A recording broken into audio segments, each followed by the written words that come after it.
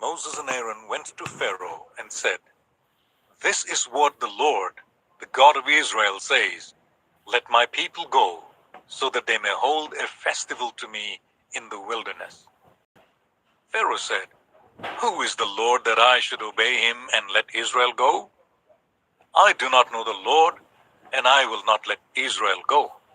Then they said, "The God of the Hebrews has met with us.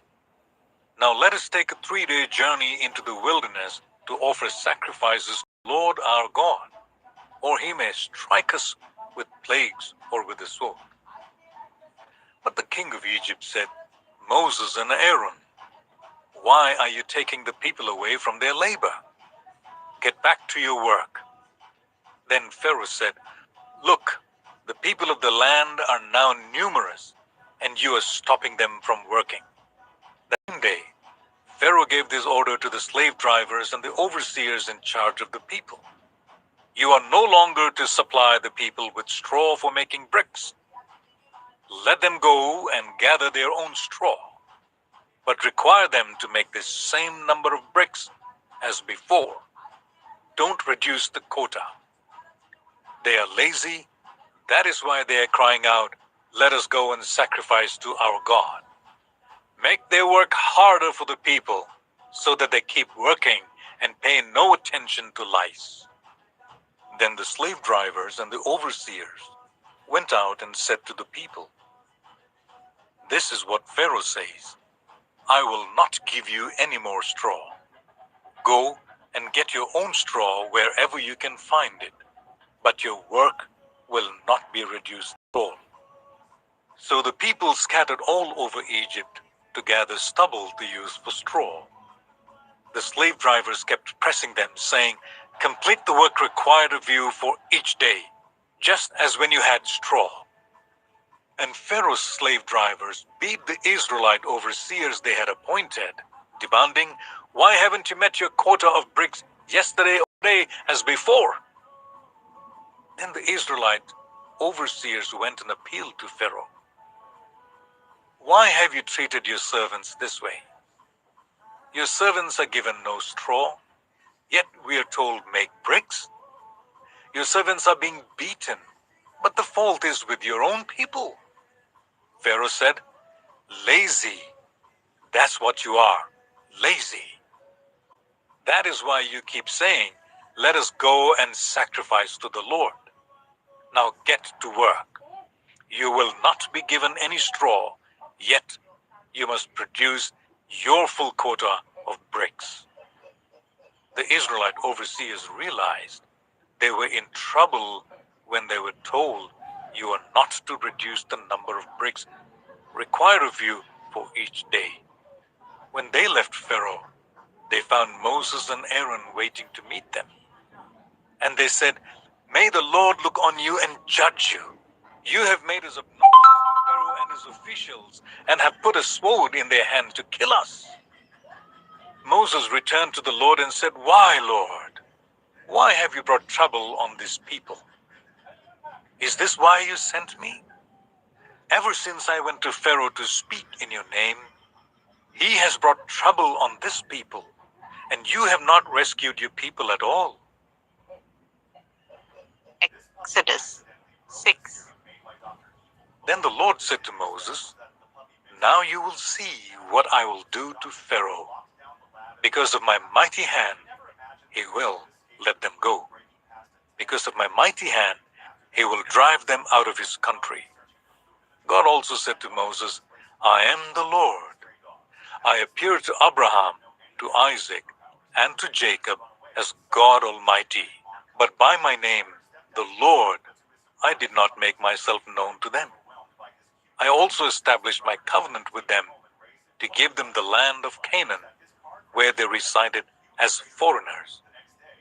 Moreover, I have heard the groaning of the Israelites, whom the Egyptians are enslaving, and I have remembered my covenant. Therefore, say to the Israelites, 'I am the Lord, and I will bring you out from under the yoke of the Egyptians. I will free you from being slaves to them, and I will redeem you with an outstretched calm and with mighty acts of judgment. I will take you as my own people, and I will be your God. Then you will know that I am the Lord your God, who brought you out from under the yoke of the Egyptians. And I will bring you to the land I swore with uplifted hand to give to Abraham, to Isaac, and to Jacob. I will give it to you as a possession. I am the Lord. Moses reported this to the Israelites, but they did not listen to him because of their discouragement and harsh labor. Then the Lord said to Moses, "Go tell Pharaoh the king of Egypt to let the Israelites go out of his country." But Moses said to the Lord, "If the Israelites will not listen to me, why would Pharaoh listen to me, since I speak with faltering lips?" Now the Lord spoke to Moses and Aaron about the Israelites and Pharaoh, king of Egypt, and he commanded them to bring the Israelites out of Egypt. These were the heads of their families: the sons of Reuben, the firstborn son of Israel, Hanok and Palu, Hezron and Carmi. These were the clans of Reuben. The sons of Simeon: Jemuel, Jamin, Ohad, Jachin, Zohar, and Shaul, the son of a Canaanite woman. These were the clans of Simeon. These were the names of the sons of Levi according to their records: Gershon, Kohath, and Merari. Levi lived 137 years. The sons of Gershon by clans: Libni and Shimi. The sons of Kohath: Amram, Izhar, Hebron, and Uzziel.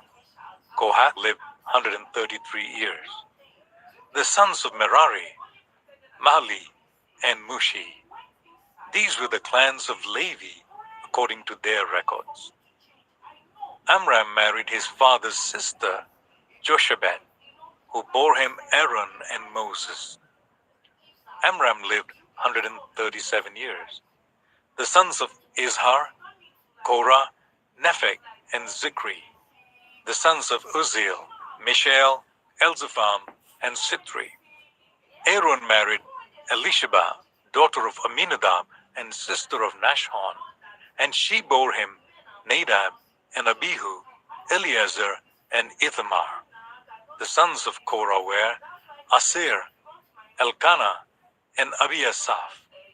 These were the Korahite clans. Eleazar, son of Aaron, married one of the daughters of Putiel, and she bore him Phinehas. These were the heads of the Levite families, clan by clan. It was this Aaron and Moses to whom the Lord said, "Bring the Israelites out of Egypt by their divisions." They were the ones who spoke to Pharaoh, king of Egypt, about bringing Israelites out of Egypt, this same Moses and Aaron.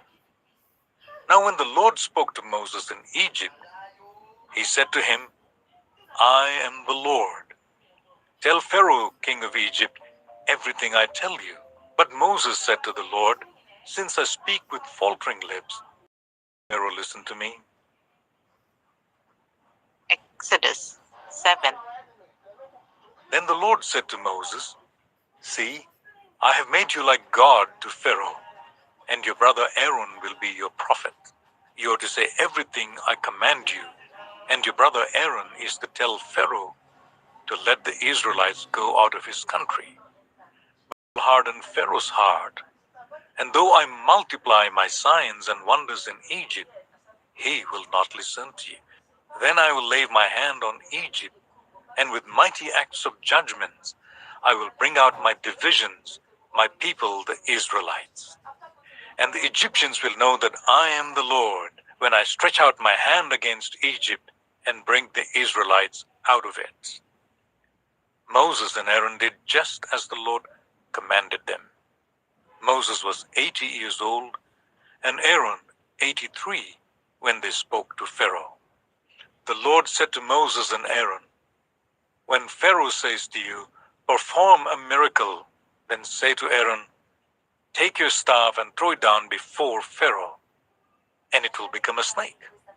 So Moses and Aaron went to Pharaoh and did just as the Lord commanded. Aaron threw his staff down in front of Pharaoh and his officials, and it became a snake.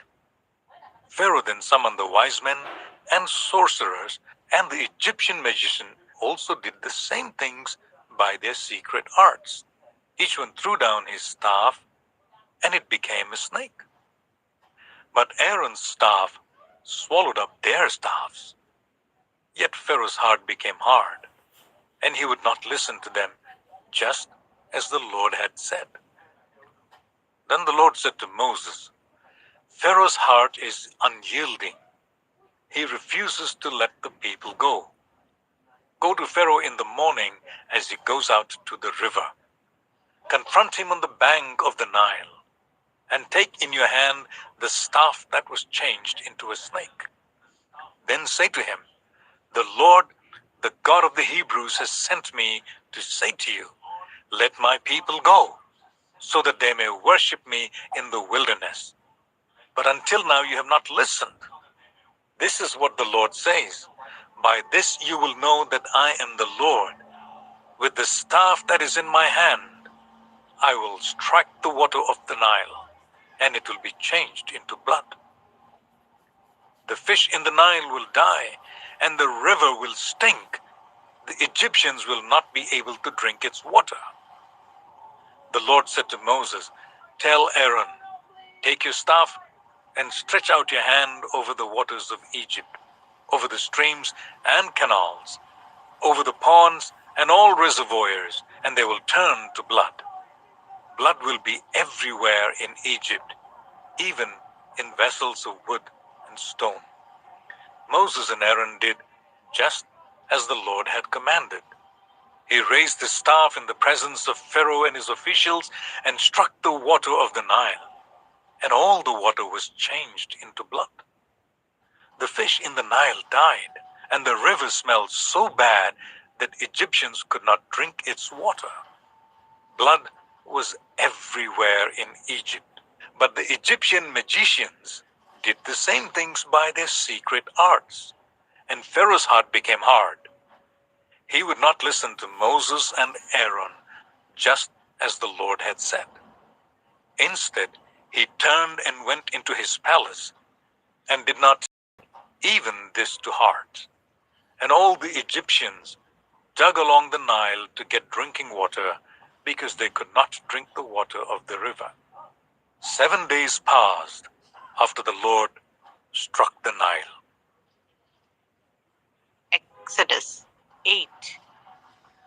Then the Lord said to Moses, go to Pharaoh and say to him, this is what the Lord says.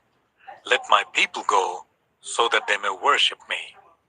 If you refuse to let them go, I will send a plague of frogs on your whole country. The Nile will teem with frogs. They will come up into your palace and your bedroom, and onto your bed, into the houses of your officials, and on your people, and into your ovens and kneading troughs. The frogs will come upon you and your people and all your officials. Then the Lord said to Moses, tell Aaron, stretch out your hand with your staff over the streams and canals and ponds, and make frogs come up on the land of Egypt. So Aaron stretched out his hand over the waters of Egypt, and the frogs came up and covered the land. But the magicians did the same thing by their secret arts. They also made frogs come up on the land of Egypt. Pharaoh summoned Moses and Aaron and said, pray to the Lord and take the frogs away from me and my people, and I will let your people go to offer sacrifices to the Lord. Moses said to Pharaoh, I leave to you the honor of setting the time for me to pray for you and your officials and your people, that you and your houses may be rid of the frogs, except for those that remain in the Nile. Tomorrow, Pharaoh said. Moses replied, it will be as you say, so that you may know there is no one like the Lord our God. The frogs will leave you and your houses, your officials and your people, They will remain only in the Nile. After Moses and Aaron left Pharaoh, Moses cried out to the Lord about the frogs he had brought on Pharaoh. And the Lord did what Moses asked. The frogs died in the houses, in the courtyards, and in the fields. They were piled into heaps, and the land reeked of them. But when Pharaoh, he hardened his heart and would not listen to Moses and Aaron, just as the Lord had said. Then the Lord said to Moses, "Tell Aaron, stretch out your staff and strike the dust on the ground, and throughout the land of Egypt the dust will become gnats." They did this, and when Aaron stretched out his hand with the staff and struck the dust of the ground, gnats came on people and animals. All the dust throughout the land of Egypt became gnats. But when the magicians tried to produce gnats by their secret arts, they could not, since the gnats were on people and animals everywhere. The magicians said to Pharaoh, "This is the finger of God." But Pharaoh's heart was hard, and he would not listen, just as the Lord had said. Then the Lord said to Moses, "Get up early in the morning and confront Pharaoh as he goes to the river, and say to him, 'This is what the Lord says. Let my people go, so that they may worship me. If you do not let my people go, I will send swarms of flies on you and your officials and your people and into your houses. The houses of the Egyptians will be full of flies. Even the ground will be covered with them.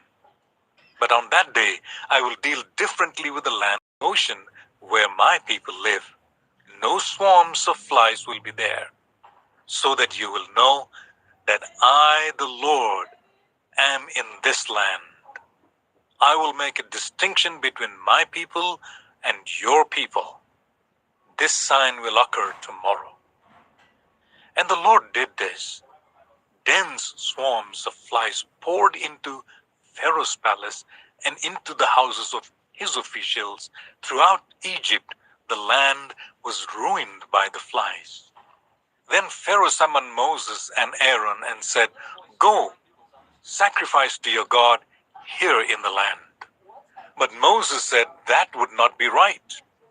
The sacrifices we offer the Lord our God would be detestable to the Egyptians.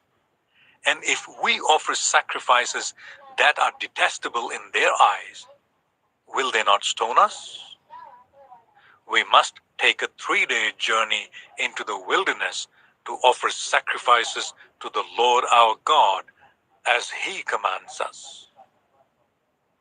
Pharaoh said, "I will let you go to offer sacrifices to the Lord your God in the wilderness, but you must not go very far. Now pray for me." Moses answered, "As soon as I leave you, I will pray to the Lord, and tomorrow the flies will leave Pharaoh and his officials and his people. Only let Pharaoh be sure that he does not act deceitfully again by not letting the people go to offer sacrifices to the Lord." Then Moses left Pharaoh and prayed to the Lord, and the Lord did what Moses asked. The flies left Pharaoh and his officials and his people. Not a fly remained. But this time also, Pharaoh hardened his heart and would not let the people go. Exodus 9. Then the Lord said to Moses, "Go to Pharaoh and say to him, 'This is what the Lord, the God of the Hebrews, says. Let my people go, so that they may worship me. If you refuse to let them go and continue to hold them back, the hand of the Lord will bring a terrible plague on your livestock in the field, on your horses, donkeys, and camels, and on your cattle, sheep, and goats. But the Lord will make a distinction between the livestock of Israel and that of Egypt, so that no animal belonging to the Israelites will die. The Lord set a time and said, "Tomorrow the Lord will do this in the land." And the next day the Lord did it. All the livestock of the Egyptians died, but not one animal belonging to the Israelites died. Pharaoh investigated and found that not even one of the animals of the Israelites had died. Yet his heart was unyielding, and he would not let the people go. Then the Lord said to Moses and Aaron, "Take handfuls of soot from a furnace, and let Moses toss it in the presence of Pharaoh. It will become fine dust over the whole land of Egypt, and festering boils will break out on people and animals throughout the land." So they took soot from a furnace and stood before Pharaoh. Moses tossed it into the air, and festering boils broke out on people and animals. The Egyptians could not stand before Moses because of the boils that were on them and all the Egyptians. But the Lord hardened Pharaoh's heart, and he would not listen to Moses and Aaron, just as the Lord had said to Moses. Then the Lord said to Moses, "Get up early in the morning, confront Pharaoh, and say to him, 'This is what the Lord, the God of the Hebrews, says. Let my people go, so that they may worship me. Or this time I will send the full force of my plagues against you and against your officials and your people, so you may know that there is no one like me in all the earth. For by now I could have stretched out my hand and struck you and your people with a plague that would have wiped you off the earth. But I have raised you up for this very purpose, that I might show you my power, and that my name might be proclaimed in all the earth. You still set yourself against my people and will not let them go. Therefore, at this time tomorrow, I will send the worst hailstorm that has ever fallen on Egypt, from the day it was founded till now. Give an order now to bring your livestock and everything you have in the field to a place of shelter, because the hail will fall on every person and animal that has not been brought in and is still out in the field, and they will die." Those officials of Pharaoh who feared the word of the Lord hurried to bring their slaves and their livestock inside. But those who ignored the word of the Lord left their slaves and livestock in the field. Then the Lord said to Moses, "Stretch out your hand towards the sky, so that hail will fall all over Egypt, on people and animals, and on everything growing in the fields of Egypt." When Moses stretched out his staff towards the sky, the Lord sent thunder and hail, and lightning flashed down to the ground. So the Lord rained hail on the land of Egypt. Hail fell and lightning flashed back and forth. It was the worst storm in all the land of Egypt since it had become a nation. Throughout Egypt, hail struck everything in the fields, both people and animals. It beat down everything growing in the fields and stripped every tree. The only place it did not hail was the land of Goshen, where the Israelites were. Then Pharaoh summoned Moses and Aaron. "This time I have sinned," he said to them.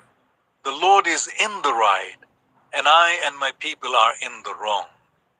Pray to the Lord, for we have had enough thunder and hail. I will let you go. You don't have to stay any longer." Moses replied, "When I have gone out of the city, I will spread out my hands in prayer to the Lord.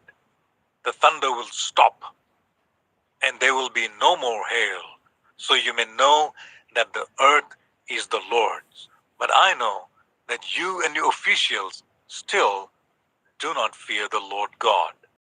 Flax and barley were destroyed, since the barley was in the ear and the flax was in bloom. The wheat and spelt, however, were not destroyed because they ripened later. Then Moses left Pharaoh and went out of the city. he spread out his hands towards the Lord. The thunder and hail stopped, and the rain no longer poured down on the land. When Pharaoh saw that the rain and hail and thunder had stopped, he sinned again. He and his officials hardened their hearts. So Pharaoh's heart was hard, and he would not let the Israelites go, just as the Lord had said through Moses. Exodus 10.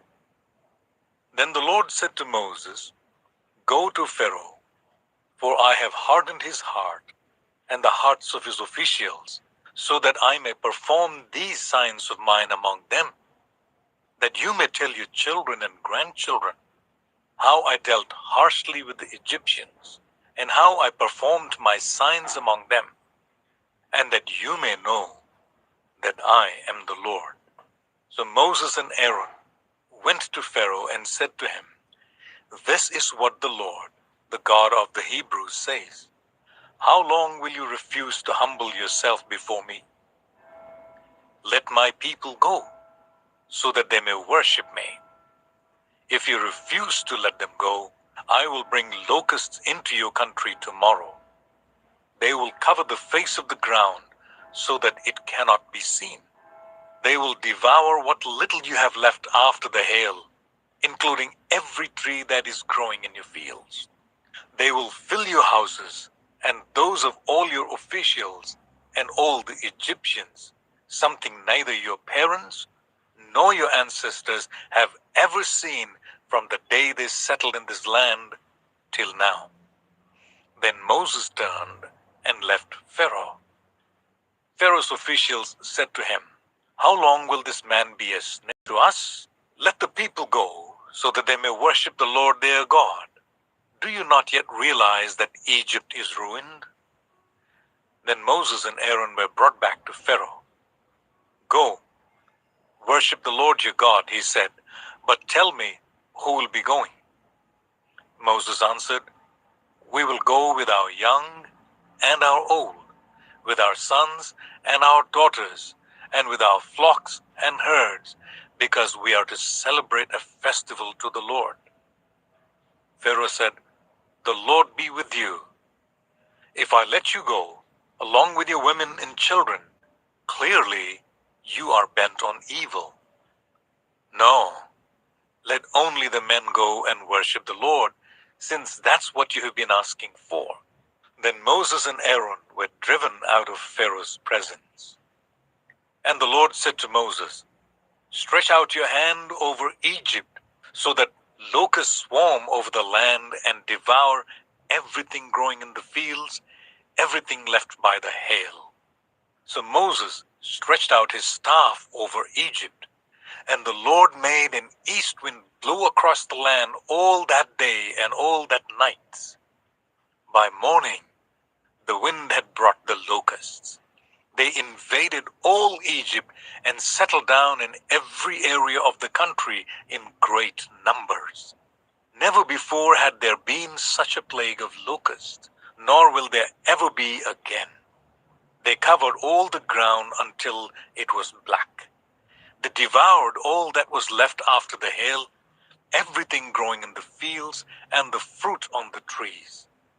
Nothing green remained on tree or plant in all the land of Egypt.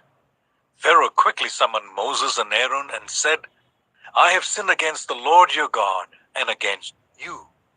Now forgive my sin once more and pray to the Lord your God to take this deadly plague away from me." Moses then left Pharaoh and prayed to the Lord. And the Lord changed the wind to a very strong west wind, which caught up the locusts and carried them into the Red Sea. Not a locust was left anywhere in Egypt.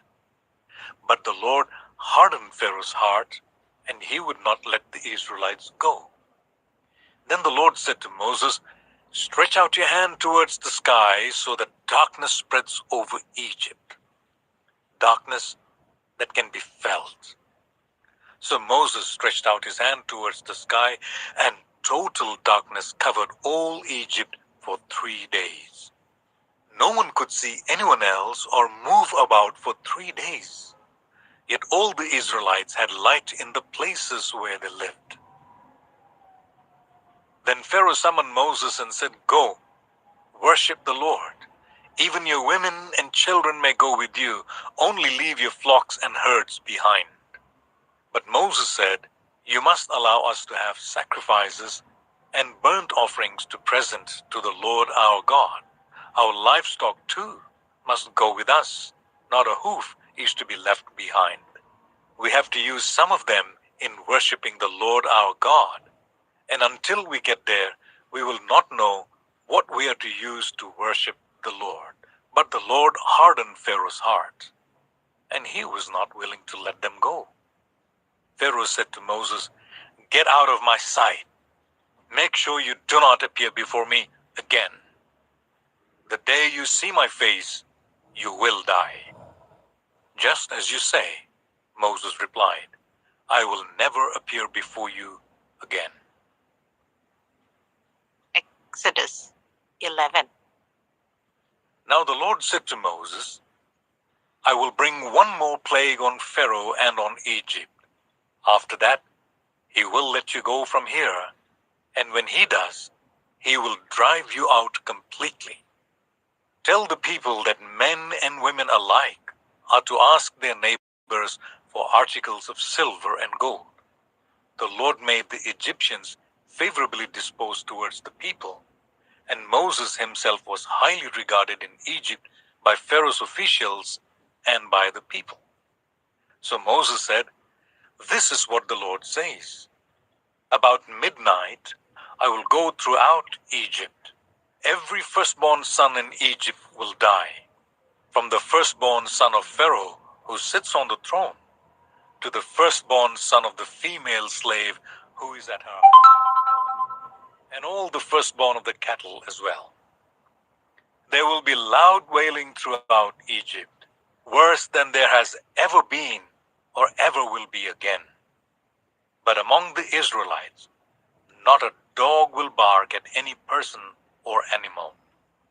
Then you will know that the Lord makes a distinction between Egypt and Israel.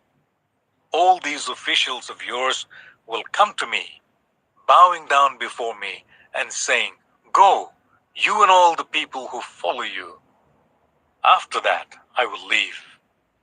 Then Moses, hot with anger, left Pharaoh. The Lord had said to Moses, "Pharaoh will refuse to listen to you, so that my wonders may be multiplied in Egypt." Moses and Aaron performed all these wonders before Pharaoh, but the Lord hardened Pharaoh's heart, and he would not let the Israelites go out of his country. Exodus 12. The Lord said to Moses and Aaron in Egypt, "This month is to be for you the first month of your year. Tell the whole community of Israel that on the 10th day of this month, each man is to take a lamb for his family, one for each household. If any household is too small for a whole lamb, they must share one with their nearest neighbor, having taken into account the number of people there are.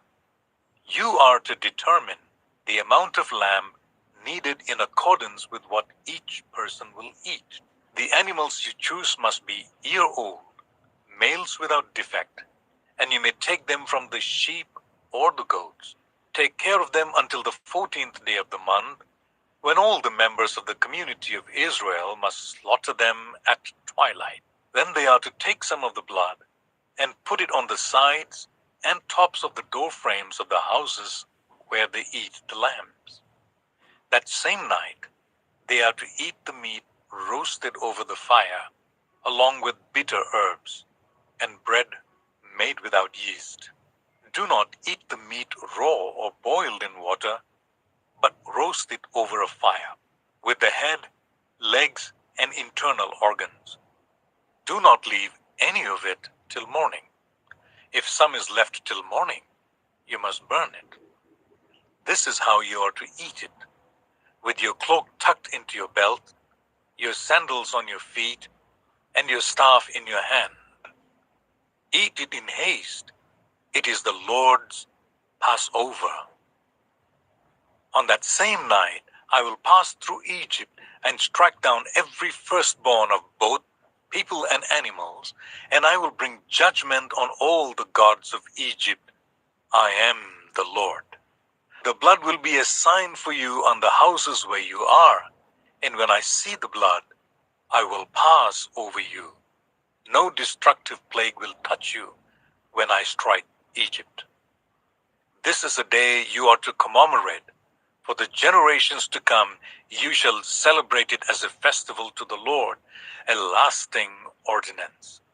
For 7 days you are to eat bread made without yeast. On the first day, remove the yeast from your houses. For whoever eats anything with yeast in it, from the first day until the 7th, must be cut off from Israel.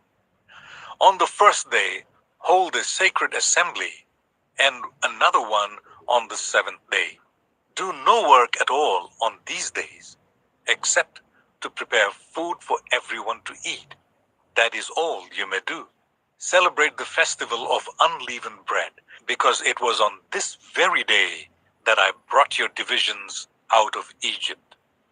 Celebrate this day as a lasting ordinance for the generations to come. In the first month, you are to eat bread made without yeast, from the evening of the 14th day until the evening of the 21st day. For 7 days, no yeast is to be found in your houses. And anyone, whether foreigner or native born, who eats anything with yeast in it must be cut off from the community of Israel. Eat nothing made with yeast. Wherever you live, you must eat unleavened bread. Then Moses summoned all the elders of Israel and said to them, Go at once and select the animals for your families and slaughter the Passover lamb. Take a bunch of hyssop, dip it into the blood in the basin, and put some of the blood on the top and on both sides of the door frame. None of you shall go out of the door of your house until morning. When the Lord goes through the land to strike down the Egyptians, he will see the blood on the top and sides of the door frame and will pass over that doorway, and he will not permit the destroyer to enter your houses and strike you down. Obey these instructions as a lasting ordinance for you and your descendants when you enter the land that the Lord will give you as he promised. Observe this ceremony, and when your children ask you, What does this ceremony mean to you? Then tell them, It is the Passover sacrifice to the Lord, who passed over the houses of the Israelites in Egypt and spared our homes when he struck down the Egyptians. Then the people bowed down and worshipped. The Israelites did just what the Lord commanded Moses and Aaron. At midnight, the Lord struck down all the firstborn in Egypt, from the firstborn of Pharaoh who sat on the throne to the firstborn of the prisoner who was in the dungeon, and the firstborn of all the livestock as well. Pharaoh and all his officials and all the Egyptians got up during the night, and there was loud wailing in Egypt, for there was not a house without someone dead. During the night, Pharaoh summoned Moses and Aaron and said, Up, leave my people, you and the Israelites. Go, worship the Lord as you have requested. Take your flocks and herds, as you have said, and go, and also bless me. The Egyptians urged the people to hurry and leave the country, for otherwise, they said, we will all die. So the people took their dough before the yeast was added and carried it on their shoulders in kneading troughs, wrapped in clothing. The Israelites did as Moses instructed and asked the Egyptians for articles of silver and gold and for clothing. The Lord had made the Egyptians favorably disposed towards the people, and they gave them what they asked for. So they plundered the Egyptians. The Israelites journeyed from Ramesses to Succoth. There were about 600,000 men on foot, besides women and children. Many other people went up with them, and also large droves of livestock, both flocks and herds. With the dough Israelites had brought from Egypt, they baked loaves of unleavened bread. The dough was without yeast because they had been driven out of Egypt and did not have time to prepare food for themselves. Now the length of time the Israelite people lived in Egypt was 430 years. At the end of 430 years, to the very day, all the Lord's divisions left Egypt, because the Lord kept vigil that night to bring them out of Egypt. On this night, all the Israelites are to keep vigil to honor the Lord for the generations to come. The Lord said to Moses and Aaron, "These are the regulations for the Passover meal. No foreigner may eat it. Any slave you have bought may eat it after you have circumcised him, but a temporary resident or a hired worker may not eat it. It must be eaten inside the house. Take none of the meat outside the house. Do not break any of the bones. The whole community of Israel must celebrate it. A foreigner residing among you who wants to celebrate the Lord's Passover must have all the males in his household circumcised. Then he may take part like one born in the land. No uncircumcised male may eat it. The same law applies both to the native born and to the foreigner residing among you." All the Israelites did just what the Lord had commanded Moses and Aaron. And on that very day, the Lord brought the Israelites out of Egypt by their divisions. Exodus 13. The Lord said to Moses, "Consecrate to me every firstborn male. The first offspring of every womb among the Israelites belongs to me, whether human or animal." Then Moses said to the people, "Commemorate this day, the day you came out of Egypt, out of the land of slavery, because the Lord brought you out of it with a mighty hand. Eat nothing containing yeast. Today, in the month of Aviv, you are leaving. When the Lord brings you into the land of the Canaanites, Hittites, Amorites, Hivites, and Jebusites, the land he swore to your ancestors to give you, a land flowing with milk and honey. You are to observe this ceremony in this month. For 7 days eat bread made without yeast, and on the 7th day hold the festival to the Lord. Eat unleavened bread during those 7 days. Nothing with yeast in it is to be seen among you, nor shall any yeast be seen anywhere within your borders. On that day, tell your son, I do this because of what the Lord did for me when I came out of Egypt. This observance will be for you like a sign on your hand and a reminder on your forehead that this law of the Lord is to be on your lips. For the Lord brought you out of Egypt with his mighty hand. You must keep this ordinance at the appointed time, year after year. After the Lord brings you into the land of the Canaanites and gives it to you as he promised on oath to you and your ancestors, you are to give over to the Lord the first offspring of every womb. All the firstborn males of your livestock belong to the Lord. Redeem with a lamb every firstborn donkey. But if you do not redeem it, break its neck. Redeem every firstborn among your sons. In days to come, when your son asks you, what does this mean? Say to him, with a mighty hand, the Lord brought us out of Egypt, out of the land of slavery. When Pharaoh stubbornly refused to let us go, the Lord killed the firstborn of both people and animals in Egypt. This is why I sacrifice to the Lord the first male offspring of every womb, and redeem each of my firstborn sons. And it will be like a sign on your hand and a symbol on your forehead that the Lord brought us out of Egypt with his mighty hand. When Pharaoh let the people go, God did not lead them on the road through the Philistine country, though that was shorter. For God said, if they face war, they might change their minds and return to Egypt. So God led the people around by the desert road towards the Red Sea. The Israelites went up out of Egypt ready for battle. Moses took the bones of Joseph with him because Joseph had made the Israelites swear an oath. He had said, God will surely come to your aid, and then you must carry my bones up with you from this place.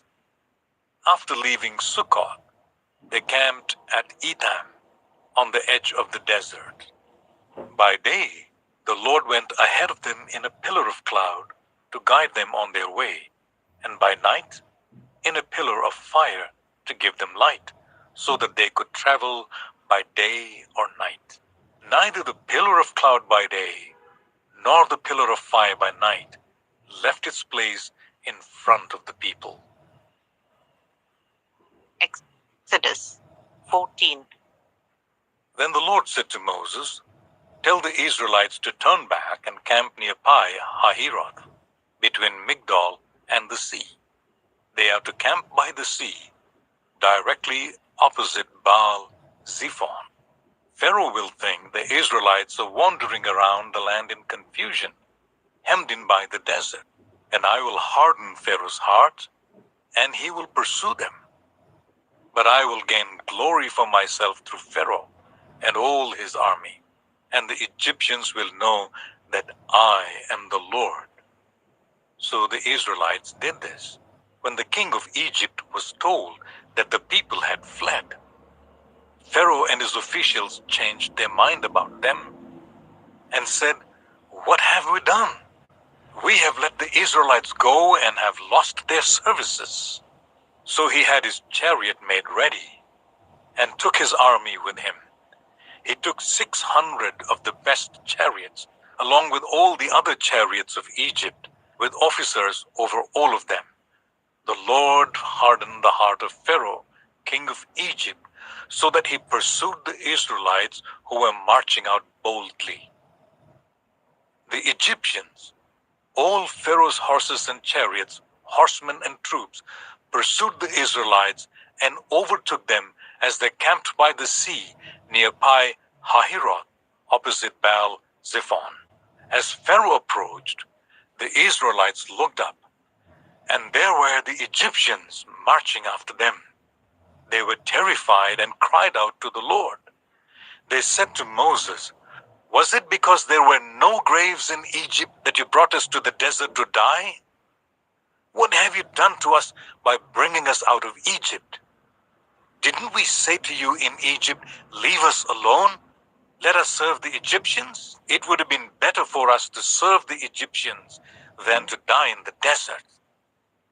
Moses answered the people, do not be afraid. Stand firm, and you will see the deliverance the Lord will bring you today. The Egyptians you see today, you will never see again. The Lord will fight for you. You need only to be still. Then the Lord said to Moses, why are you crying out to me? Tell the Israelites to move on. Raise your staff and stretch out your hand over the sea to divide the water, so that the Israelites can go through the sea on dry ground.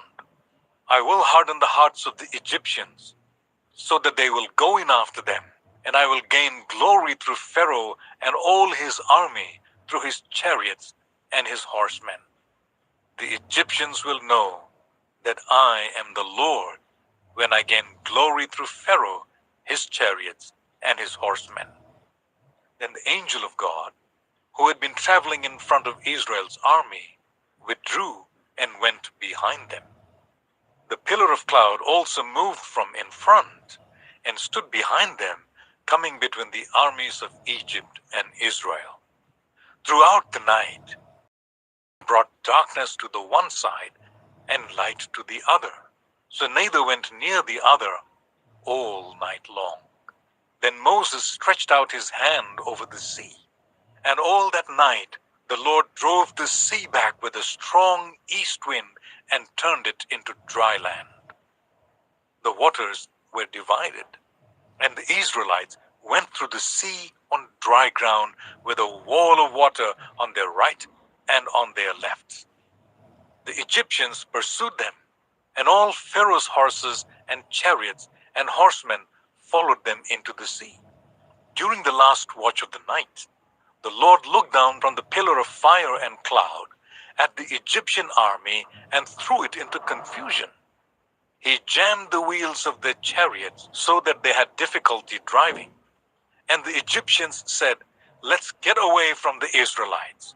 The Lord is fighting for them against Egypt."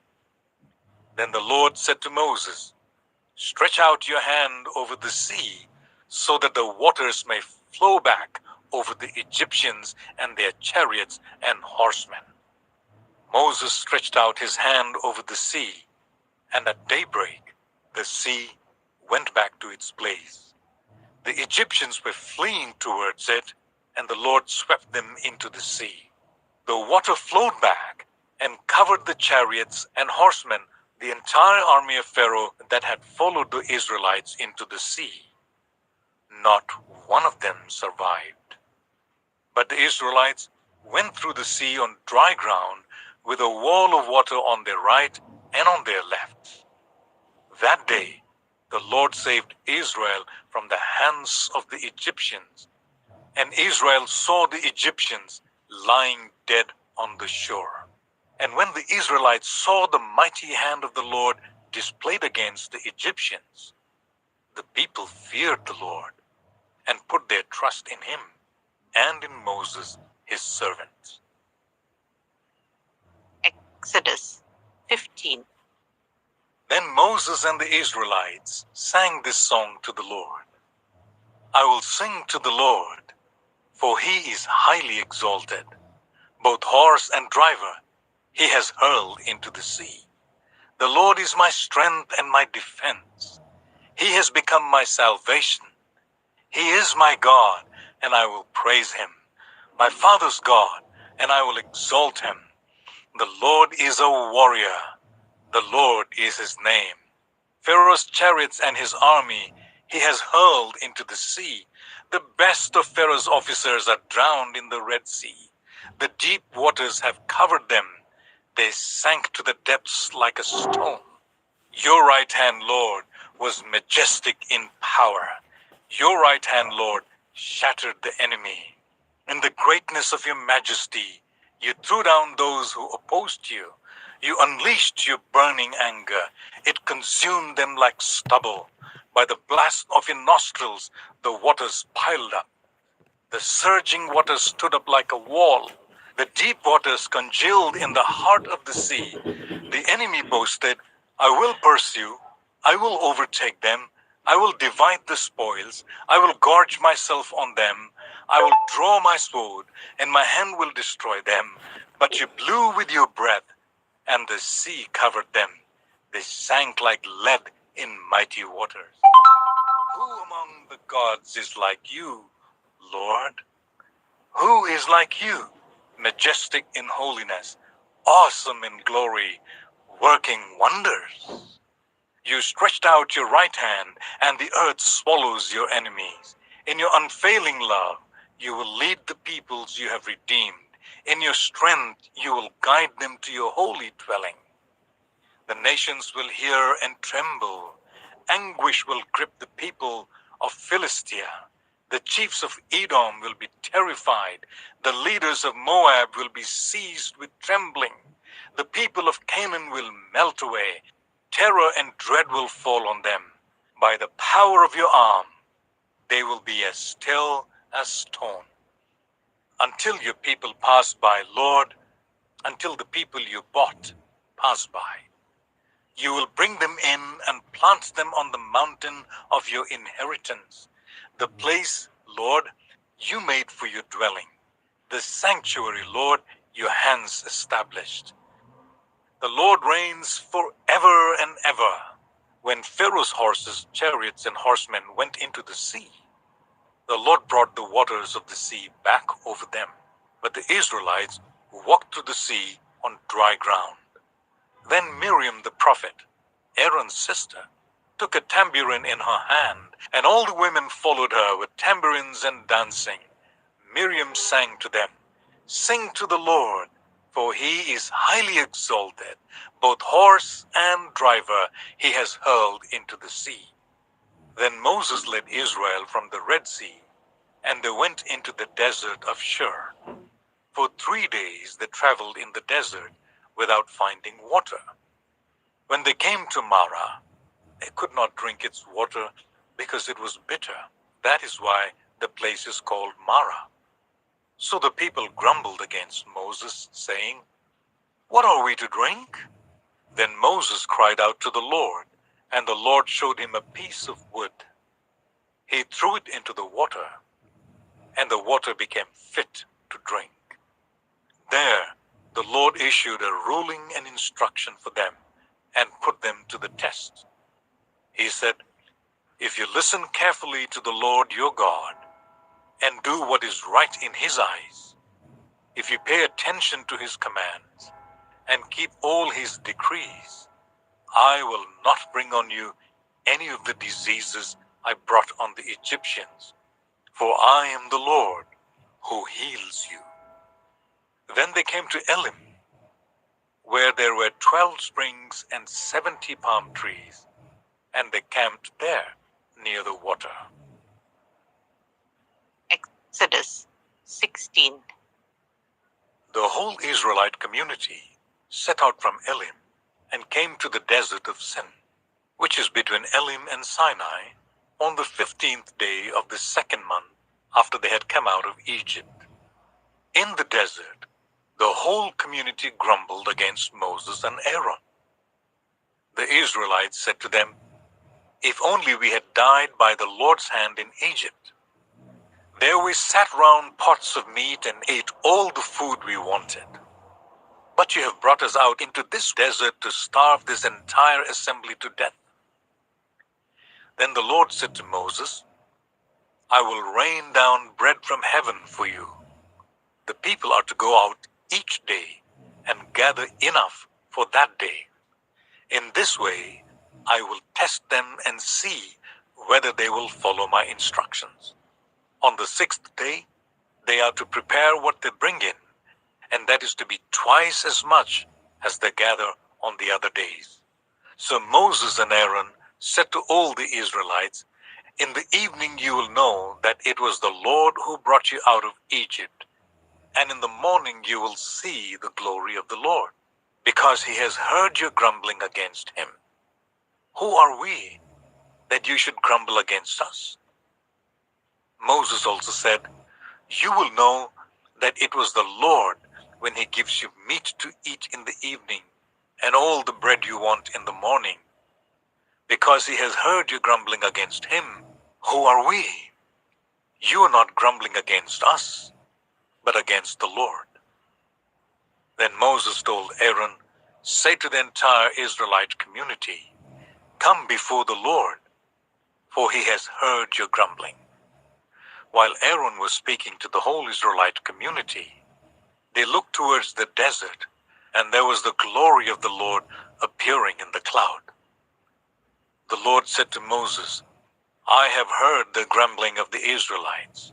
Tell them, at twilight you will eat meat, and in the morning you will be filled with bread. Then you will know that I am the Lord your God." That evening, quail came and covered the camp, and in the morning there was a layer of dew around the camp. When the dew was gone, thin flakes like frost on the ground appeared on the desert floor. When the Israelites saw it, they said to each other, "What is it?" For they did not know what it was.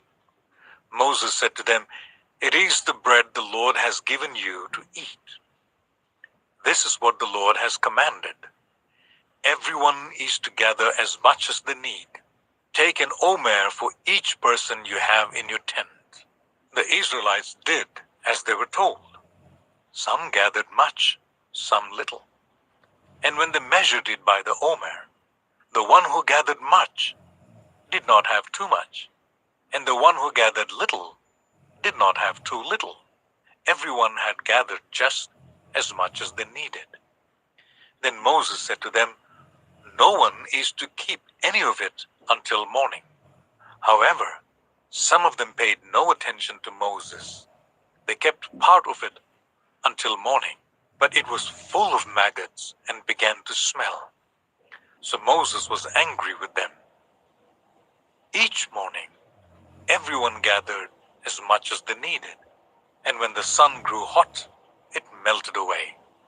On the sixth day, they gathered twice as much, 2 omers for each person. And the leaders of the community came and reported this to Moses. He said to them, "This is what the Lord commanded. Tomorrow is to be a day of Sabbath rest, a holy Sabbath to the Lord. So bake what you want to bake and boil what you want to boil. Save whatever is left and keep it until morning." So they saved it until morning, as Moses commanded, and it did not stink or get maggots in it. "Eat it today," Moses said, "because today is a Sabbath to the Lord. You will not find any of it on the ground today. 6 days you are to gather it, but on the 7th day, the Sabbath, there will not be any."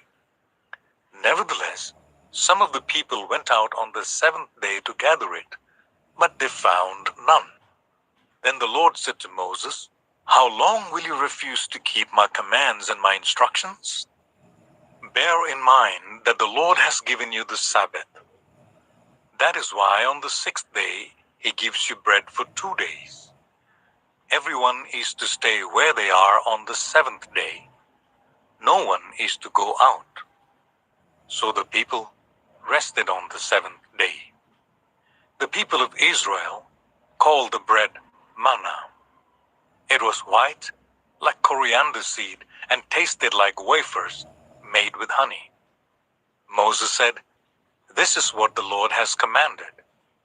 Take an omer of manna and keep it for the generations to come, so they can see the bread I gave you to eat in the wilderness when I brought you out of Egypt."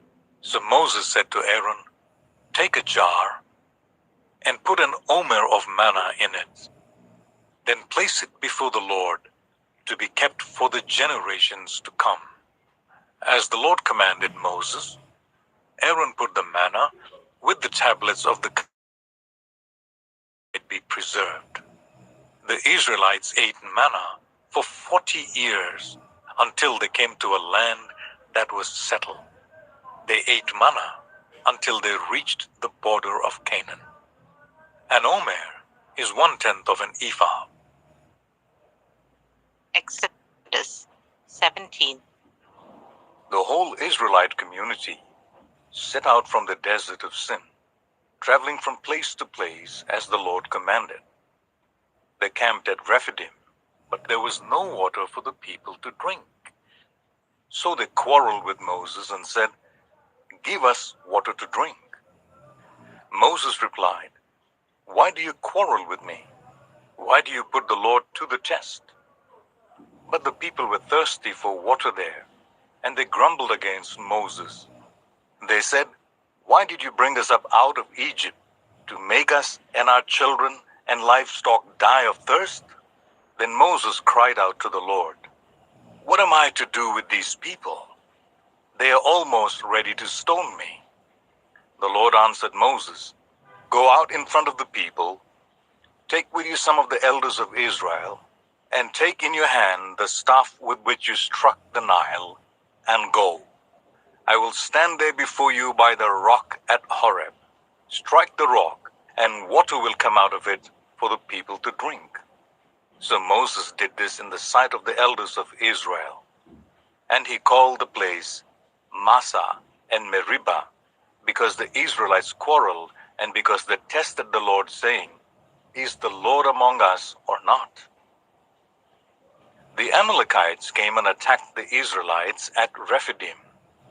Moses said to Joshua, "Choose some of our men and go out to fight the Amalekites. Tomorrow I will stand on top of the hill with the staff of God in my hands." So Joshua fought the Amalekites as Moses had ordered.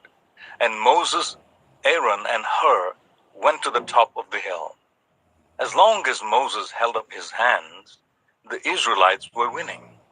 But whenever he lowered his hands, the Amalekites were winning. When Moses' hands grew tired, they took a stone and put it under him, and he sat on it. Aaron and Hur held his hands up, one on one side, one on the other, so that his hands remained steady till sunset. So Joshua overcame the Amalekite army with the sword.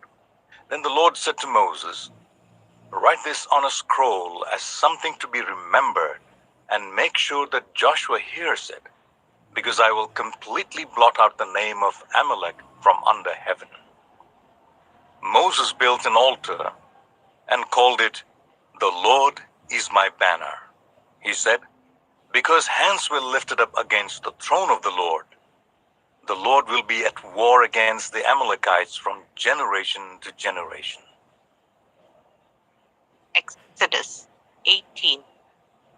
Now Jethro the priest of Midian and father-in-law of Moses heard of everything God had done for Moses and for his people Israel, and how the Lord had brought Israel out of Egypt. After Moses had sent away his wife Zipporah, his father-in-law Jethro received her and her 2 sons. One son was named Gershom, for Moses said, "I have become a foreigner in a foreign land."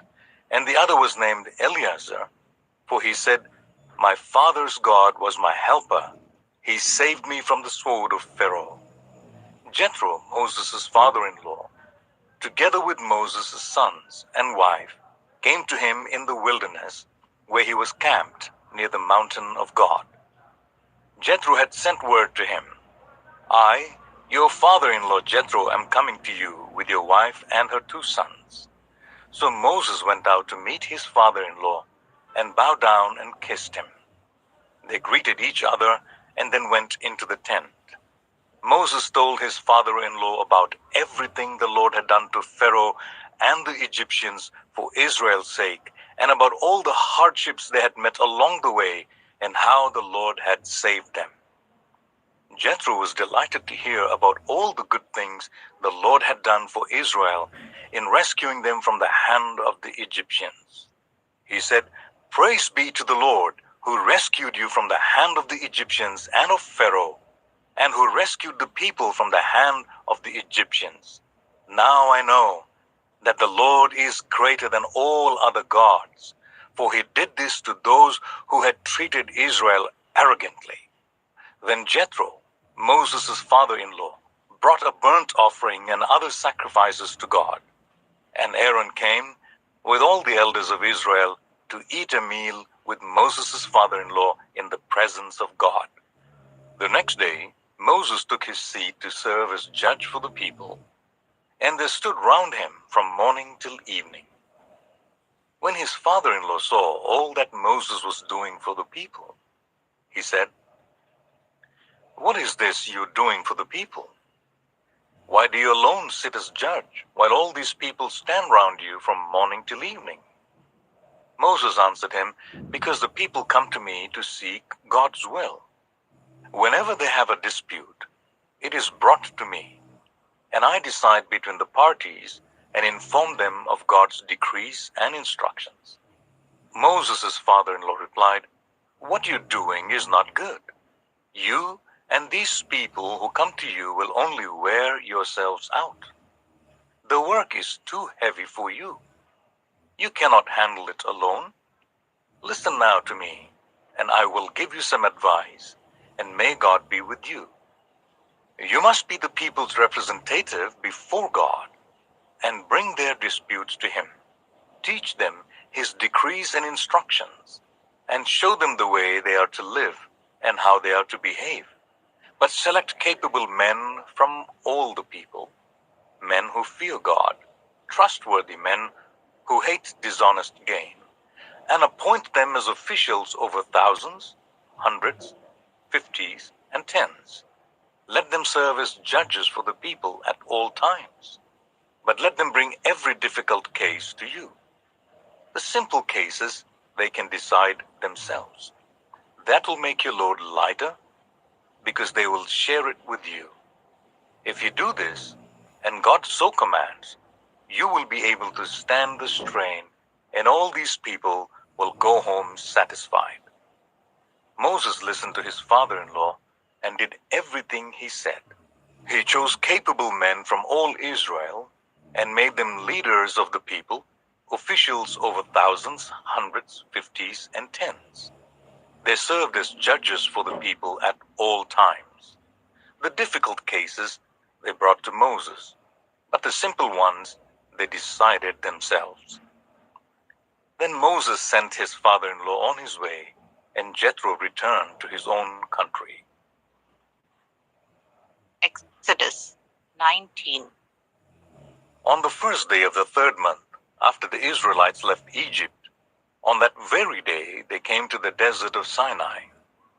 After they set out from Rephidim, they entered the desert of Sinai, and Israel camped there in the desert in front of the mountain. Then Moses went up to God, and the Lord called to him from the mountain and said, "This is what you are to say to the descendants of Jacob, and what you are to tell the people of Israel. You yourselves have seen what I did to Egypt, and how I carried you on eagle's wings and brought you to myself. Now, if you obey me fully and keep my covenant, then out of all nations you will be my treasured possession. Although the whole earth is mine, you will be for me a kingdom of priests and a holy nation." These are the words you are to speak to the Israelites. So Moses went back and summoned the elders of the people and set before them all the words the Lord had commanded him to speak. The people all responded together, "We will do everything the Lord has said." So Moses brought their answer back to the Lord.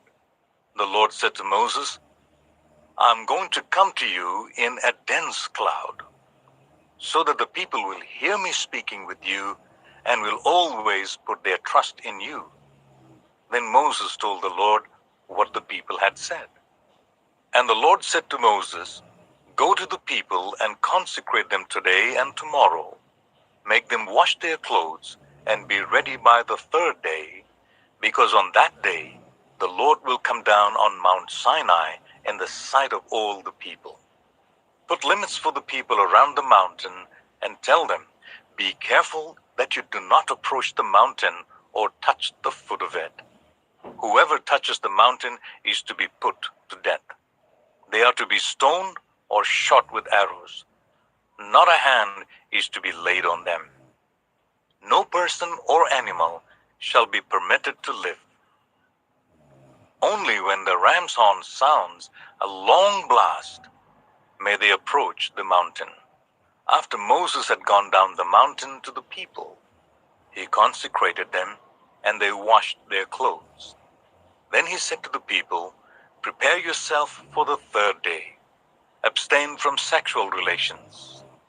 On the morning of the third day, there was thunder and lightning, with a thick cloud over the mountain and a very loud trumpet blast. Everyone in the camp trembled. Then Moses led the people out of the camp to meet with God, and they stood at the foot of the mountain.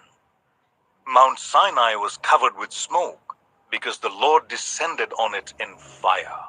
The smoke billowed up from it like smoke from a furnace, and the whole mountain trembled violently. As the sound of the trumpet grew louder and louder, Moses spoke, and the voice of God answered him. The Lord descended on the top of Mount Sinai and called Moses to the top of the mountain. So Moses went up. And the Lord said to him, "Go down and warn the people, so that they do not force their way through to see the Lord, and many of them perish. Even the priests who approach the Lord must consecrate themselves, or the Lord will break out against them. Moses said to the Lord, "The people cannot come up Mount Sinai, because you yourself warned us. Put limits around the mountain and set it apart as holy." The Lord replied, "Go down and bring Aaron up with you. But the priests and the people must not force their way through to come up to the Lord, or he will break out against them." So Moses went down to the people and told them. Exodus 20. And God spoke all these words. "I am the Lord your God, who brought you out of Egypt, out of the land of slavery. You shall have no other gods before me. You shall not make for yourself an image in the form of anything in heaven above, or on the earth beneath, or in the waters below. You shall not bow down to them or worship them, for I, the Lord your God, am a jealous God, punishing the children for the sin of the parents to the third and fourth generation of those who hate me, but showing love to 1,000 generations of those who love me and keep my commandments. You shall not misuse the name of the Lord your God, for the Lord will not hold anyone guiltless who misuses his name. Remember the Sabbath day by keeping it holy. 6 days you shall labor and do all your work, but the seventh day is a Sabbath to the Lord your God. On it you shall not do any work, neither you, nor your son or daughter, nor your male or female servant, nor your animals, nor any foreigner residing in your towns. For in 6 days the Lord made the heavens and the earth, the sea and all that is in them, but he rested on the seventh day. Therefore the Lord blessed the Sabbath day and made it holy. Honor your father and your mother, so that you may live long in the land the Lord your God is giving you. You shall not murder. You shall not commit adultery. You shall not steal. You shall not give false testimony against your neighbor. You shall not covet your neighbor's house. You shall not covet your neighbor's wife, or his male or female servant, his ox or donkey, or anything that belongs to your neighbor. When the people saw the thunder and lightning, and heard the trumpet, and saw the mountain in smoke, they trembled with fear. They stayed at a distance and said to Moses, "Speak to us yourself, and we will listen. But do not let God speak to us, or we will die." Moses said to the people, "Do not be afraid. God has come to test you, so that the fear of God will be with you, to keep you from sinning." The people remained at a distance, while Moses approached the thick darkness where God was. Then the Lord said to Moses, "Tell the Israelites this: You have seen for yourselves that I have spoken to you from heaven. Do not make any gods to be alongside me. Do not make for yourselves gods of silver or gods of gold. Make an altar of earth for me and sacrifice on it your burnt offerings and fellowship offerings, your sheep and goats and your cattle. Wherever I cause my name to be honored, I will come to you and bless you. If you make an altar of stones for me, do not build it with dressed stones, for you will defile it if you use a tool on it. And do not go up to my altar on steps, or your private parts may be exposed." Exodus 21. These are the laws you are to set before them. If you buy a Hebrew servant, he is to serve you for 6 years. But in the 7th year, he shall go free, without paying anything. If he comes alone, he is to go free alone. But if he has a wife when he comes, she is to go with him. If his master gives him a wife and she bears him sons or daughters, the woman and her children shall belong to her master, and only the man shall go free. But if a servant declares, "I love my master, and my wife and my children, and do not want to go free, then his master must take him before the judges. He shall take him to the door or to the doorpost and pierce his ear with an awl. Then he will be his servant for life. If a man sells his daughter as servant, she is not to go free as male servants do. If she does not please the master who has selected her for himself, he must let her be redeemed. He has no right to sell her to foreigners because he has broken faith with her. If he selects her for his son, he must grant her the rights of a daughter. If he marries another woman, he must not deprive the first one of her food, clothing, and marital rights. If he does not provide her with these three things, she is to go free without any payment of money. Anyone who strikes a person with a fatal blow is to be put to death. However, if it is not done intentionally, but God lets it happen, they are to flee to a place I will designate. But if anyone schemes and kills someone deliberately, that person is to be taken from my altar and put to death. Anyone who attacks their father or mother is to be put to death. Anyone who kidnaps someone is to be put to death, whether the victim has been sold or is still in the kidnapper's possession. Anyone who curses their father or mother is to be put to death. If people quarrel, and one person hits another with a stone or with his fist, and the victim does not die but is confined to bed, the one who struck the blow will not be held liable if the other can get up and walk around outside with a staff. However, the guilty party must pay the injured person for any loss of time and see that the victim is completely healed. Anyone who beats their male or female slave with a rod must be punished if the slave dies as a direct result.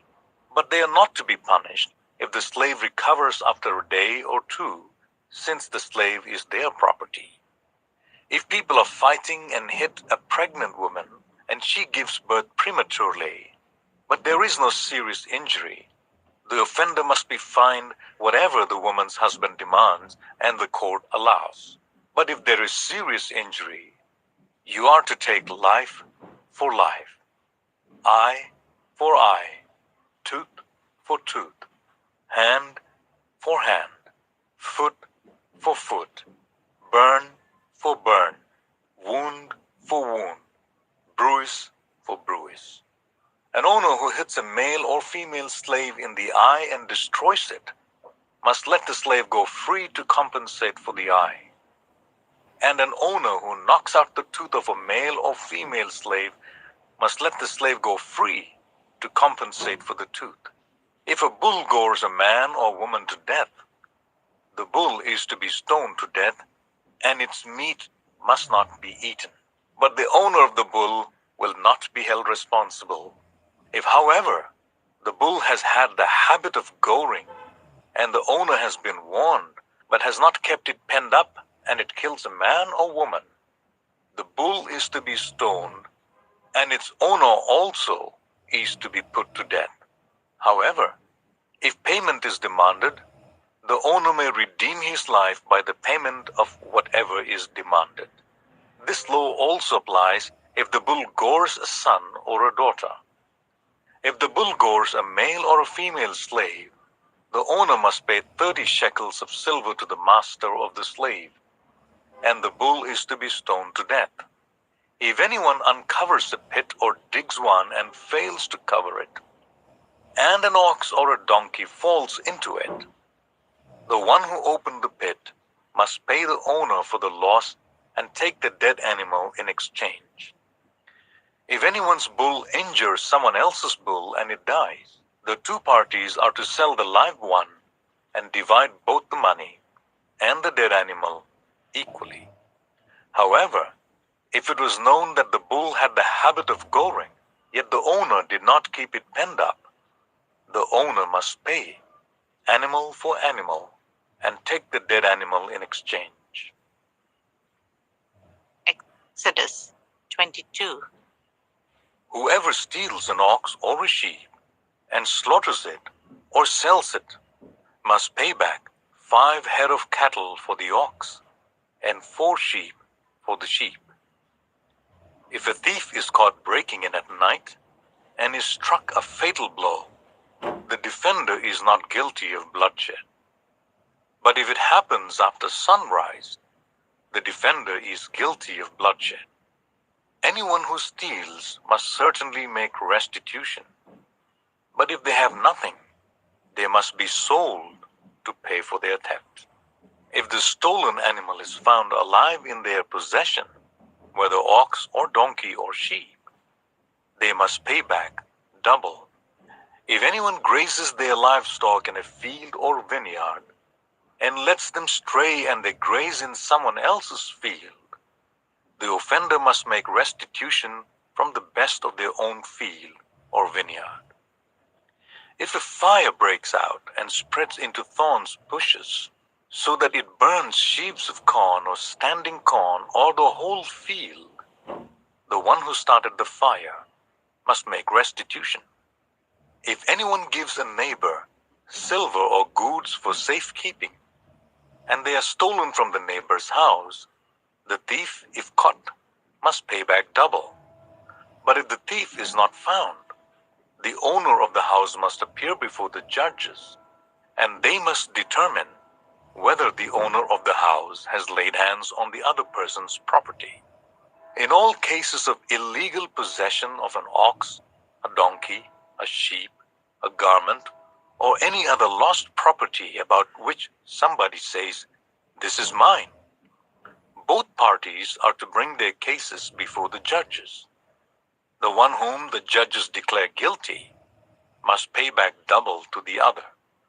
If anyone gives a donkey, an ox, a sheep, or any other animal to their neighbor for safekeeping, and it dies or is injured or is taken away while no one is looking, the issue between them will be settled by the taking of an oath before the Lord that the neighbor did not lay hands on the other person's property. The owner is to accept this, and no restitution is required. But if the animal was stolen from the neighbor, restitution must be made to the owner. If it was torn to pieces by a wild animal, the neighbor shall bring in the remains as evidence, and shall not be required to pay for the torn animal. If anyone borrows an animal from their neighbor, and it is injured or dies while the owner is not present, they must make restitution. But if the owner is with the animal, the borrower will not have to pay. If the animal was hired, the money paid for the hire covers the loss. If a man seduces a virgin who is not pledged to be married and sleeps with her, he must pay the bride price, and she shall be his wife. If a father absolutely refuses to give her to him, he must still pay the bride price for virgins. Do not allow sorcerers to live. Anyone who has sexual relations with an animal is to be put to death. Whoever sacrifices to any god other than the Lord must be destroyed. Do not ill-treat or oppress a foreigner, for you were foreigners in Egypt. Do not take advantage of the widow or the fatherless. If you do, and they cry out to me, I will certainly hear their cry. My anger will be aroused, and I will kill you with a sword. Your wives will become widows, and your children fatherless. If you lend money to one of my people among you who is needy, do not treat it like a business deal. Charge no interest.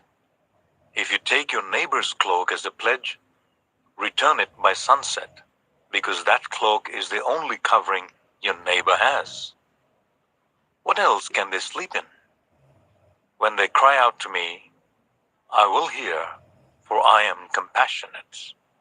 Do not blaspheme God or curse the ruler of your people.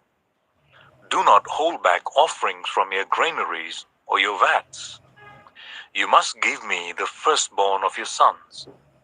Do the same with your cattle and your sheep. Let them stay with their mothers for 7 days, but give them to me on the 8th day. You are to be my holy people. So do not eat the meat of an animal torn by wild beasts.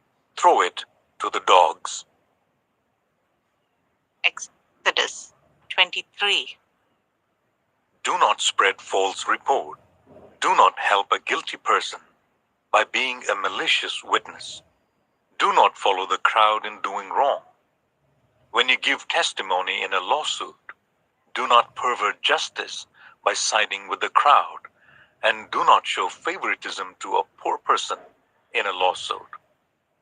If you come across your enemy's ox or donkey wandering off, be sure to return it. If you see the donkey of someone who hates you fallen down under its load, do not leave it there. Be sure you help them with it. Do not deny justice to your poor people in their lawsuits. Have nothing to do with a false charge, and do not put an innocent or honest person to death, for I will not acquit the guilty. Do not accept a bribe, for a bribe blinds those who see and twists the words of the innocent. Do not oppress a foreigner. You yourselves know how it feels to be foreigners, because you were foreigners in Egypt. For 6 years you are to sow your fields and harvest the crops. But during the 7th year, let the land lie unplowed and unused. Then the poor among your people may get food from it, and the wild animals may eat what is left. Do the same with your vineyard and your olive grove. 6 days do your work, but on the 7th day do not work, so that your ox and your donkey may rest, and so that the slave born in your household and the foreigner living among you may be refreshed. Be careful to do everything I have said to you. Do not invoke the names of other gods. Do not let them be heard on your lips. 3 times a year you are to celebrate a festival to me. Celebrate the festival of unleavened bread. For 7 days eat bread made without yeast, as I commanded you. Do this at the appointed time in the month of Aviv, for in that month you came out of Egypt. No one is to appear before me empty-handed. Celebrate the festival of harvest with the first fruits of the crops you sow in your field. Celebrate the festival of ingathering at the end of the year, when you gather in your crops from the field. 3 times a year, all the men are to appear before the sovereign Lord. Do not offer the blood of a sacrifice to me, along with anything containing yeast. The fat of my festival offerings must not be kept until morning. Bring the best of the first fruits of your soil to the house of the Lord your God. Do not cook a young goat in its mother's milk. See, I'm sending an angel ahead of you to guard you along the way and to bring you to the place I have prepared. Pay attention to him and listen to what he says. Do not rebel against him. He will not forgive your rebellion, since my name is in him. If you listen carefully to what he says and do all that I say, I will be an enemy to your enemies and will oppose those who oppose you. My angel will go ahead of you and bring you into the land of the Amorites, Hittites, Perizzites, Canaanites, Hivites, and Jebusites, and I will wipe them out. Do not bow down before their gods or worship them or follow their practices. You must demolish them and break their sacred stones to pieces. Worship the Lord your God, and his blessings will be on your food and water. I will take away disease from among you, and none will miscarry or be barren in your land. I will give you a full lifespan. I will send my terror ahead of you and throw into confusion every nation you encounter. I will make all your enemies turn their backs and run. I will send the hornet ahead of you to drive the Hivites, Canaanites, and Hittites out of your way. But I will not drive them out in a single year, because the land would become desolate, and the wild animals too numerous for you. Little by little, I will drive them out before you until you have increased enough to take possession of the land. I will establish your borders from the Red Sea to the Mediterranean Sea and from the desert to the river Euphrates. I will give into your hands the people who live in the land, and you will drive them out before you. Do not make a covenant with them or with their gods. Do not let them live in your land, or they will cause you to sin against me, because the worship of their gods will certainly be a snare to you. Exodus 24.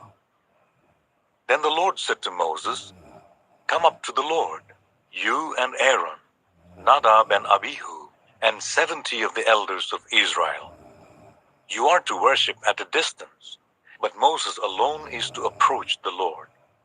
The others must not come near, and the people may not come up with him." When Moses went and told the people all the Lord's words and laws, they responded with one voice, "Everything the Lord has said, we will do." Moses then wrote down everything the Lord had said. He got up early the next morning and built an altar at the foot of the mountain and set up 12 stone pillars representing the 12 tribes of Israel. Then he sent young Israelite men, and they offered burnt offerings and sacrificed young bulls as fellowship offerings to the Lord. Moses took half of the blood and put it in bowls, and the other half he splashed against the altar. Then he took the book of the covenant and read it to the people. They responded, "We will do everything the Lord has said. We will obey." Moses then took the blood, sprinkled it on the people, and said, "This is the blood of the covenant that the Lord has made with you in accordance with all these words." Moses and Aaron, Nadab and Abihu, and the 70 elders of Israel went up and saw the God of Israel. Under his feet was something like a pavement made of lapis lazuli, as bright blue as the sky. But God did not raise his hand against these leaders of Israelites. They saw God, and they ate and drank. The Lord said to Moses, "Come up to me on the mountain and stay here, and I will give you the tablets of stone with the law and commandments I have written for their instruction." Then Moses set out with Joshua his assistant, and Moses went up on the mountain of God. He said to the elders, "Wait here for us until we come back to you. Aaron and Hur are with you, and anyone involved in a dispute can go to them." When Moses went up on the mountain, the cloud covered it, and the glory of the Lord settled on Mount Sinai. For 6 days the cloud covered the mountain, and on the 7th day the Lord called to Moses from within the cloud. To the Israelites, the glory of the Lord looked like a consuming fire on top of the mountain. Then Moses entered the cloud as he went on up the mountain, and he stayed on the mountain 40 days and 40 nights. Exodus 25. The Lord said to Moses, "Tell the Israelites to bring me an offering. You are to receive the offering for me from everyone whose heart prompts them to give. These are the offerings you are to receive from them: gold, silver, and bronze, blue, purple, and scarlet yarn, and fine linen, goat hair, ram skins dyed red, and another type of durable leather, acacia wood, olive oil for the light, spices for anointing oil and for fragrant incense, and onyx stones and other gems to be mounted on the ephod and breastpiece. Then let them make a sanctuary for me, and I will dwell among them. Make this tabernacle and all its furnishings exactly like the pattern I will show you. Let them make an ark of acacia wood, 2.5 cubits long, 1.5 cubits wide, and 1.5 cubits high. Overlay it with pure gold, both inside and out, and make a gold molding around it. Cast 4 gold rings for it, and fasten them on its 4 feet, with 2 rings on one side and 2 rings on the other. Then make poles of acacia wood, and overlay them with gold. Insert the poles into the rings on the sides of the ark to carry it. The poles are to remain in the rings of this ark. They are not to be removed. Then put in the ark the tablets of the covenant law which I will give you. Make an atonement cover of pure gold, 2.5 cubits long and 1.5 cubits wide. And make 2 cherubim out of hammered gold at the ends of the cover. Make 1 cherub on one end, and the 2nd cherub on the other. Make the cherubim of one piece with the cover at the 2 ends. The cherubim are to have their wings spread upwards, overshadowing the cover with them. The cherubim are to face each other, looking towards the cover. Place the cover on top of the ark, and put in the ark the tablets of the covenant law that I will give you. There, above the cover between the 2 cherubim that are over the ark of the covenant law, I will meet with you and give you all my commands for the Israelites. Make a table of acacia wood, 2 cubits long, 1 cubit wide, and 1.5 cubits high. Overlay it with pure gold, and make a gold molding around it. Also make around it a rim, a handbreadth wide, and put a gold molding on the rim. Make 4 gold rings for the table, and fasten them to the 4 corners where the 4 legs are. The rings are to be close to the rim to hold the poles used in carrying the table. Make the poles of acacia wood, overlay them with gold, and carry the table with them. And make its plates and dishes of pure gold, as well as its pitchers and bowls for the pouring out of offerings. Put the bread of the presence on this table to be before me at all times.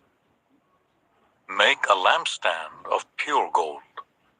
Hammer out its base and shaft, and make its flower-like cups, buds and blossoms of one piece with them.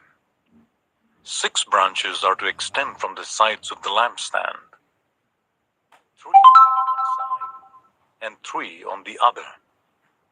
3 cups, shaped like almond flowers, with buds and blossoms, are to be on one branch, 3 on the next branch. And the same for all 6 branches, extending from the lampstand. And on the lampstand, there are to be 4 cups, shaped like almond flowers, with buds and blossoms. 1 bud shall be under the first pair of branches extending from the lampstand, a 2nd bud under the 2nd pair, and a 3rd bud under the 3rd pair, 6 branches in all. The buds and the branches shall all be of one piece with the lampstand, hammered out of pure gold. Then make it 7 lamps, and set them up on it, so that they light the space in front of it. Its wick trimmers and trays are to be of pure gold. A talent of pure gold is to be used for the lampstand and all these accessories. See that you make them according to the pattern shown you on the mountain. Exodus 26. Make the tabernacle with 10 curtains of finely twisted linen and blue, purple, and scarlet yarn, with cherubim woven into them by a skilled worker. All the curtains are to be the same size, 28 cubits long and 4 cubits wide. Join 5 of the curtains together, and do the same with the other 5. Make loops of blue material along the edge of the end curtain in one set, and do the same with the end curtain in the other set. Make 50 loops of one curtain, and 50 loops on the end of the curtain of the other set, with the loops opposite each other. Then make 50 gold clasps, and use them to fasten the curtains together, so that the tabernacle is a unit. Make curtains of goat hair for the tent over the tabernacle, 11 altogether. All 11 curtains are to be the same size, 30 cubits long and 4 cubits wide, into one set, and the other 6 into another set. Fold the 6th curtain double at the front of the tent. Make 50 loops along the edge of the end curtain in one set, and also along the edge of the end curtain in the other set. Then make 50 bronze clasps and put them in the loops to fasten the tent together as a unit. As for the additional length of the tent curtains, the half curtain that is left over is to hang down at the rear of the tabernacle. The tent curtains will be a cubit longer on both sides. What is left will hang over the sides of the tabernacle so as to cover it. Make for the tent a covering of ram skins dyed red, and over that a covering of other durable leather. Make upright frames of acacia wood for the tabernacle. Each frame is to be 10 cubits long and a cubit and a half wide, with 2 projections set parallel to each other. Make 20 frames for the south side of the tabernacle, and make 40 silver bases to go under them, 2 bases for each frame, 1 under each projection. For the other side, the north side of the tabernacle, make 20 frames and 40 silver bases, 2 under each frame. Make 6 frames for the far end, that is the west end of the tabernacle, and make 2 frames for the corners at the far end. At these 2 corners, they must be double from the bottom all the way to the top and fitted into a single ring. Both shall be like that. So there will be 8 frames and 16 silver bases, 2 under each frame. Also make crossbars of acacia wood, 5 for the frames on the one side of the tabernacle, 5 for those on the other side, and 5 for the frames on the west at the far end of the tabernacle. The center crossbar is to extend from end to end at the middle of the frames. Overlay the frames with gold, and make gold rings to hold the crossbars. Also overlay the crossbars with gold. Set up the tabernacle according to the plan shown you on the mountain. Make a curtain of blue, purple, and scarlet yarn, and finely twisted linen, with cherubim woven into it by a skilled worker. Hang it with gold hooks on 4 posts of acacia wood overlaid with gold and standing on 4 silver bases. Hang the curtain from the clasps and place the Ark of the Covenant law behind the curtain. The curtain will separate the holy place from the most holy place. Put the atonement cover on the Ark of the Covenant law in the most holy place. Place the table outside the curtain on the north side of the tabernacle, and put the lampstand opposite it on the south side. For the entrance to the tent, make a curtain of blue, purple, and scarlet yarn, and finely twisted linen, the work of an embroiderer. Make gold hooks for this curtain, and 5 posts of acacia wood overlaid with gold, and cast 5 bronze bases for them. Exodus 27. Build an altar of acacia wood, 3 cubits high. It is to be square, 5 cubits long, and 5 cubits wide. Make a horn at each of the 4 corners, so that the horns and the altar are of one piece, and overlay the altar with bronze. Make all its utensils of bronze, its pots to remove the ashes, and its shovels, sprinkling bowls, meat forks, and fire pans. Make a grating for it, a bronze network, and make a bronze ring at each of the 4 corners of the network. Put it under the ledge of the altar, so that it is halfway up the altar. Make poles of acacia wood for the altar, and overlay them with bronze. The poles are to be inserted into the rings, so they will be on 2 sides of the altar when it is carried. Make the altar hollow out of boards. It is to be made just as you were shown on the mountain. Make a courtyard for the tabernacle. The south side shall be 100 cubits long, and is to have curtains of finely twisted linen, with 20 posts and 20 bronze bases, and with silver hooks and bands on the post. The north side shall also be 100 cubits long, and it is to have curtains with 20 posts and 20 bronze bases, and with silver hooks and bands on the posts. The west end of the courtyard shall be 50 cubits wide, and have curtains with 10 posts and 10 bases. On the east end, towards the sunrise, the courtyard shall also be 50 cubits wide.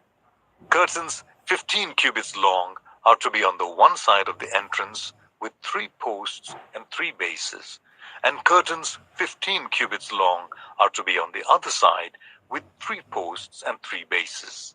For the entrance to the courtyard, provide a curtain 20 cubits long of blue, purple, and scarlet yarn, and finely twisted linen, the work of an embroiderer, with 4 posts and 4 bases. All the posts around the courtyard are to have silver bands and hooks and bronze bases. The courtyard shall be 100 cubits long and 50 cubits wide, with curtains of finely twisted linen, 5 cubits high, and with bronze bases. All the other articles used in the service of the tabernacle, whatever their function, including all the tent pegs for it and those for the courtyard, are to be of bronze. Command the Israelites to bring you clear oil of pressed olives for the light, so that the lamps may be kept burning. In the tent of meeting, outside the curtain that shields the ark of the covenant law, Aaron and his sons are to keep the lamps burning before the Lord from evening till morning. This is to be a lasting ordinance among the Israelites for the generations to come. Exodus 28. Let Aaron your brother be brought to you from among the Israelites with his sons, Nadab and Abihu, Eleazar and Ithamar, so that they may serve me as priests. Make sacred garments for your brother Aaron, to give him dignity and honor.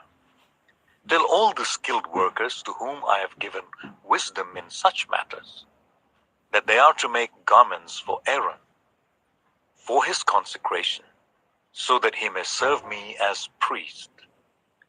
These are the garments they are to make: a breastpiece, an ephod, a robe, a woven tunic, a turban, and a sash. They are to make these sacred garments for your brother Aaron and his sons, so that they may serve me as priests. Make them use gold and blue, purple and scarlet yarn, and fine linen. Make the ephod of gold, and of blue, purple and scarlet yarn, and of finely twisted linen, the work of skilled hands.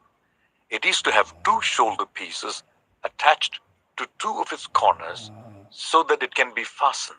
Its skillfully woven waistband is to be like it, of 1 piece with the ephod, made with gold, and with blue, purple and scarlet yarn, and with finely twisted linen.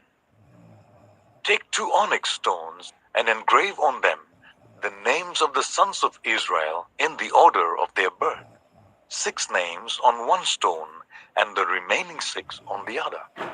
Engrave the names of the sons of Israel on the 2 stones, the way a gem cutter engraves a seal. Then mount the stones in gold filigree settings, and fasten them on the shoulder pieces of the ephod as memorial stones for the sons of Israel. Aaron is to bear the names on his shoulder as a memorial before the Lord. Make gold filigree settings and 2 braided chains of pure gold, like a rope, and attach the chains to the settings. Fashion a breastpiece for making decisions, the work of skilled hands. Make it like the ephod, of gold, and of blue, purple and scarlet yarn, and of finely twisted linen. It is to be square, a span long and a span wide, and folded double. Then mount 4 rows of precious stones on it. The first row shall be carnelian, chrysolite, and beryl. The second row shall be turquoise, lapis, lazuli, and emerald. The third row shall be jacinth, agate, and amethyst. The fourth row shall be topaz, onyx, and jasper. Mount them in gold filigree settings. There are to be one for each of the names of the sons of Israel, each engraved like a seal with the name of one of the 12 tribes. For the breastpiece, make braided chains of pure gold, like a rope. Make 2 gold rings for it, and fasten them to 2 corners of the breastpiece. Fasten the 2 gold chains to the rings at the corners of the breastpiece, and the other ends of the chains to the 2 settings, attaching them to the shoulder pieces of the ephod at the front. Make 2 gold rings, and attach them to the other 2 corners of the breastpiece on the inside edge next to the ephod. Make 2 more gold rings, and attach them to the bottom of the shoulder pieces on the front of the ephod, close to the seam, just above the waistband of the ephod. The rings of the breastpiece are to be tied to the rings of the ephod with blue cord, connecting it to the waistband so that the breastpiece will not swing out from the ephod. Whenever Aaron enters the holy place, he will bear the names of the sons of Israel over his heart on the breastpiece of decision as a continuing memorial before the Lord. Also put the Urim and the Thummim in the breastpiece. Aaron's heart whenever he enters the presence of the Lord. Thus Aaron will always bear the means of making decision for the Israelites over his heart before the Lord. Make the robe of the ephod entirely of blue cloth, with an opening for the head in its center. There shall be a woven edge like a collar around this opening, so that it will not tear. Make pomegranates of blue, purple, and scarlet yarn around the hem of the robe, with gold bells between them. The gold bells and the pomegranates are to alternate around the hem of the robe. Aaron must wear it when he ministers. The sound of the bells will be heard when he enters the holy place before the Lord, and when he comes out, so that he will not die. Make a plate of pure gold, and engrave on it, as on a seal, Holy to the Lord. Fasten a blue cord to it, to attach it to the turban. It is to be on the front of the turban. It will be on Aaron's forehead, and he will bear the guilt involved in the sacred gifts the Israelites consecrate, whatever their gifts may be. It will be on Aaron's forehead continually, so that they will be acceptable to the Lord. Weave the tunic of fine linen and make the turban of fine linen. The sash is to be the work of an embroiderer. Make tunics, sashes, and caps for Aaron's sons, to give them dignity and honor. After you put these clothes on your brother Aaron and his sons, anoint and ordain them. Consecrate them so they may serve me as priests. Make linen undergarments as a covering for the body, reaching from the waist to the thigh. Aaron and his sons must wear them whenever they enter the tent of meeting or approach the altar to minister in the holy place, so that they will not incur guilt and die. This is to be a lasting ordinance for Aaron and his descendants. Exodus 29. This is what you are to do to consecrate them, so that they may serve me as priests. Take a young bull and 2 rams without defect, and from the finest wheat flour, make round loaves without yeast, thick loaves without yeast, and with olive oil mixed in, and thin loaves without yeast, and brushed with olive oil. Put them in a basket, and present them in it, along with the bull and the 2 rams. Then bring Aaron and his sons to the entrance to the tent of meeting, and wash them with water. Take the garments, and dress Aaron with the tunic, the robe of the ephod itself, and the breastpiece.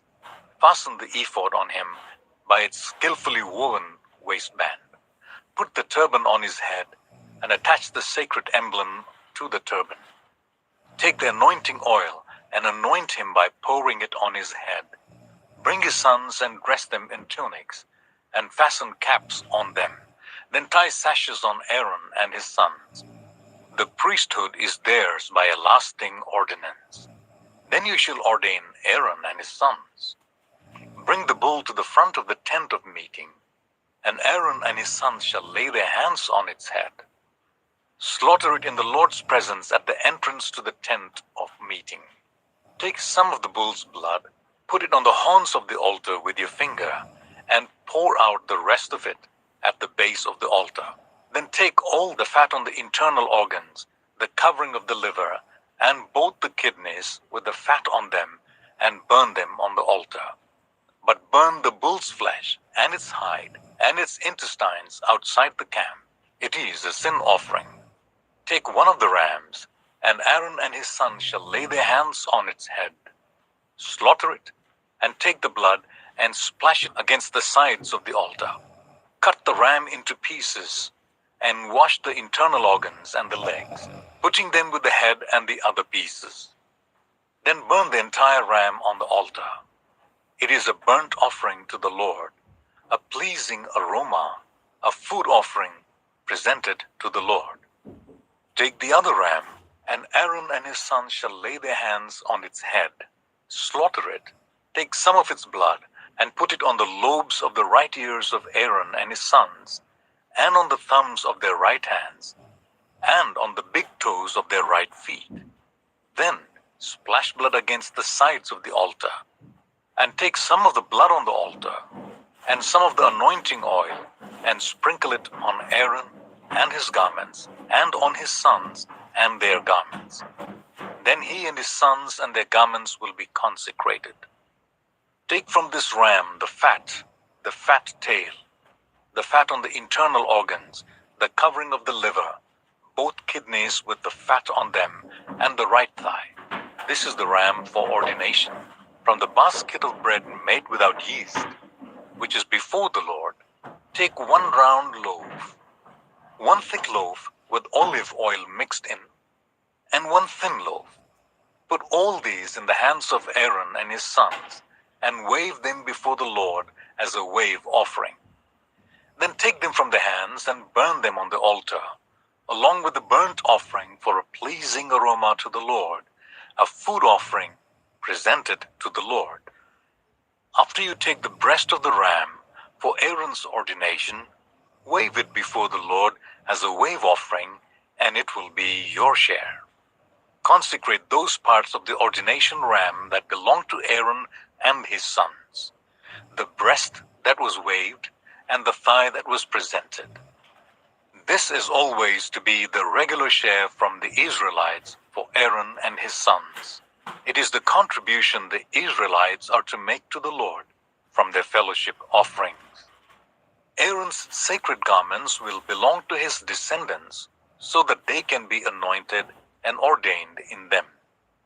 The son who succeeds him as a priest and comes to the tent of meeting to minister in the holy place is to wear them 7 days. Take the ram for the ordination and cook the meat in a sacred place. At the entrance to the tent of meeting, Aaron and his sons are to eat the meat of the ram and the bread that is in the basket. They are to eat these offerings by which atonement was made for their ordination and consecration. But no one else may eat them, because they are sacred. And if any of the meat of the ordination ram or any bread is left over till morning, burn it up. It must not be eaten, because it is sacred. Do for Aaron and his sons everything I have commanded you, taking 7 days to ordain them. Sacrifice a bull each day as a sin offering to make atonement. Purify the altar by making atonement for it and anoint it to consecrate it. For 7 days make atonement for the altar and consecrate it. Then the altar will be most holy, and whatever touches it will be holy. This is what you are to offer on the altar regularly each day. 2 lambs a year old. Offer one in the morning and the other at twilight.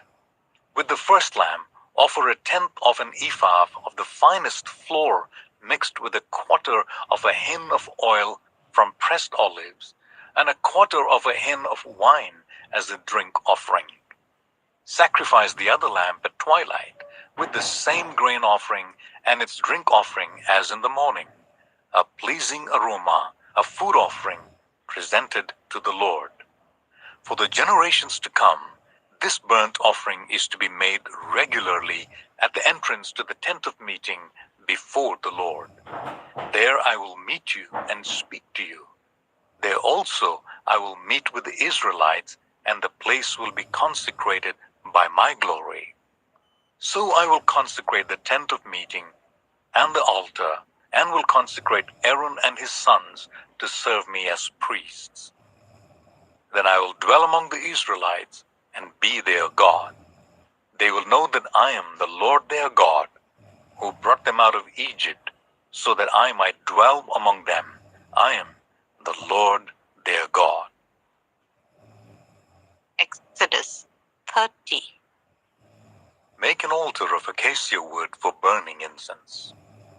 It is to be square, 1 cubit long and 1 cubit wide, and 2 cubits high. Its horns of 1 piece with it. Overlay the top and all the sides and the horns with pure gold, and make a gold molding around it. Make 2 gold rings for the altar below the molding, 2 on each of the opposite sides, to hold the poles used to carry it. Make the poles of acacia wood and overlay them with gold. Put the altar in front of the curtain that shields the ark of the covenant law, before the atonement cover that is over the tablets of the covenant law, where I will meet with you. Aaron must burn fragrant incense on the altar every morning when he tends the lamps. He must burn incense again when he lights the lamps at twilight, so that incense will burn regularly before the Lord for the generations to come. Do not offer on this altar or any burnt offering or grain offering, and do not pour a drink offering on it. Once a year, Aaron shall make atonement on its horns. This annual atonement must be made with the blood of the atoning sin offering for the generations to come. It is most holy to the Lord. Then the Lord said to Moses, when you take a census of the Israelites to count them, each one must pay the Lord a ransom for his life at the time he is counted. Then no plague will come on them when you number them. Each one who crosses over to those already counted is to give a half shekel, according to the sanctuary shekel, which weighs 20 gerahs. This half shekel is an offering to the Lord. All who cross over, those 20 years old or more, are to give an offering to the Lord. The rich are not to give more than half a shekel, and the poor are not to give less when you make the offering to the Lord to atone for your lives. Receive the atonement money from the Israelites and use it for the service of the tent of meeting. It will be a memorial for the Israelites before the Lord, making atonement for your lives. Then the Lord said to Moses, make a bronze basin with its bronze stand for washing. Place it between the tent of meeting and the altar, and put water in it. Aaron and his sons are to wash their hands and feet with water from it. Whenever they enter the tent of meeting, they shall wash with water, so that they will not die. Also, when they approach the altar to minister by presenting a food offering to the Lord, they shall wash their hands and feet, so that they will not die. This is to be a lasting ordinance for Aaron and his descendants for the generations to come. Then the Lord said to Moses, take the following fine spices: 500 shekels of liquid myrrh, half as much, that is 250 shekels of fragrant cinnamon, 250 shekels of fragrant calamus, 500 shekels of cassia, all according to the sanctuary shekel, and a hin of olive oil. Make this into a sacred anointing oil, a fragrant blend, the work of a perfumer. It will be the sacred anointing oil.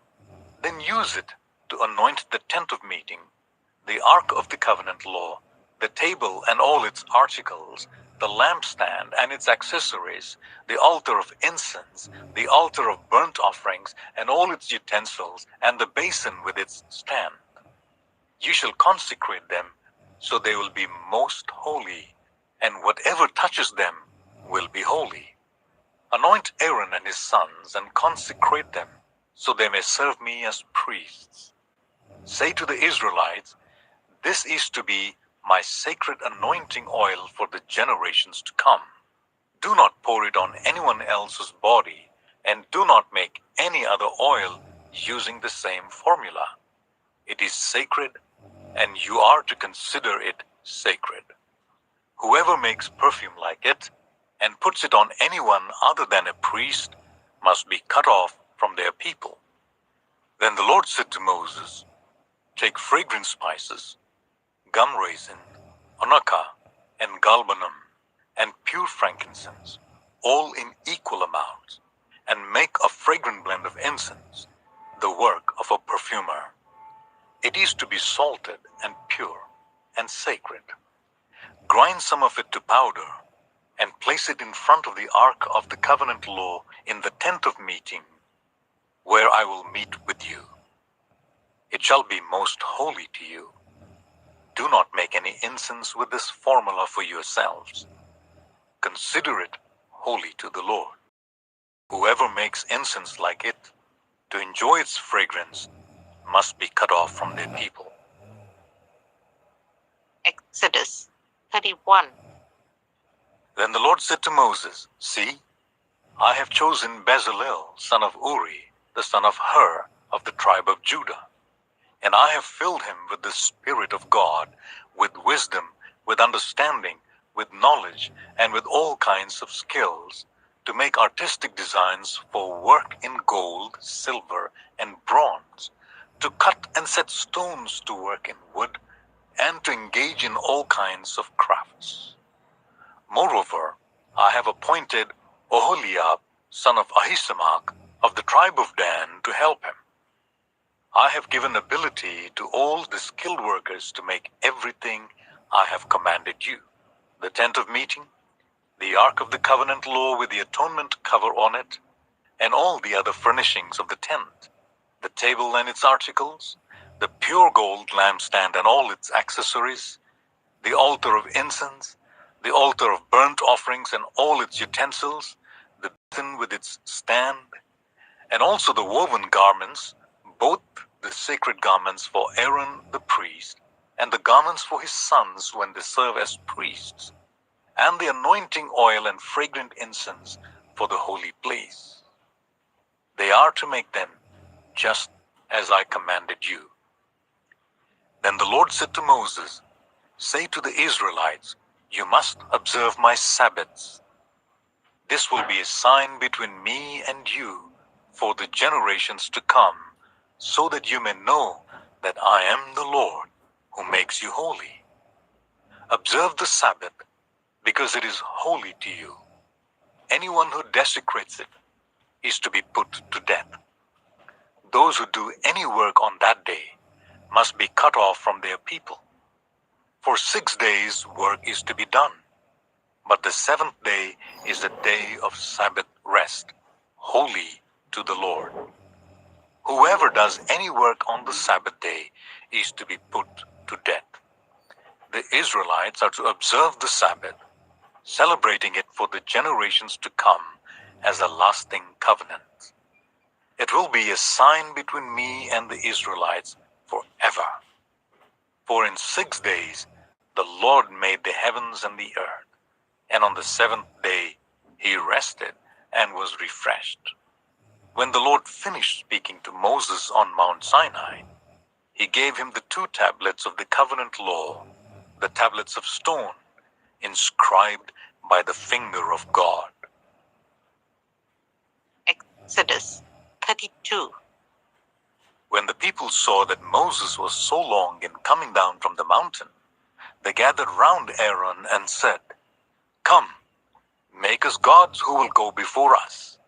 As for this fellow Moses, who brought us up out of Egypt, we don't know what has happened to him." Aaron answered them, "Take off the gold earrings that your wives, your sons, and your daughters are wearing, and bring them to me." So all the people took off their earrings and brought them to Aaron. He took what they handed him and made it into an idol cast in the shape of a calf, fashioning it with a tool. Then they said, "These are your gods, Israel, who brought you up out of Egypt." When Aaron saw this, he built an altar in front of the calf and announced, "Tomorrow there will be a festival to the Lord." So the next day, the people rose early and sacrificed burnt offerings and presented fellowship offerings. Afterwards, they sat down to eat and drink and got up to indulge in revelry. Then the Lord said to Moses, "Go down, because your people, whom you brought up out of Egypt, have become corrupt. They have been quick to turn away from what I commanded them, and have made themselves an idol cast in the shape of a calf. They have bowed down to it and sacrificed to it, and have said, 'These are your gods, Israel, who brought you up out of Egypt.' I have seen these people," the Lord said to Moses, "and they are a stiff-necked people. Now leave me alone, so that my anger may burn against them, and that I may destroy them. Then I will make you into a great nation." But Moses sought the favor of the Lord his God. "Lord," he said, "why should your anger burn against your people whom you brought out of Egypt with great power and a mighty hand? Why should the Egyptians say, 'It was with evil intent that he brought them out to kill them in the mountains and to wipe them off the face of the earth'? Turn from your fierce anger, relent, and do not bring disaster on your people. Remember your servants Abraham, Isaac, and Israel, to whom you swore by your own self. I will make your descendants as numerous as the stars in the sky, and I will give your descendants all this land I promised them, and it will be their inheritance forever." Then the Lord relented and did not bring on his people the disaster he had threatened. Moses turned and went down the mountain with the 2 tablets of the covenant law in his hands. They were inscribed on both sides, front and back. The tablets were the work of God. The writing was the writing of God engraved on the tablets. When Joshua heard the noise of the people shouting, he said to Moses, "There is the sound of war in the camp." Moses replied, "It is not the sound of victory. It is not the sound of defeat. It is the sound of singing that I hear."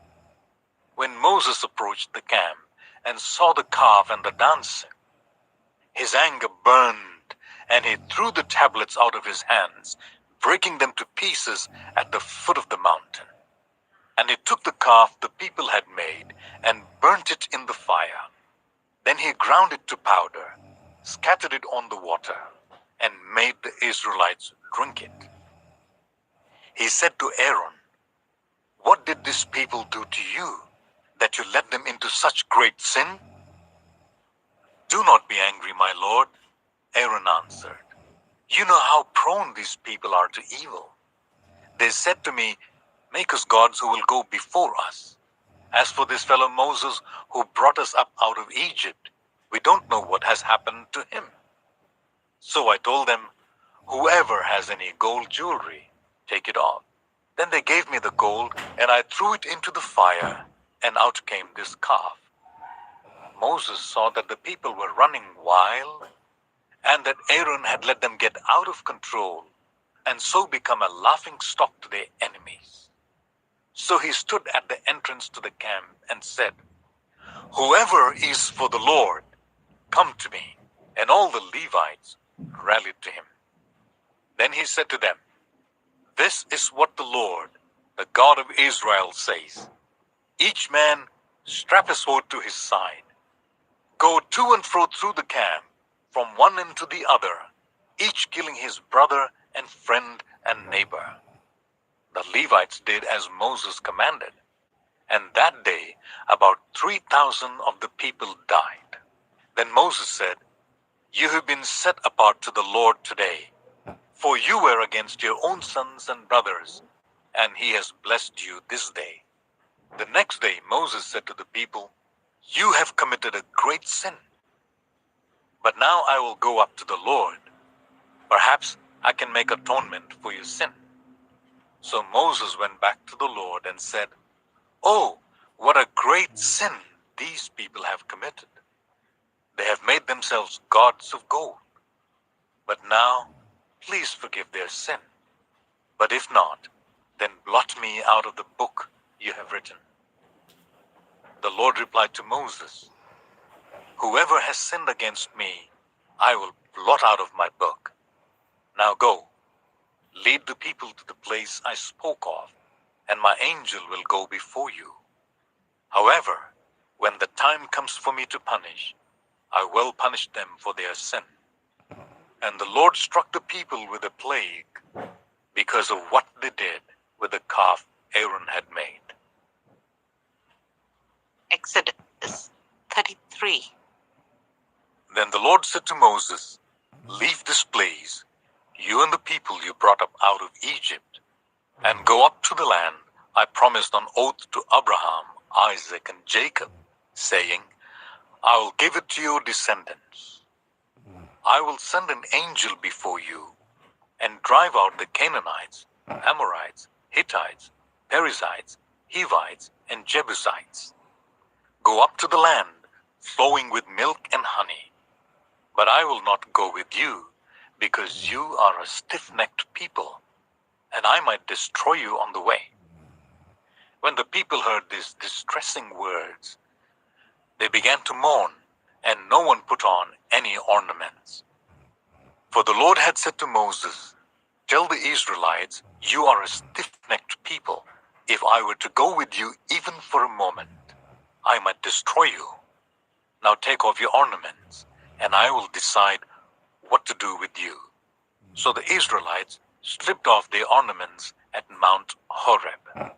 Now Moses used to take a tent and pitch it outside the camp, some distance away, calling it the tent of meeting. Anyone inquiring of the Lord would go to the tent of meeting outside the camp. And whenever Moses went out to the tent, all the people rose and stood at the entrances to their tents, watching Moses until he entered the tent. As Moses went into the tent, the pillar of cloud would come down and stay at the entrance, while the Lord spoke with Moses. Whenever the people saw the pillar of cloud standing at the entrance to the tent, they all stood and worshipped, each at the entrance to their tent. The Lord would speak to Moses face to face, as one speaks to a friend. Then Moses would return to the camp, but his young assistant Joshua, son of Nun, did not leave the tent. Moses said to the Lord, "You have been telling me, lead these people, but you have not let me know whom you will send with me. You have said, I know you by name, and you have found favor with me. If you are pleased with me, teach me your ways, so I may know you and continue to find favor with you. Remember that this nation is your people." The Lord replied, "My presence will go with you, and I will give you rest." Then Moses said to him, "If your presence does not go with us, do not send us up from here. How will anyone know that you are pleased with me and with your people unless you go with us? What else will distinguish me and your people from all other people on the face of the earth?" And the Lord said to Moses, "I will do the very thing you have asked. because I am pleased with you, and I know you by name." Then Moses said, "Now show me your glory."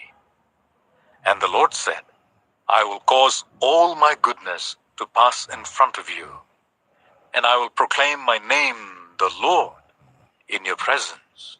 I will have mercy on whom I will have mercy, and I will have compassion on whom I will have compassion." But he said, "You cannot see my face, for no one may see me and live." Then the Lord said, "There is a place near me where you may stand on a rock. When my glory passes by, I will put you in a cleft in the rock and cover you with my hand until I have passed by.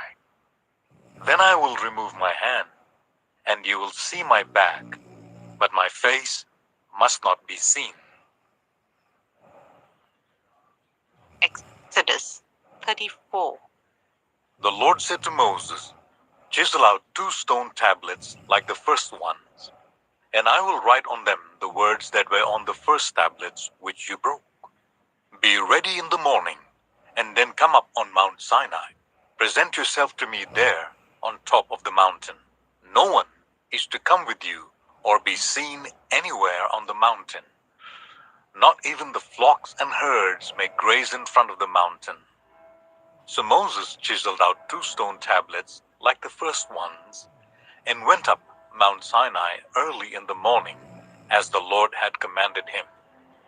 And he carried the 2 stone tablets in his hands. Then the Lord came down in the cloud, and stood there with him, and proclaimed his name, the Lord. And he passed in front of Moses, proclaiming, the Lord, the compassionate and gracious God, slow to anger, abounding in love and faithfulness, maintaining love to thousands, and forgiving wickedness, rebellion, and sin. Yet he does not leave the guilty unpunished. He punishes the children and their children for the sin of the parents to the 3rd and 4th generation. Moses bowed to the ground at once and worshipped. "Lord," he said, "if I have found favor in your eyes, then let the Lord go with us. Although this is a stiff-necked people, forgive our wickedness and our sin, and take us as your inheritance." Then the Lord said, "I am making a covenant with you. Before all you people, I will do wonders never before done in any nation in all the world. The people you live among will see how awesome is the work that I, the Lord, will do for you. Obey what I command you today. I will drive out before you the Amorites, Canaanites, Hittites, Perizzites, Hivites, and Jebusites. Be careful not to make a treaty with those who live in the land where you're going, or they will be a snare among you. Break down their altars, smash their sacred stones, and cut down their Asherah poles. Do not worship any other god, for the Lord, whose name is jealous, is a jealous God. Be careful not to make a treaty with those who live in the land, for when they prostitute themselves to their gods and sacrifice to them, they will invite you and you will eat their sacrifices. And when you choose some of their daughters as wives for your sons, and those daughters prostitute themselves to their gods, they will lead your sons to do the same. Do not make any idols. Celebrate the festival of unleavened bread. For 7 days eat bread made without yeast, as I commanded you. Do this at the appointed time in the month of Aviv, for in that month you came out of Egypt. The first offspring of every womb belongs to me, including all firstborn males of your livestock, whether from herd or flock. Redeem the firstborn donkey with a lamb. But if you do not redeem it, break its neck. Redeem all your firstborn sons. No one is to appear before me empty-handed. 6 days you shall labor, but on the seventh day you shall rest. Even during the plowing season and harvest, you must rest.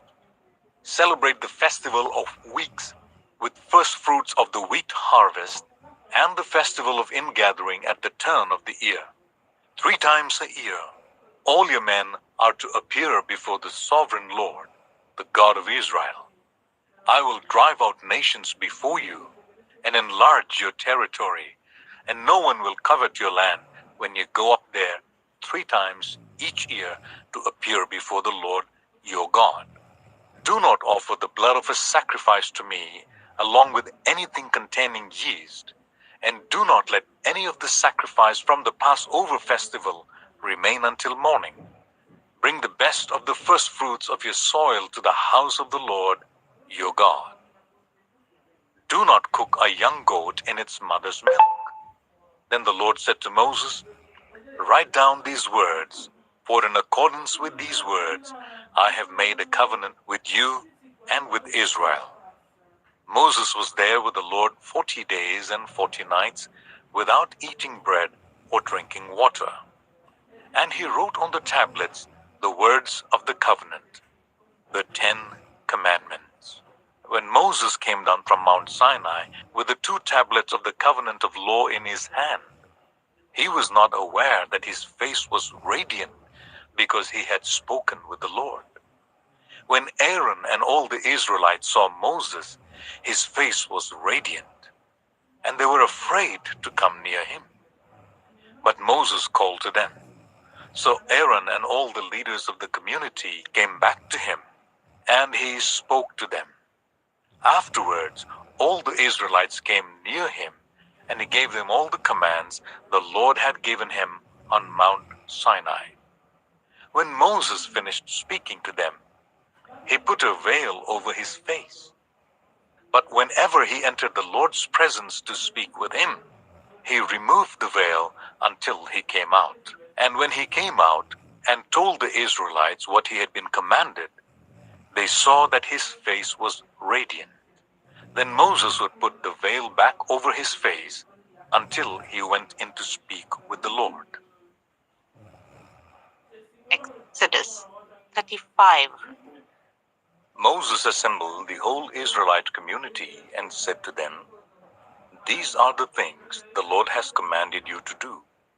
For 6 days work is to be done, but the 7th day shall be your holy day, a day of Sabbath, rest to the Lord. Whoever does any work on it is to be put to death. Do not light a fire in any of your dwellings on the Sabbath day. Moses said to the whole Israelite community, This is what the Lord has commanded. From what you have, take an offering for the Lord. Everyone who is willing to bring to the Lord an offering of gold, silver, and bronze, blue, purple, and scarlet yarn, and fine linen, goat hair, ram skins dyed red, and another type of durable leather, acacia wood, olive oil for the light, spices for the anointing oil, and for the fragrant incense, and onyx stones and other gems to be mounted on the ephod and breastpiece. All who are skilled among you are to come and make everything the Lord has commanded: the tabernacle with its tent and its covering, clasps, frames, crossbars, posts, and bases, the ark with its poles and atonement cover, and the curtain that shields it, the table with its poles and all its articles, and the bread of the presence, the lampstand that is for light with its accessories, lamps and oil for the light, the altar of incense with its poles, the anointing oil and the fragrant incense, the curtain for the doorway at the entrance to the tabernacle, the altar of burnt offerings with its bronze grating, its poles and all its utensils, the bronze basin with its stand, the curtains of the courtyard with its posts and bases, and the curtain for the entrance to the courtyard, the tent pegs for the tabernacle and for the courtyard and their ropes, the woven garments worn for ministering in the sanctuary, both the sacred garments for Aaron the priest and the garments for his sons when they serve as priests. Then the whole Israelite community withdrew from Moses' presence, and everyone who was willing and whose heart moved them came and brought an offering to the Lord for the work on the tent of meeting, for all its service, and for the sacred garments. All who were willing, men and women alike, came and brought gold jewelry of all kinds, brooches, earrings, rings, and ornaments. They all presented their gold as a wave offering to the Lord. Everyone who had blue, purple, or scarlet yarn, or fine linen, or goat hair, ram skins dyed red, or other durable leather, brought them. Those presenting an offering of silver or bronze brought it as an offering to the Lord, and everyone who had acacia wood for any part of the work brought it. Every skilled woman spun with her hands and brought what she had spun, blue, purple, or scarlet yarn, or fine linen. And all women who were willing and had the skill spun the goat hair. The leaders brought onyx stones and other gems to be mounted on the ephod and breastpiece. They also brought spices and olive oil for the light and for the anointing oil and for the fragrant incense. All the Israelite men and women who were willing brought to the Lord free will offerings for all the work the Lord through Moses had commanded them to do.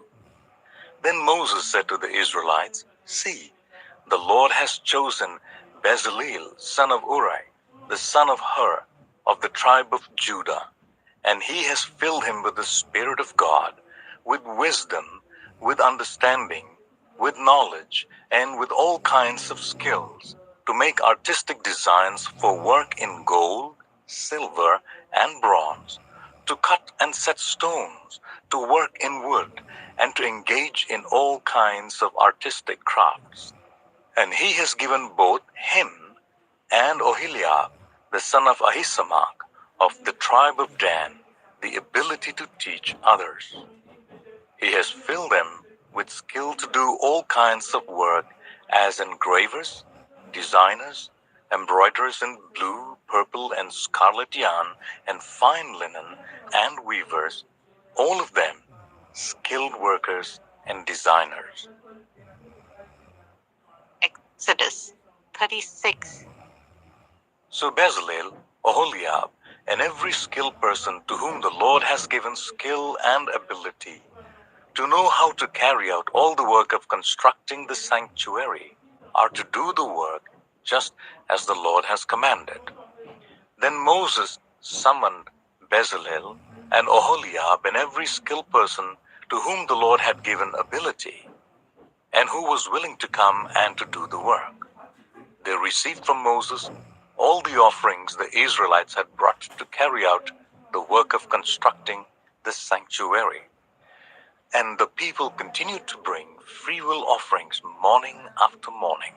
So all the skilled workers who were doing all the work on the sanctuary left what they were doing and said to Moses, "The people are bringing more than enough for doing the work the Lord commanded to be done."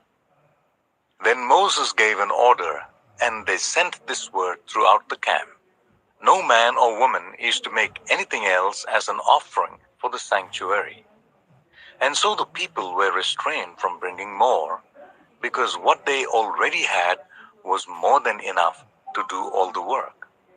All those who were skilled among the workers made the tabernacle with 10 curtains of finely twisted linen and blue, purple, and scarlet yarn, with cherubim woven into them by expert hands. All the curtains were the same size, 28 cubits long and 4 cubits wide. They joined 5 of the curtains together and did the same with the other 5. Then they made loops of blue material along the edge of the end curtain in one set, and the same was done with the end curtain in the other set. They also made 50 loops on one curtain and 50 loops on the end curtain of the other set, with the loops opposite each other. Then they made 50 gold clasps and used them to fasten the two sets of curtains together so that the tabernacle was a unit. Then they made curtains of goat hair for the tent over the tabernacle, 11 altogether. All 11 curtains were the same size, 30 cubits long and 4 cubits wide. They joined 5 of the curtains into one set, and the other 6 into another set. Then they made 50 loops along the edge of the end curtain in one set, and also along the edge of the end curtain in the other set. They made 50 bronze clasps to fasten the tent together as a unit. Then they made for the tent a covering of ram skins dyed red, and over that a covering of other durable leather. They made upright frames of acacia wood for the tabernacle. Each frame was 10 cubits long and a cubit and a half wide, with two projections set parallel to each other. They made all the frames of the tabernacle in this way.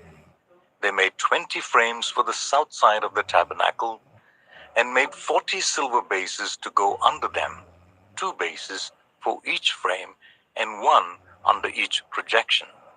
For the other side, the north side of the tabernacle, they made 20 frames and 40 silver bases, 2 under each frame.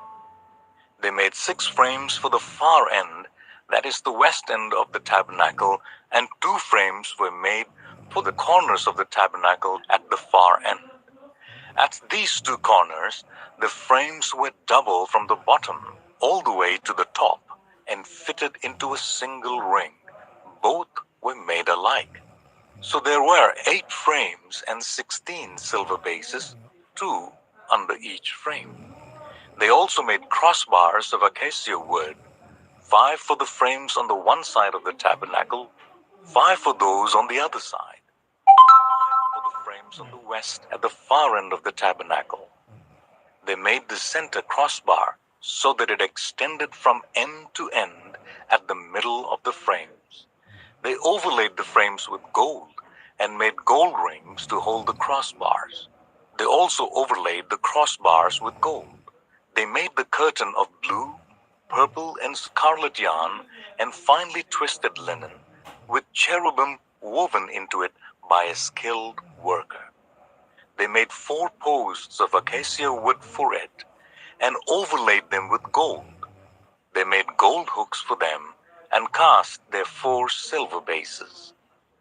For the entrance to the tent, they made a curtain of blue, purple, and scarlet yarn and finely twisted linen, the work of an embroiderer. Then they made 5 posts with hooks for them. They overlaid the tops of the posts and their bands with gold and made their 5 bases of bronze. Exodus 37. Bezalel made the ark of acacia wood, 2.5 cubits long, a cubit and a half wide, and a cubit and a half high. He overlaid it with pure gold, both inside and out, and made a gold molding around it. He cast 4 gold rings for it and fastened them to its 4 feet, with 2 rings on one side and 2 rings on the other. Then he made poles of acacia wood and overlaid them with gold. And he inserted the poles into the rings on the sides of the ark to carry it. He made the atonement cover of pure gold, 2.5 cubits long and a cubit and a half wide. Then he made 2 cherubim out of hammered gold at the ends of the cover. He made 1 cherub on the one end and the second cherub on the other. At the 2 ends, he made them a one piece with the cover. The cherubim had their wings spread upwards, overshadowing the cover with them. The cherubim faced each other, looking towards the cover. They made the table of acacia wood, 2 cubits long, a cubit wide, and a cubit and a half high. Then they overlaid it with pure gold and made a gold molding around it. They also made around it a rim a handbreadth wide and put a gold molding on the rim. They cast 4 gold rings for the table and fastened them to the 4 corners where the 4 legs were. The rings were put close to the rim to hold the poles used to carrying the table. The poles for carrying the table were made of acacia wood and were overlaid with gold. And they made from pure gold the articles for the table, its plates and dishes and bowls, and its pitchers for the pouring out of drink offerings. They made the lampstand of pure gold. They hammered out its base and shaft, and made its flower-like cups, buds, and blossoms of one piece with them. 6 branches extended from the sides of the lampstand, 3 on one side and 3 on the other. 3 cups shaped like almond flowers with buds and blossoms were on one branch, 3 on the next branch, and the same for all 6 branches extending from the lampstand. And on the lampstand were 4 cups shaped like almond flowers with buds and blossoms.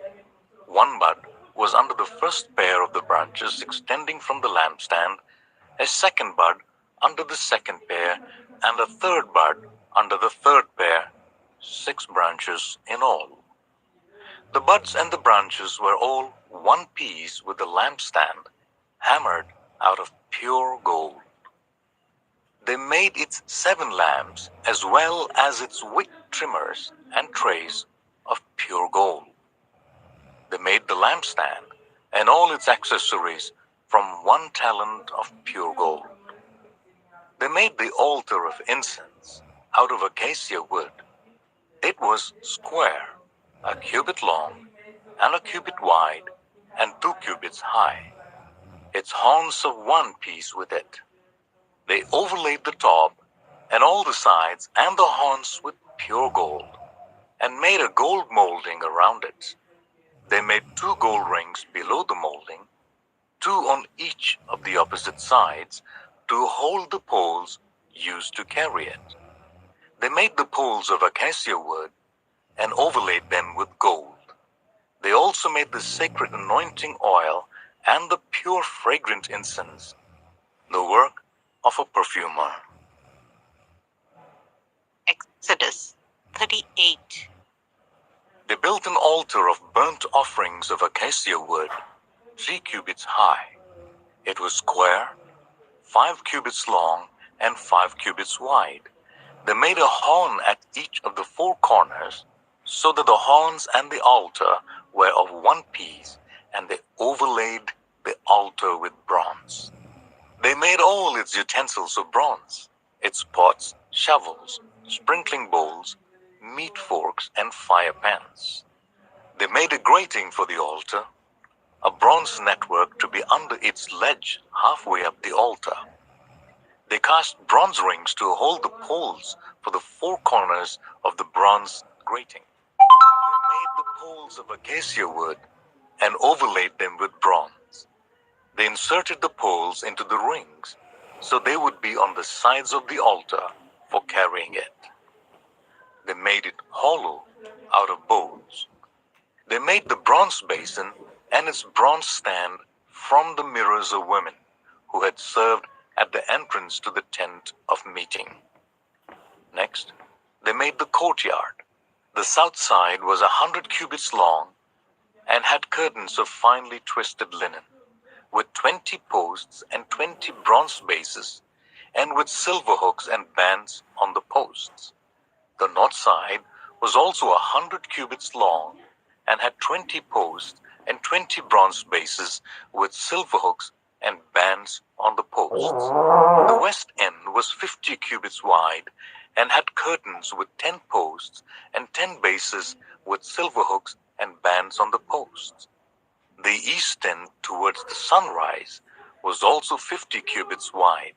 Curtains 15 cubits long were on the one side of the entrance with 3 posts and 3 bases, and curtains 15 cubits long were on the other side of the entrance to the courtyard with 3 posts and 3 bases. All the curtains around the courtyard were of finely twisted linen.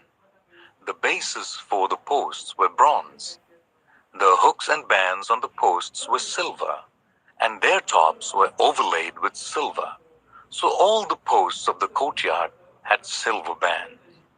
The curtain for the entrance to the courtyard was made of blue, purple, and scarlet yarn and finely twisted linen, the work of an embroiderer. It was 20 cubits long, and like the curtains of the courtyard, 5 cubits high, with 4 posts and 4 bronze bases. Their hooks and bands were silver, and their tops were overlaid with silver. All the tent pegs of the tabernacle and of the surrounding courtyard were bronze.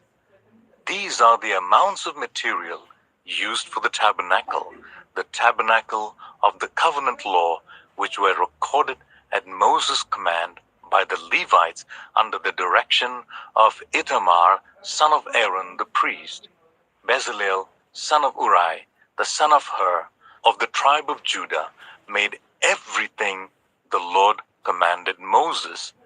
With him was Oholiab, son of Ahisamach, of the tribe of Dan, an engraver and designer, and an embroiderer in blue, purple, and scarlet yarn and fine linen. The total amount of gold from the wave offering used for all the work of the sanctuary was 29 talents and 730 shekels, according to the sanctuary shekel. The silver obtained from those of the community who were counted in the census was 100 talents and 1,775 shekels, according to the sanctuary shekel, 1 bekah per person, that is half a shekel, according to the sanctuary shekel, from everyone who had crossed over to those counted 20 years or more, a total of 603,550 men. The 100 talents of silver were used to cast the bases for the sanctuary and for the curtain. 100 bases from the 100 talents, 1 talent for each base. They used the 1,775 shekels to make the hooks for the posts, to overlay the tops of the posts, and to make their bands. The bronze from the wave offering was 70 talents and 2,400 shekels. They used it to make the bases for the entrance to the tent of meeting, the bronze altar with its bronze grating and all its utensils, the bases for the surrounding courtyard, and those for its entrance, and all the tent pegs for the tabernacle and those for the surrounding courtyard. Exodus 39. From the blue, purple, and scarlet yarn, they made woven garments for ministering in the sanctuary. They also made sacred garments for Aaron, as the Lord commanded Moses. They made the ephod of gold, and of blue, purple, and scarlet yarn, and of finely twisted linen. They hammered out thin sheets of gold, and cut strands to be worked into the blue, purple, and scarlet yarn and fine linen, the work of skilled hands. They made shoulder pieces for the ephod, which were attached to 2 of its corners so that it could be fastened. Its skillfully woven waistband was like it, a one piece with the ephod and made with gold and with blue, purple, and scarlet yarn and with finely twisted linen, as the Lord commanded Moses. They mounted the onyx stones in gold filigree settings and engraved them like a seal with the names of the sons of Israel. Then they fastened them on the shoulder pieces of the ephod as memorial stones for the sons of Israel, as the Lord commanded Moses. They fashioned the breastpiece, the work of a skilled craftsman. They made it like the ephod, of gold and of blue, purple and scarlet yarn, and of finely twisted linen. It was square, a span long and a span wide, and folded double. Then they mounted 4 rows of precious stones on it. The first row was carnelian, chrysolite, and beryl. The second row was turquoise, lapis lazuli, and emerald. The third row was jacinth, agate, and amethyst. The fourth row was topaz, onyx, and jasper. They were mounted in gold filigree settings. There were 12 stones, one for each of the names of the sons of Israel, each engraved like a seal with the name of one of the 12 tribes. For the breastpiece, they made braided chains of pure gold like a rope. They made 2 gold filigree settings and 2 gold rings, and fastened the rings to 2 of the corners of the breastpiece. They fastened the 2 gold chains to the rings at the corners of the breastpiece, and the other ends of the chains to the 2 settings, attaching them to the shoulder pieces of the ephod at the front. They made 2 gold rings and attached them to the other 2 corners of the breastpiece on the inside edge next to the ephod. Then they made 2 more gold rings and attached them to the bottom of the shoulder pieces on the front of the ephod, close to the seam, just above the waistband of the ephod. They tied the rings of the breastpiece to the rings of the ephod with blue cord, connecting it to the waistband so that the breastpiece would not swing out from the ephod, as the Lord commanded Moses. They made the robe of the ephod entirely of blue cloth, the work of a weaver, with an opening in the center of the robe like the opening of a collar, and a band around this opening so that it would not tear. They made pomegranates of blue, purple, and scarlet yarn and finely twisted linen round the hem of the robe. And they made bells of pure gold and attached them around the hem between the pomegranates. The bells and pomegranates alternated round the hem of the robe to be worn for ministering, as the Lord commanded Moses. For Aaron and his sons, they made tunics of fine linen, the work of a weaver, and the turban of fine linen, the linen caps and the undergarments of finely twisted linen. The sash was made of finely twisted linen and blue, purple, and scarlet yarn, the work of an embroiderer, as the Lord commanded Moses. They made the plate, the sacred emblem, out of pure gold, and engraved on it, like an inscription on the seal, "Holy to the Lord." Then they fastened a blue cord to it to attach it to the turban, as the Lord commanded Moses. So all the work on the tabernacle, the tent of meeting, was completed. The Israelites did everything just as the Lord commanded Moses. Then they brought the tabernacle to Moses, the tent with all its furnishings, its clasps, frames, crossbars, posts, and bases, the covering of ram skins dyed red, and the covering of another durable leather, and the shielding curtain, the Ark of the Covenant law, with its poles and the atonement cover, the table with all its articles, and the bread of the presence, the pure gold lampstand with its row of lamps and all its accessories, and the olive oil for the light, the gold altar, the anointing oil, the fragrant incense, and the curtain for the entrance to the tent, the bronze altar with its bronze grating, its poles, and all its utensils, the basin with its stand, the curtains of the courtyard with its posts and bases, and the curtain for the entrance to the courtyard, the ropes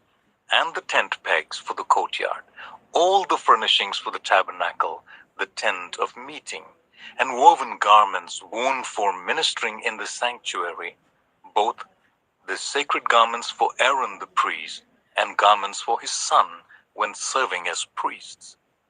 The Israelites had done all the work just as the Lord had commanded Moses. Moses inspected the work and saw that they had done it just as the Lord had commanded. So Moses blessed them. Exodus 40. Then the Lord said to Moses, "Set up the tabernacle, the tent of the meeting, on the first day of the first month. Place the ark of the covenant law in it, and shield the ark with a curtain. Bring in the table, and set out what belongs on it. Then bring in the lampstand, and set up its lamps. Place the gold altar of incense in front of the ark of the covenant law, and put the curtain at the entrance to the tabernacle. Place the altar of burnt offering in front of the entrance to the tabernacle, the tent of meeting. Place the basins between the tent of meeting and the altar, and put water in it. Set up the courtyard around it, and put the curtain at the entrance to the courtyard. Take the anointing oil, and anoint the tabernacle and everything in it. Consecrate it and all its furnishings, and it will be holy. Then anoint the altar of burnt offering and all its utensils. Consecrate the altar, and it will be most holy.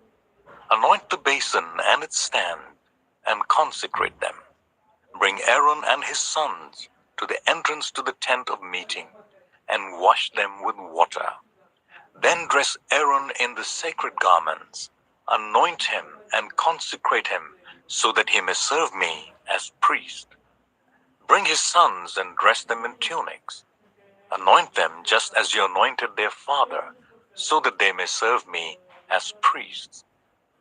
Their anointing will be to a priesthood that will continue throughout their generations. Moses did everything just as the Lord commanded him. So the tabernacle was set up on the first day of the first month in the second year. When Moses set up the tabernacle, he put the bases in place, erected the frames, inserted the crossbars, and set up the posts. Then he spread the tent over the tabernacle and put the covering over the tent, as the Lord commanded him. He took the tablets of the covenant law and placed them in the ark, attached the poles to the ark, and put the atonement cover over it. Then he brought the ark into the tabernacle and hung the shielding curtain and shielded the ark of the covenant law, as the Lord commanded him.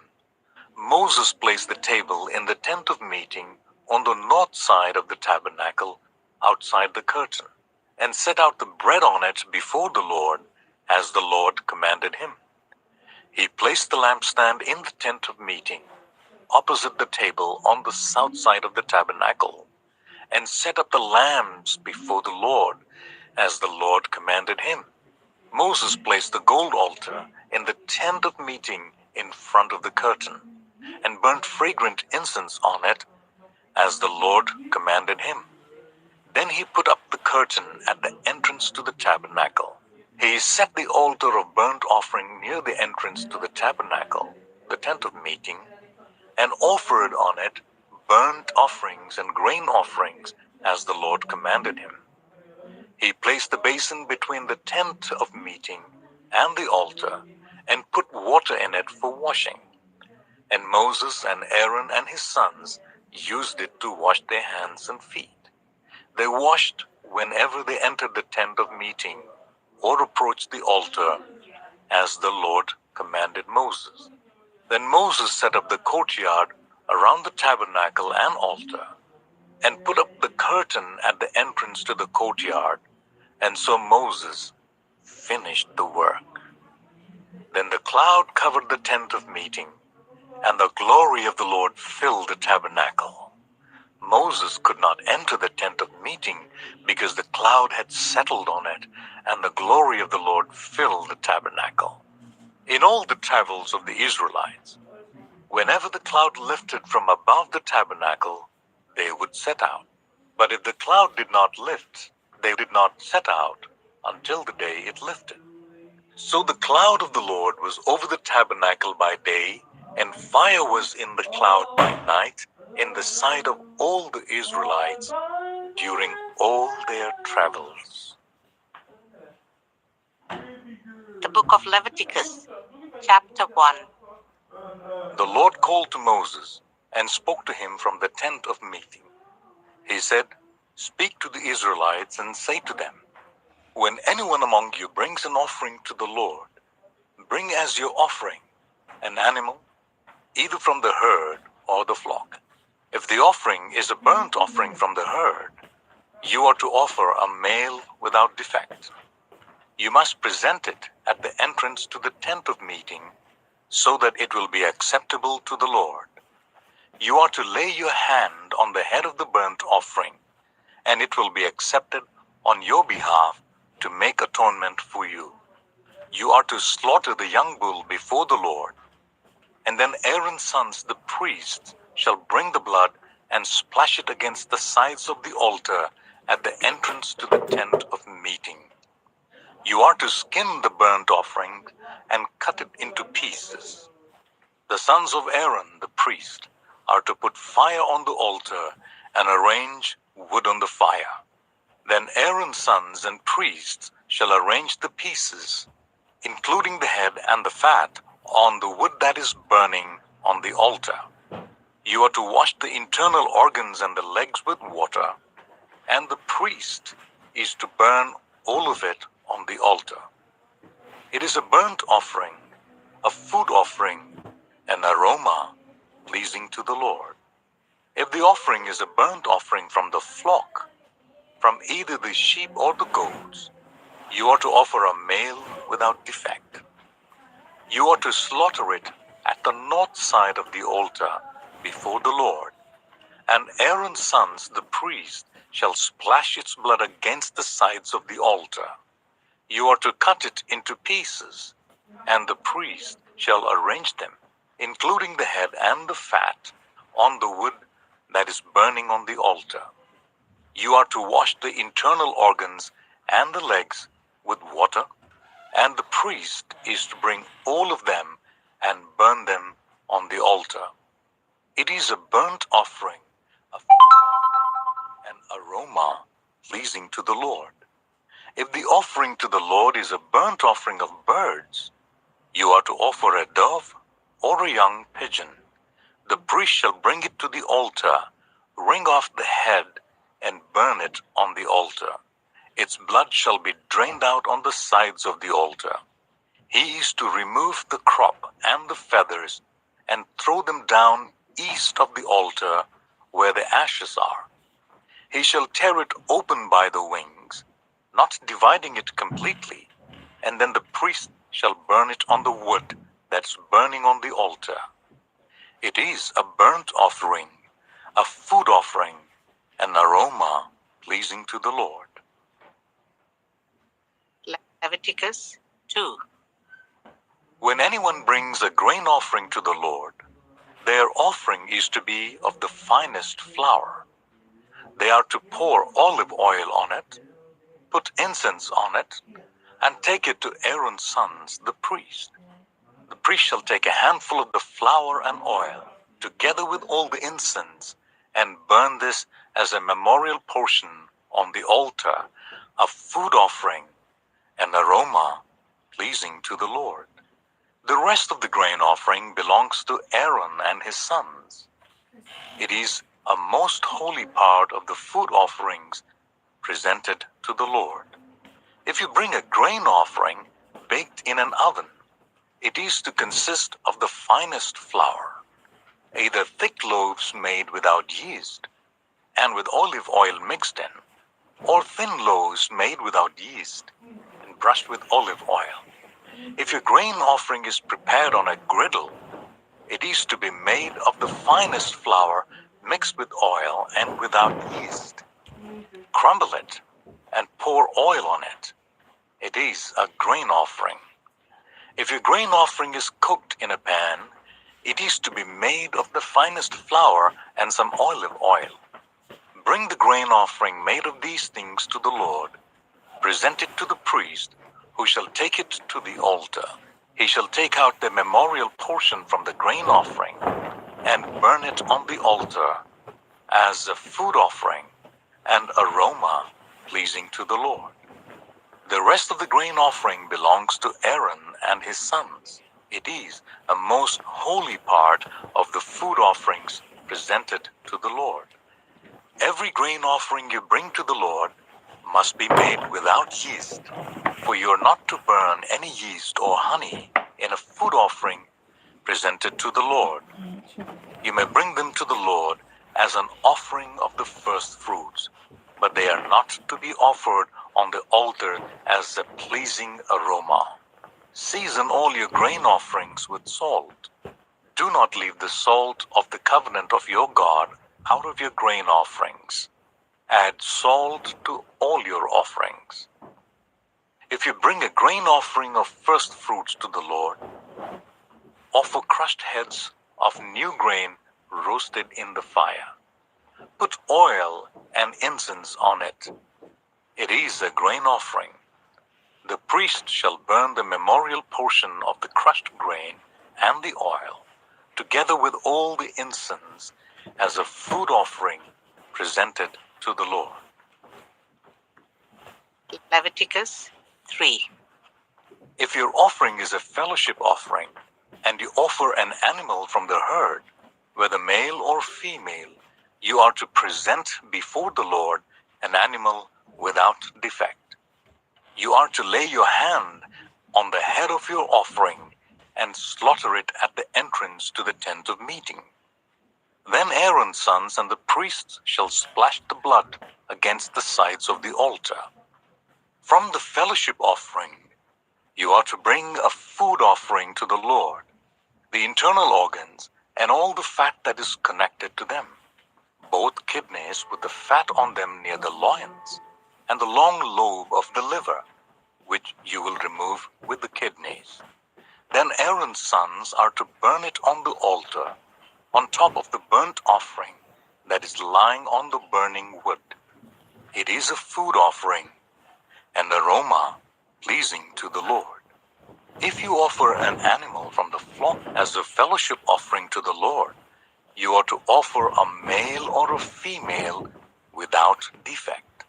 If you offer a lamb, you are to present it before the Lord. Lay your hand on its head and slaughter it in front of the tent of meeting. Then Aaron's sons shall splash its blood against the sides of the altar. From the fellowship offering, you are to bring a food offering to the Lord.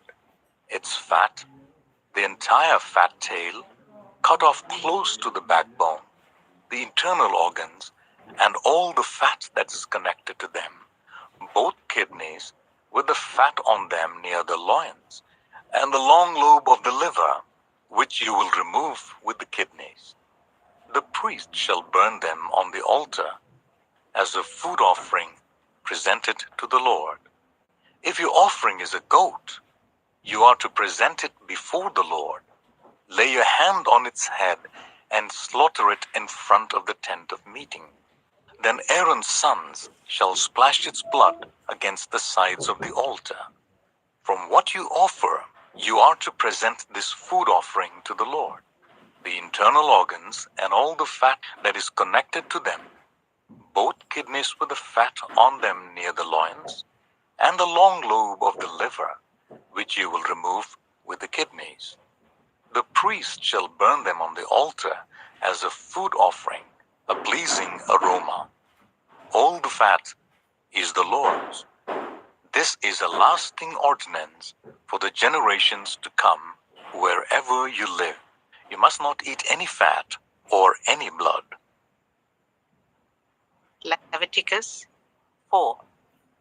The Lord said to Moses, "Say to the Israelites, when anyone sins unintentionally and does what is forbidden in any of the Lord's commands, if the anointed priest sins, bringing guilt on the people, he must bring to the Lord a young bull without defect as a sin offering for the sin he has committed. He is to present the bull at the entrance to the tent of meeting before the Lord. He is to lay his hand on its head and slaughter it there before the Lord. Then the anointed priest shall take some of the bull's blood and carry it into the tent of meeting. He is to dip his finger into the blood and sprinkle some of it 7 times before the Lord in front of the curtain. The priest shall then put some of the blood on the horns of the altar of fragrant incense, that is before the Lord in the tent of meeting. The rest of the bull's blood he shall pour out at the base of the altar of burnt offering at the entrance to the tent of meeting. He shall remove all the fat from the bull of the sin offering, all the fat that is connected to the internal organs, both kidneys, with the fat on them near the loins, and the long lobe of the liver, which he will remove with the kidneys, just as the fat is removed from the ox, sacrificed as a fellowship offering. Then the priest shall burn them on the altar of burnt offering. But the hide of the bull and all its flesh, as well as the head and legs, the internal organs and the intestines, that is, all the rest of the bull, he must take outside the camp to a place ceremonially clean, where the ashes are thrown, and burn it there in a wood fire on the ash heap.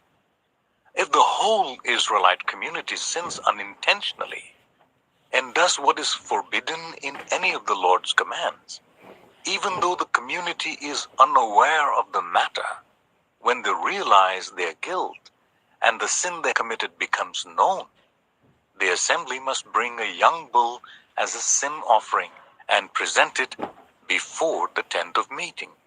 The elders of the community are to lay their hands on the bull's head before the Lord, and the bull shall be slaughtered before the Lord. Then the anointed priest is to take some of the bull's blood into the tent of meeting. He shall dip his finger into the blood and sprinkle it before the Lord 7 times in front of the curtain. He is to put some of the blood on the horns of the altar, that is before the Lord in the tent of meeting. The rest of the blood he shall pour out at the base of the altar of burnt offering at the entrance to the tent of meeting. He shall remove all the fat from it and burn it on the altar, and do with this bull just as it did with the bull for the sin offering. In this way, the priest will make atonement for the community, and they will be forgiven. Then he shall take the bull outside the camp and burn it as he burnt the first bull. This is the sin offering for the community. When a leader sins unintentionally and does what is forbidden in any of the commands of the Lord his God, when he realizes his guilt and the sin he has committed becomes known, he must bring as his offering a male goat without defect. He is to lay his hand on the goat's head and slaughter it at the place where the burnt offering is slaughtered before the Lord. It is a sin offering. Then the priest shall take some of the blood of the sin offering with his finger and put it on the horns of the altar of burnt offering and pour out the rest of the blood at the base of the altar. He shall burn all the fat on the altar as he burned the fat of the fellowship offering. In this way, the priest will make atonement for the leader's sin, and he will be forgiven. If any member of the community sins unintentionally and does what is forbidden in any of the Lord's commands, when they realize their guilt and the sin they have committed becomes known, they must bring as their offering for the sin they committed a female goat without defect.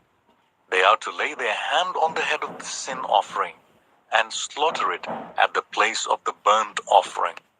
Then the priest is to take some of the blood with his finger and put it on the horns of the altar of burnt offering and pour out the rest of the blood at the base of the altar.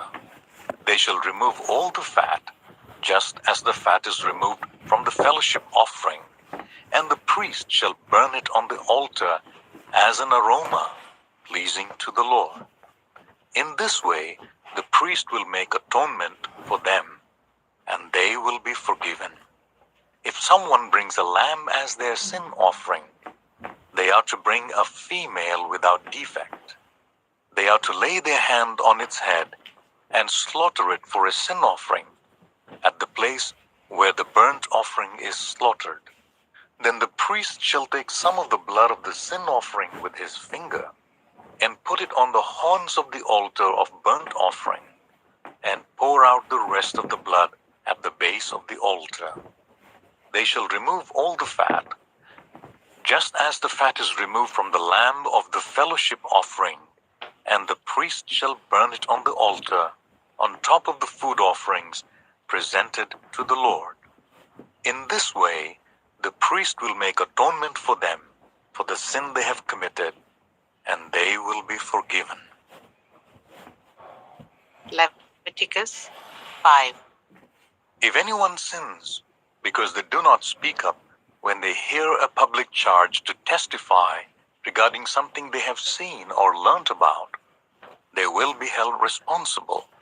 If anyone becomes aware that they are guilty, if they unwittingly touched anything ceremonially unclean, whether the carcass of an unclean animal, wild or domestic, or of any unclean creature that moves along the ground, and they are unaware that they have become unclean, but then they come to realize their guilt, or if they touch human uncleanliness, anything that would make them unclean, even though they are unaware of it, but when they learn of it and realize their guilt, or if anyone thoughtlessly takes an oath to do anything, whether good or evil, in any matter one might carelessly swear about, even though they are unaware of it, but when they learn of it and realize their guilt, when anyone becomes aware that they are guilty in any of these matters, they must confess in what way they have sinned.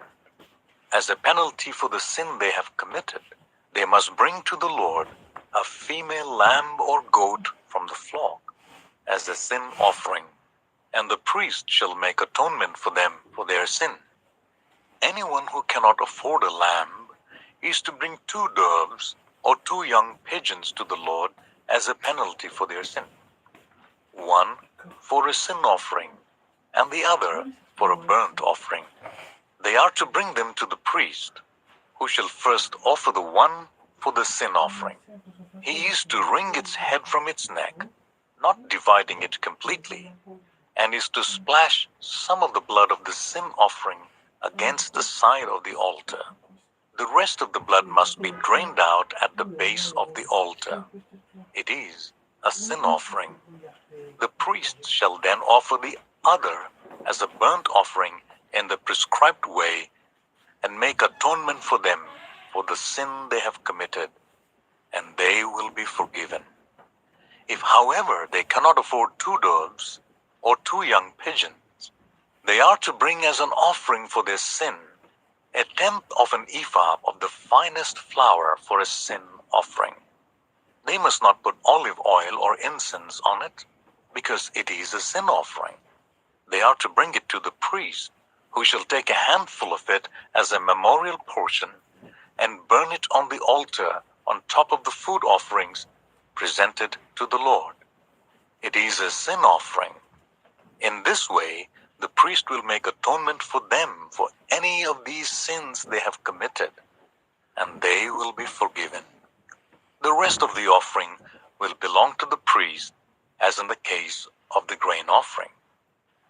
The Lord said to Moses, "When anyone is unfaithful to the Lord by sinning unintentionally in regard to any of the Lord's holy things, they are to bring to the Lord as a penalty a ram from the flock, one without defect, and of the proper value in silver according to the sanctuary shekel. It is a guilt offering. They must know what they have failed to do in regard to the holy things, pay an additional penalty of 1/5 of its value, and give it all to the priest. The priest will make atonement for them with the ram as a guilt offering, and they will be forgiven. If anyone sins and does what is forbidden in any of the Lord's commands, even though they do not know it, they are guilty and will be responsible. They are to bring to the priest as a guilt offering a ram from the flock, one without defect, and of the proper value. In this way, the priest will make atonement for them for the wrong they have committed unintentionally, and they will be forgiven. It is a guilt offering. They have been guilty of wrongdoing against the Lord. Leviticus 6. The Lord said to Moses, "If anyone sins and is unfaithful to the Lord by deceiving a neighbor about something entrusted to them, or left in their care, or about something stolen, or if they cheat their neighbor, or if they find lost property and lie about it, or if they swear falsely about any such sin that people may commit, when they sin in any of these ways and realize their guilt, they must return what they have stolen or taken by extortion, or what was entrusted to them, or the lost property they found, or whatever it was they swore falsely about. They must make restitution in full, add a fifth of the value to it, and give it all to the owner on the day they present the guilt offering. And as a penalty, they must bring to the priests, that is to the Lord, their guilt offering, a ram from the flock, one without defect, and of the proper value. In this way, the priest will make atonement for them before the Lord, and they will be forgiven for any of the things they did that made them guilty. The Lord said to Moses, "Give Aaron and his sons this command. These are the regulations for the burnt offering. The burnt offering is to remain on the altar hearth throughout the night till morning, and the fire must be kept burning on the altar. The priest shall then put on his linen clothes with linen undergarments next to his body, and shall remove the ashes of the burnt offering that the fire has consumed on the altar, and place them beside the altar. Then he is to take off these clothes and put on others, and carry the ashes outside the camp to a place that is ceremonially clean. The fire on the altar must be kept burning.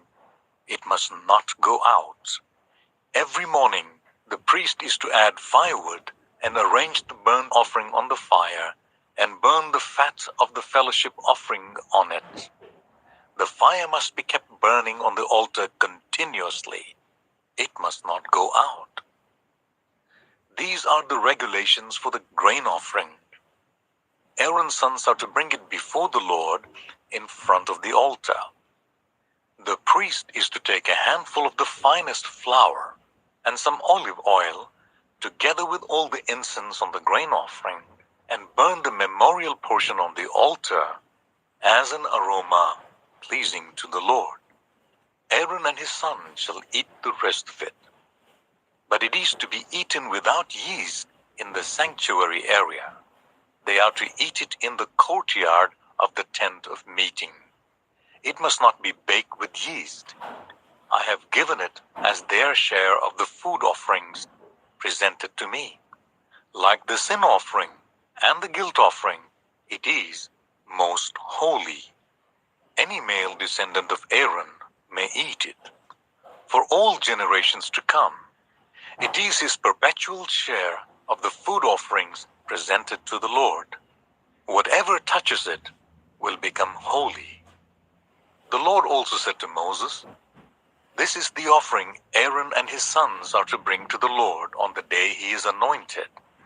A tenth of an ephah of the finest flour as a regular grain offering, half of it in the morning and half in the evening. It must be prepared with oil on a griddle. Bring it well mixed, and present the grain offering broken in pieces as an aroma pleasing to the Lord.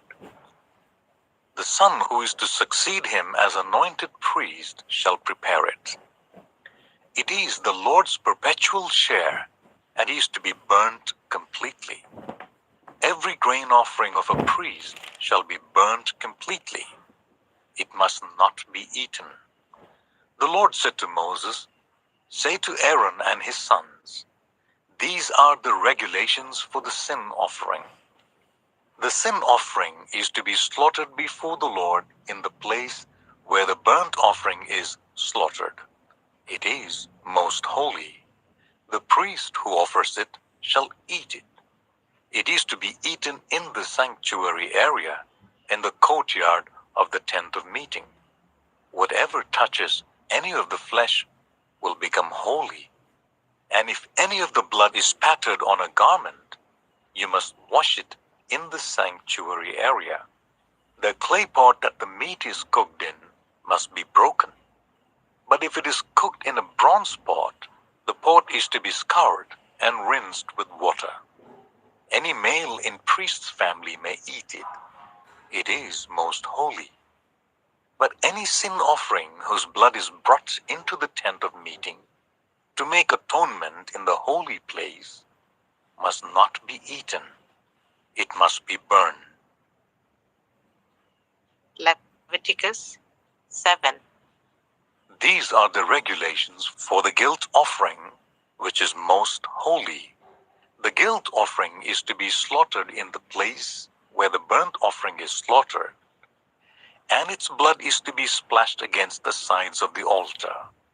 All its fat shall be offered, the fat tail and the fat that covers the internal organs, both kidneys with the fat on them near the loins, and the long lobe of the liver, which is to be removed with the kidneys.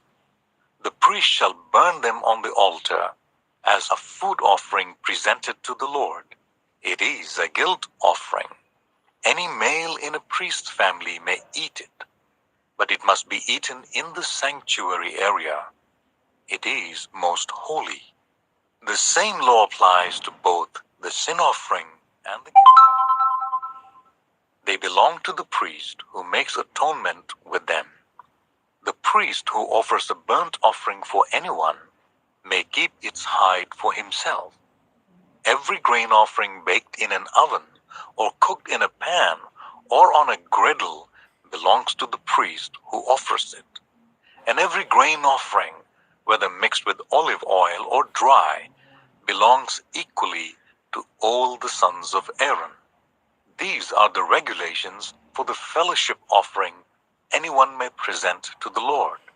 If they offer it as an expression of thankfulness, then along with their thank offering, they are to offer thick loaves made without yeast and with olive oil mixed in, thin loaves made without yeast and brushed with oil, and thick loaves of finest flour, well kneaded and with oil mixed in.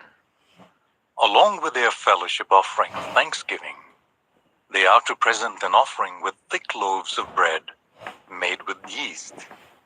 They are to bring one of each kind as an offering, a contribution to the Lord. It belongs to the priest who splashes the blood of the fellowship offering against the altar. The meat of their fellowship offering of thanksgiving must be eaten on the day it is offered. They must leave none of it till morning. If, however, their offering is the result of a vow or is a free will offering, the sacrifice shall be eaten on the day they offer it. But anything left over may be eaten on the next day. Any meat of the sacrifice left over till the third day must be burned. If any meat of the fellowship offering is eaten on the third day, the one who offered it will not be accepted. It will not be reckoned to their credit, for it has become impure. The person who eats any of it will be held responsible. Meat that touches anything ceremonially unclean must not be eaten. It must be burned. As for other meat, anyone ceremonially clean may eat it. But if anyone who is unclean eats any meat of the fellowship offering belonging to the Lord, they must be cut off from their people. Anyone who touches something unclean, whether human uncleanliness, or an unclean animal, or any unclean creature that moves along the ground, and then eats any of the meat of the fellowship offering belonging to the Lord, must be cut off from their people. The Lord said to Moses, "Say to the Israelites, do not eat any of the fat of cattle, sheep, or goats. The fat of an animal found dead or torn by wild animals may be used for any other purpose, but you must not eat it. Anyone who eats the fat of an animal from which a food offering may be presented to the Lord must be cut off from their people. And wherever you live, you must not eat the blood of any bird or animal. Anyone who eats blood must be cut off from their people." The Lord said to Moses, "Say to the Israelites, anyone who brings a fellowship offering to the Lord is to bring part of it as their sacrifice to the Lord. With their own hands they are to present the food offering to the Lord. They are to bring the fat together with the breast and wave the breast before the Lord as a wave offering. The priest shall burn the fat on the altar, but the breast belongs to Aaron and his sons. You are to give the right thigh of your fellowship offerings to the priest as a contribution.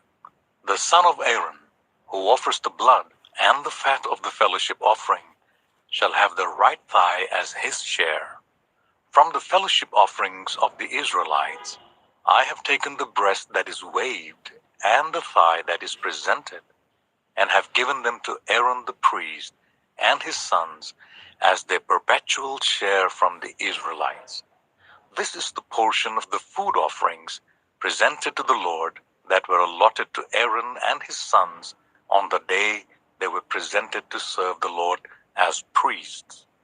On the day they were anointed, the Lord commanded that the Israelites give this to them as their perpetual share for the generations to come.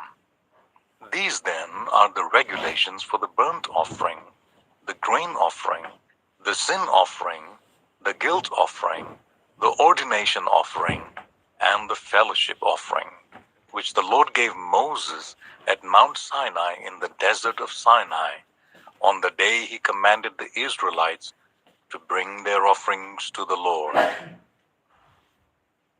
Leviticus 8.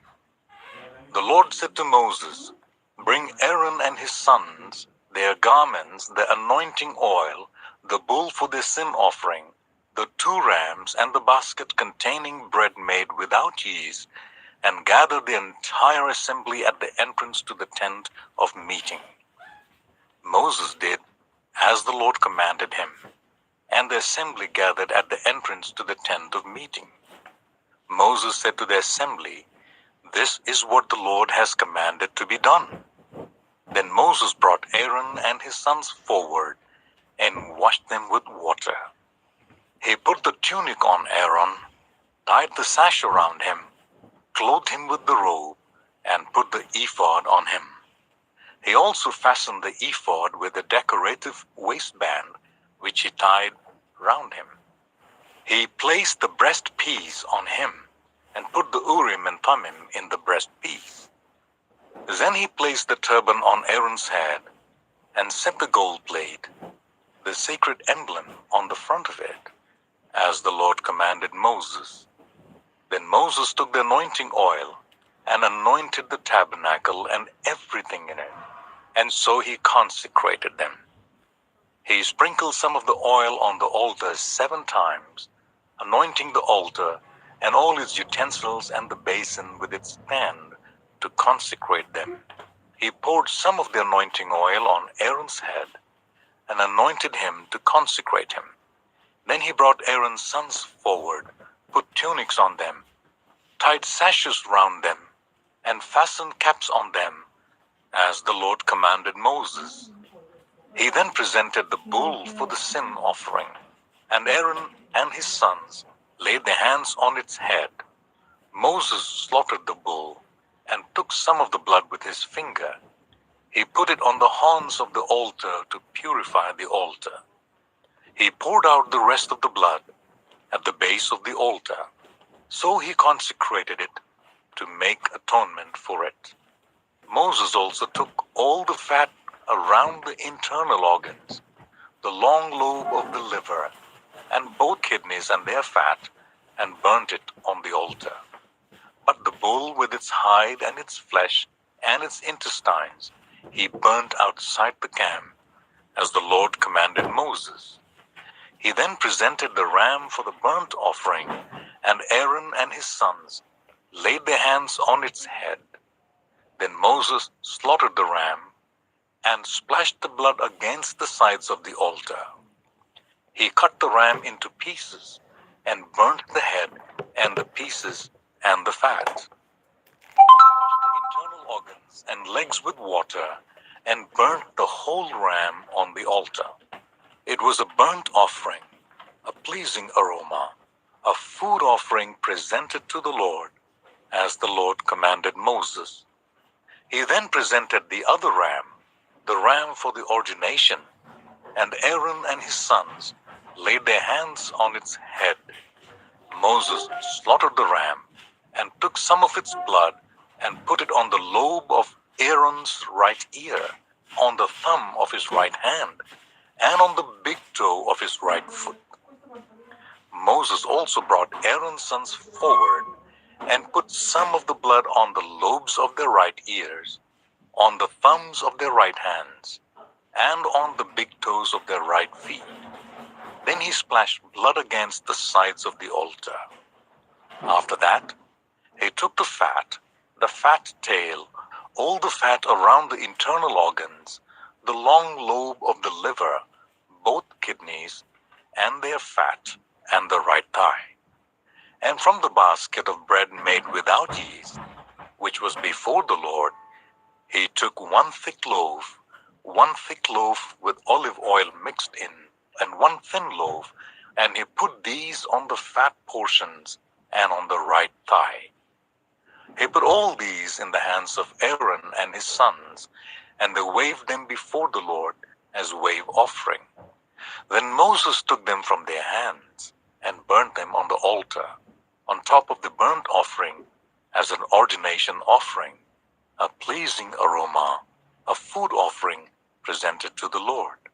Moses also took the breast, which was his share of the ordination ram, and waved it before the Lord as a wave offering, as the Lord commanded Moses. Then Moses took some of the anointing oil and some of the blood from the altar, and sprinkled them on Aaron and his garments, and on his sons and their garments. So he consecrated Aaron and his garments, and his sons and their garments. Moses then said to Aaron and his sons, "Cook the meat at the entrance to the tent of meeting, and eat it there with the bread from the basket of ordination offerings, as I was commanded. Aaron and his sons are to eat it. Then burn the rest of the meat and the bread.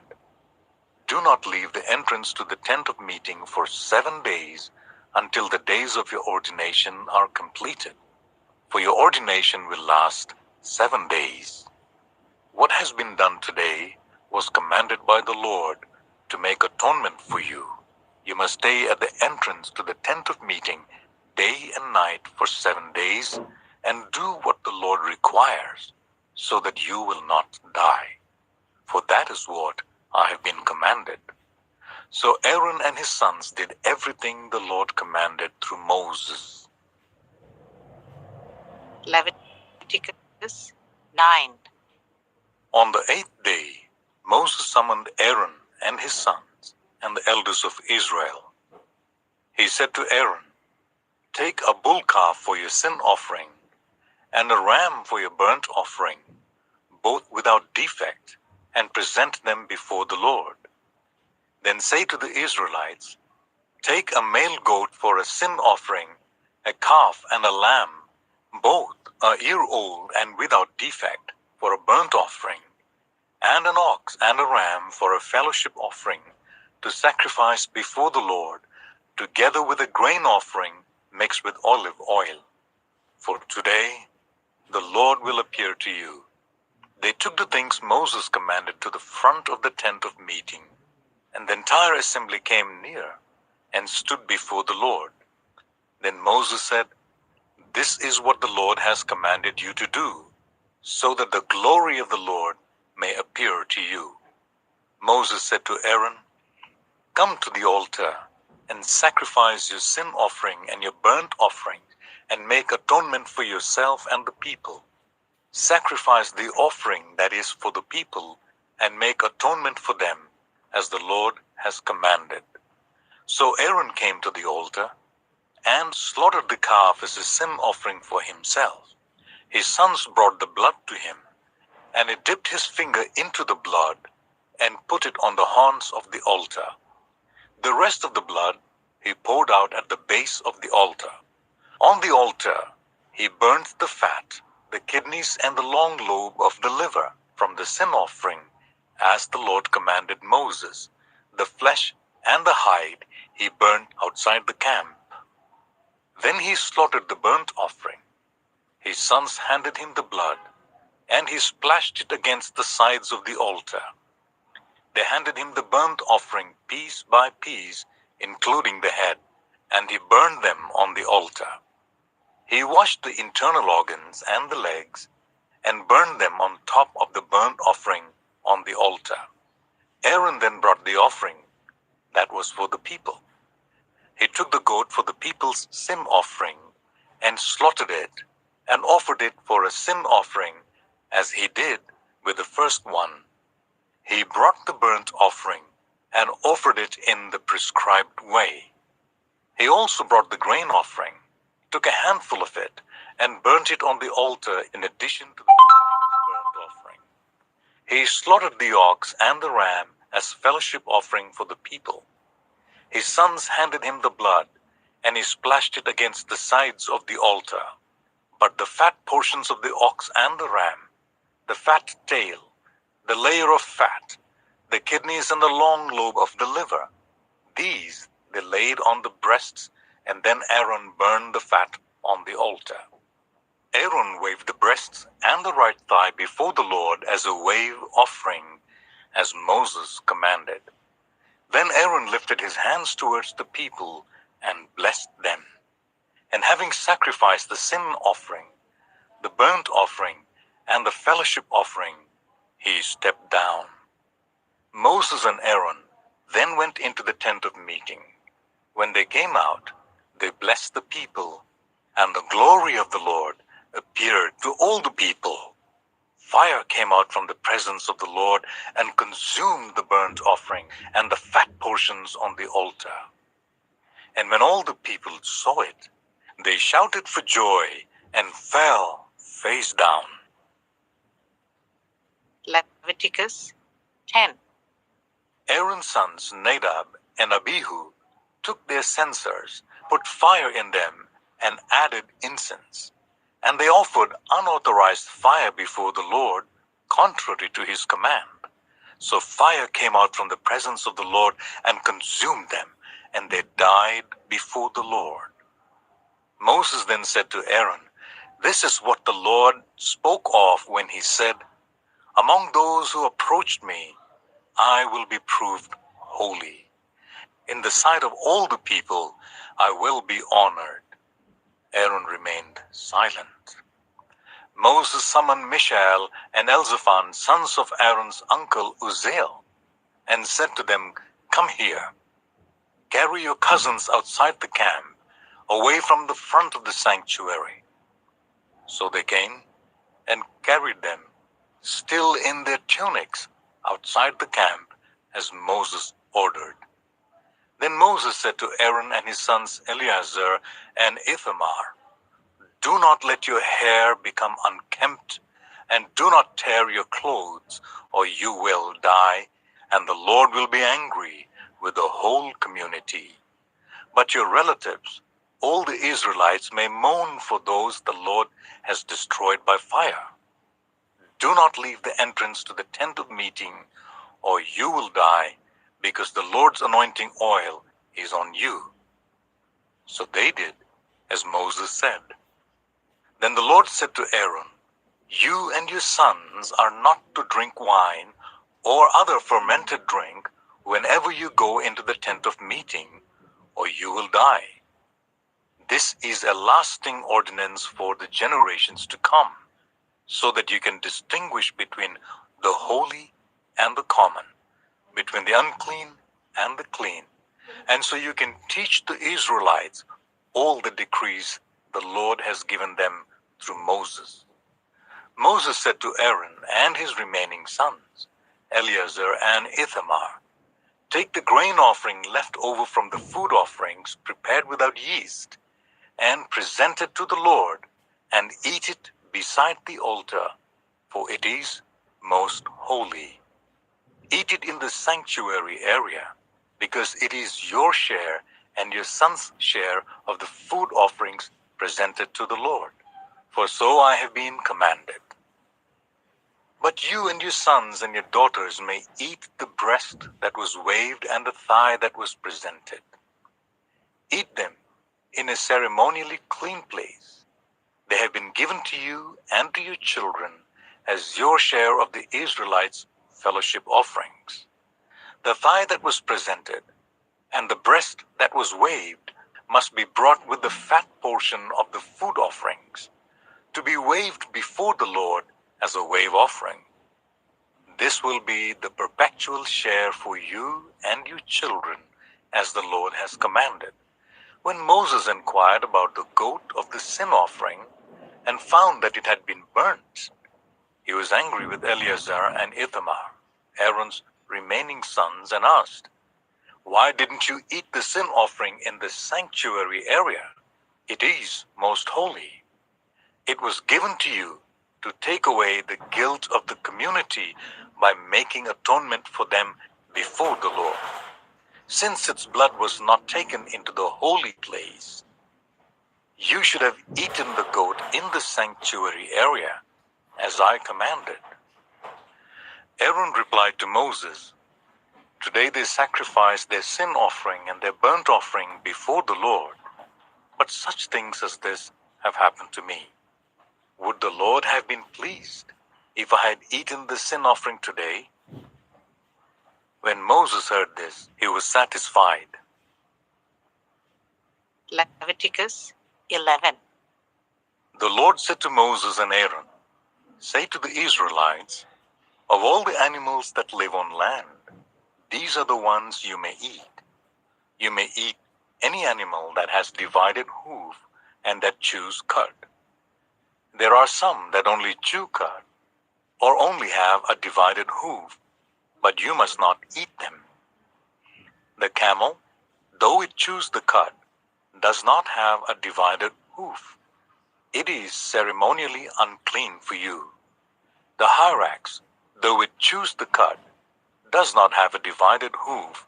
It is unclean for you. The rabbit, though it chews the cud, does not have a divided hoof. It is unclean for you. And the pig, though it has a divided hoof, does not chew the cud. It is unclean for you. You must not eat their meat or touch their carcasses. They are unclean for you. Of all the creatures living in the water of the seas and the streams, you may eat any that have fins and scales. But all creatures in the seas or streams that do not have fins and scales, whether among all the swarming things or among all the other living creatures in the water, you are to regard as unclean. And since you are to regard them as unclean, you must not eat their meat. You must regard their carcasses as unclean. Anything living in the water that does not have fins and scales is to be regarded as unclean by you. These are the birds you are to regard as unclean and not eat because they are unclean: the eagle, the vulture, the black vulture, the red kite, any kind of black kite, any kind of raven, the horned owl, the screech owl, the gull, any kind of hawk, the little owl, the cormorant, the great owl, the white owl, the desert owl, the osprey, the stork, any kind of heron, the hoopoe, and the bat. All flying insects that walk on all fours are to be regarded as unclean by you. There are, however, some flying insects that walk on all fours, that you may eat, those that have jointed legs for hopping on the ground. Of these you may eat any kind of locust, cricket, cicada, or grasshopper. But all other flying insects that have 4 legs you are to regard as unclean. You'll make yourselves unclean by these. Whoever touches their carcasses will be unclean till evening. Whoever picks up one of their carcasses must wash their clothes, and they will be unclean till evening. Every animal that does not have a divided hoof, or that does not chew the cud, is unclean for you. Whoever touches the carcass of any of them will be unclean. Of all the animals that walk on all fours, those that walk on their paws are unclean for you. Whoever touches their carcasses will be unclean till evening. Anyone who picks up their carcasses must wash their clothes, and they will be unclean till evening. These animals are unclean for you.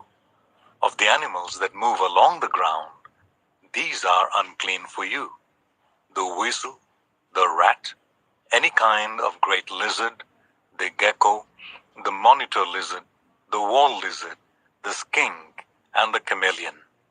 Of all those that move along the ground, these are unclean for you. Whoever touches them when they are dead will be unclean till evening. When one of them dies and falls on something, that article, whatever its use, will be unclean, whether it's made of wood, cloth, hide, or sackcloth. Put it in water. It will be unclean till evening, and then it will be clean. If one of them falls into a clay pot, everything in it will be unclean, and you must break the pot. Any food you're allowed to eat that has come into contact with water from any such pot is unclean, and any liquid that is drunk from such a pot is unclean. Anything that one of the carcasses falls on becomes unclean. An oven or cooking pot must be broken up. They are unclean, and you are to regard them as unclean. A spring, however, or a cistern for collecting water remains clean. But anyone who touches one of these carcasses is unclean. If a carcass falls on any seeds that are to be planted, they remain clean. But if water has been put on the seeds and a carcass falls on it, it is unclean for you. If an animal that you are allowed to eat dies, anyone who touches its carcass will be unclean till evening. Anyone who eats some of its carcass must wash their clothes, and they will be unclean till evening. Anyone who picks up the carcass must wash their clothes, and they will be unclean till evening. Every creature that moves along the ground is to be regarded as unclean. It is not to be eaten. You are not to eat any creature that moves along the ground, whether it moves on its belly, or walks on all fours, or on many feet. It is unclean. Do not defile yourselves by any of these creatures. Do not make yourselves unclean by means of them, or be made unclean by them. I am the Lord your God. Consecrate yourselves and be holy, because I am holy. Do not make yourselves unclean by any creature that moves along the ground. I am the Lord, who brought you up out of Egypt to be your God. Therefore, be holy, because I am holy.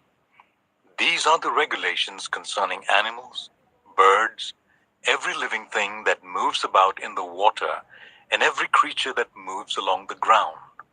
You must distinguish between the unclean and the clean, between living creatures that may be eaten and those that may not be eaten. Leviticus 12.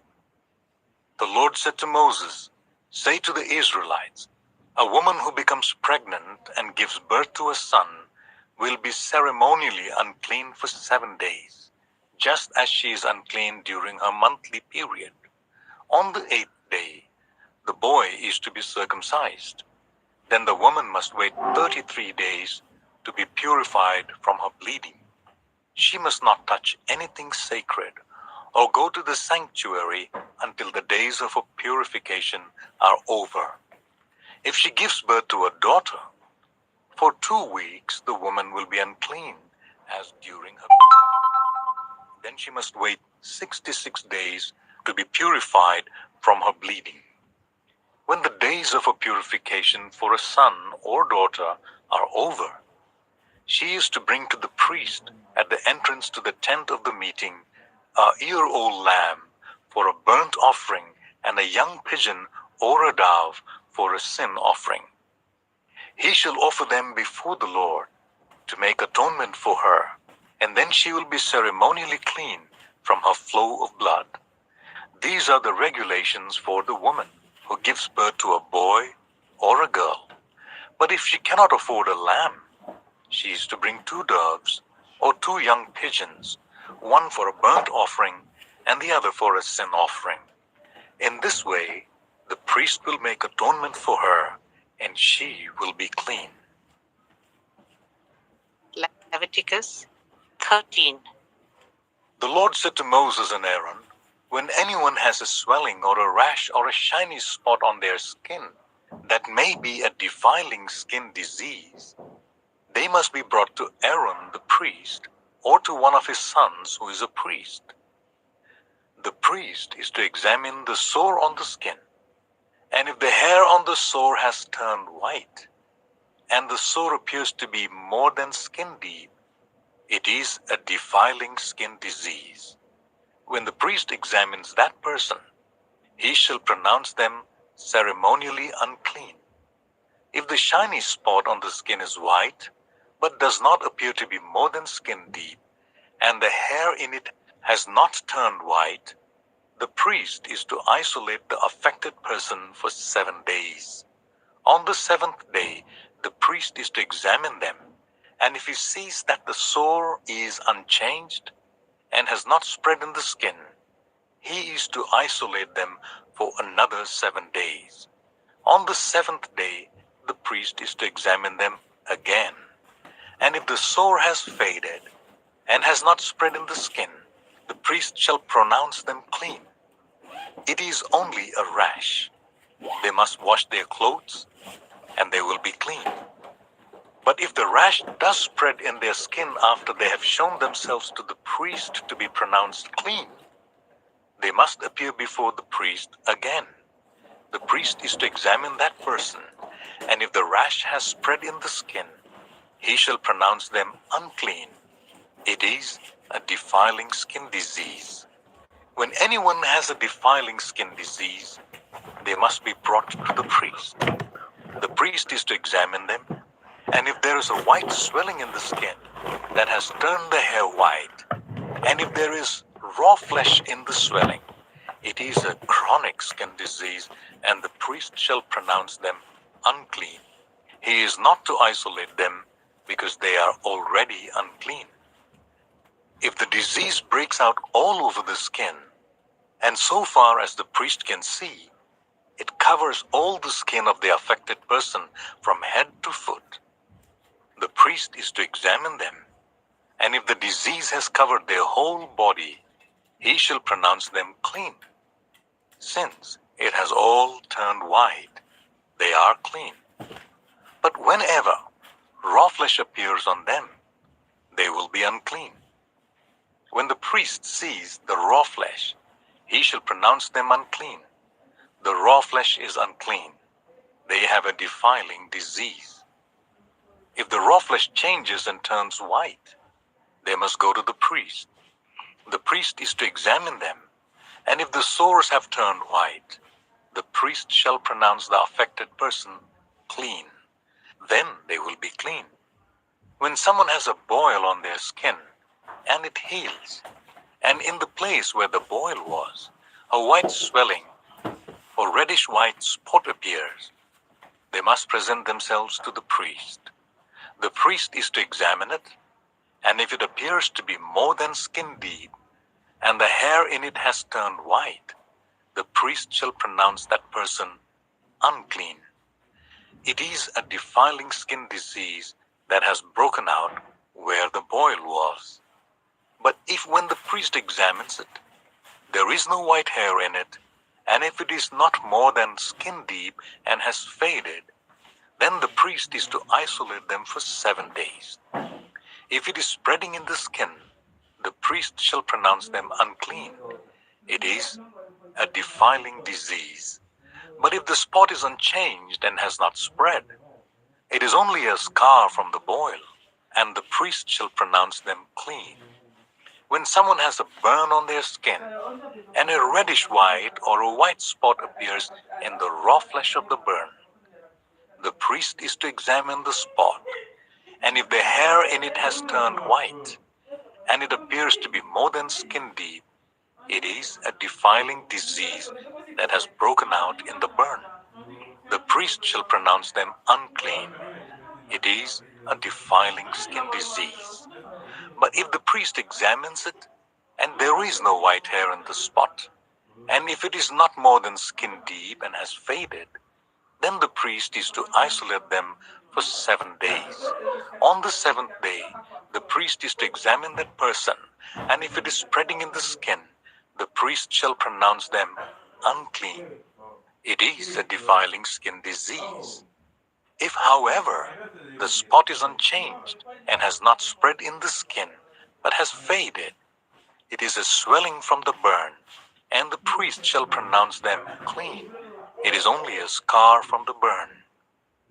If a man or woman has a sore on their head or chin, the priest is to examine the sore, and if it appears to be more than skin deep, and the hair in it is yellow and thin, the priest shall pronounce them unclean. It is a defiling skin disease on the head or chin.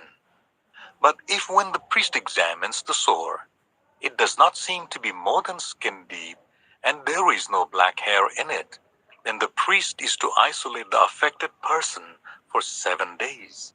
On the 7th day, the priest is to examine the sore, and if it has not spread, and there is no yellow hair in it, and it does not appear to be more than skin deep, then the man or the woman must shave themselves, except for the affected area, and the priest is to keep them isolated another 7 days. On the 7th day, the priest is to examine the sore, and if it has not spread in the skin, and appears to be no more than skin deep, the priest shall pronounce them clean. They must wash their clothes, and they will be clean. But if the sore does spread in the skin after they are pronounced clean, the priest is to examine them, and if he finds that the sore has spread in the skin, he does not need to look for yellow hair. They are unclean. If, however, the sore is unchanged so far as the priest can see, and if black hair has grown in it, the affected person is healed. They are clean, and the priest shall pronounce them clean. When a man or woman has white spots on the skin, the priest is to examine them, and if the spots are dull white, it is a harmless rash that has broken out on the skin. They are clean. A man who has lost his hair and is bald is clean. If he has lost his hair from the front of his scalp and has a bald forehead, he is clean. But if he has a reddish-white sore on his bald head or forehead, it is a defiling disease breaking out on his head or forehead. The priest is to examine him. And if the swollen sore on his head or forehead is reddish-white like a defiling skin disease, the man is diseased and is unclean. The priest shall pronounce him unclean because of the sore on his head. Anyone with such a defiling disease must wear torn clothes, let their hair be unkempt, cover the lower part of their face, and cry out, "Unclean, unclean." As long as they have the disease, they remain unclean. They must live alone. They must live outside the camp. As for any fabric that is spoiled with a defiling mold, any woolen or linen clothing, any woven or knitted material of linen or wool, any leather or anything made of leather, if the affected area in the fabric, the leather, the woven or knitted material, or any leather article is greenish or reddish, it is a defiling mold and must be shown to the priest. The priest is to examine the affected area and isolate the article for 7 days. On the 7th day, he is to examine it. And if the mold has spread in the fabric, the woven or knitted material, or the leather, whatever its use, it is a persistent defiling mold. The article is unclean. He must burn the fabric, the woven or knitted material of wool or linen, or any leather article that has been spoiled because the defiling mold is persistent. The article must be burned. But if when the priest examines it, the mold has not spread in the fabric, the woven or knitted material, or the leather article, he shall order that the spoiled article be washed. Then he is to isolate it for another 7 days. After the article has been washed, the priest is to examine it again, and if the mold has not changed its appearance, even though it has not spread, it is unclean. Burn it, no matter which side of the fabric has been spoiled. If when the priest examines it, the mold has faded after the article has been washed, he is to tear the spoiled part out of the fabric, the leather, or the woven or knitted material. But if it reappear in the fabric, in the woven or knitted material, or in the leather article, it is a spreading mold. Whatever has that mold must be burned. Any fabric, woven or knitted material, or any leather article that has been washed and is rid of the mold must be washed again. Then it will be clean. These are the regulations concerning defiling molds in woolen or linen clothing, woven or knitted material, or any leather article, for pronouncing them clean or unclean.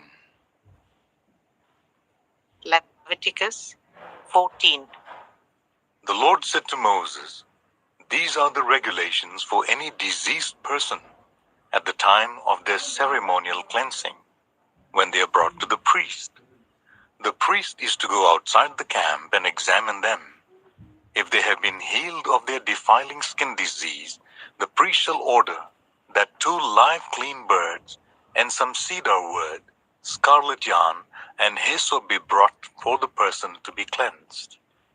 Then the priest shall order that one of the birds be killed over fresh water in a clay pot.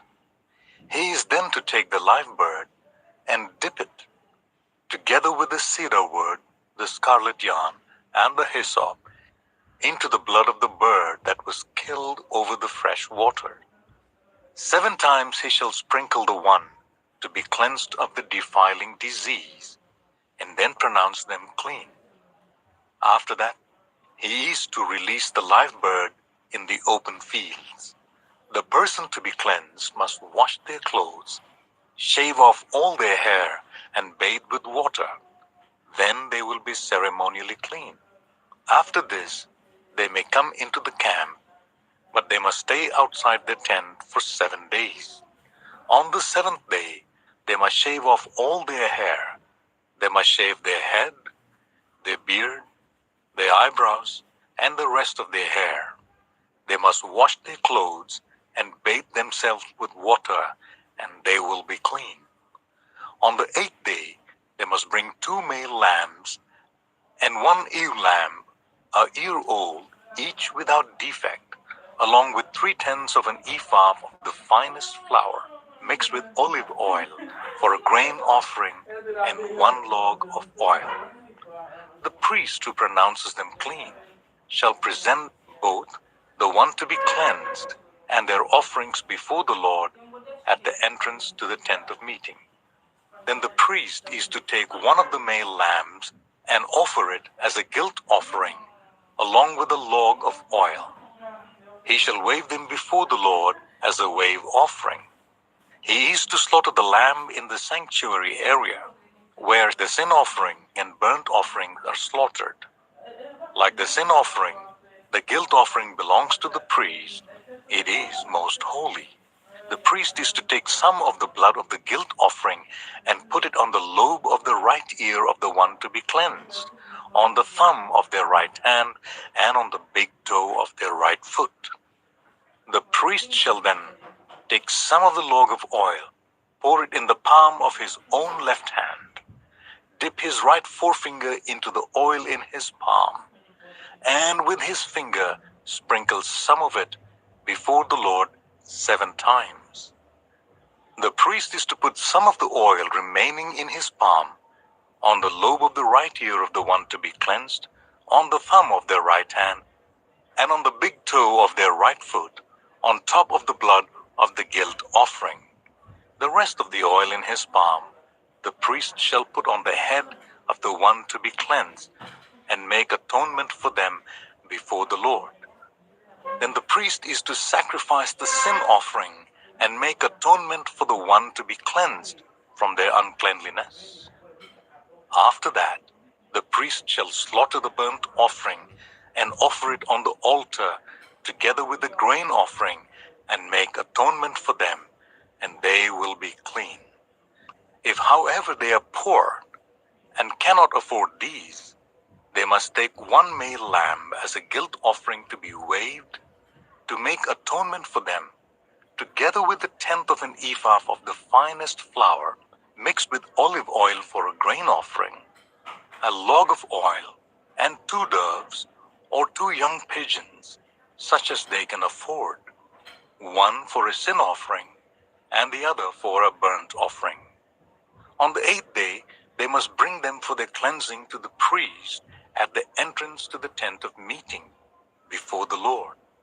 The priest is to take the lamb for the guilt offering, together with the log of oil, and wave them before the Lord as a wave offering. He shall slaughter the lamb for the guilt offering, and take some of its blood, and put it on the lobe of the right ear of the one to be cleansed, on the thumb of their right hand, and on the big toe of their right foot. The priest is to pour some of the oil into the palm of his own left hand, and with his right forefinger sprinkle some of the oil from his palm 7 times before the Lord. Some of the oil in his palm he is to put on the same places he put the blood of the guilt offering, on the lobe of the right ear of the one to be cleansed, on the thumb of their right hand, and on the big toe of their right foot. The rest of the oil in his palm the priest shall put on the head of the one to be cleansed, to make atonement for them before the Lord.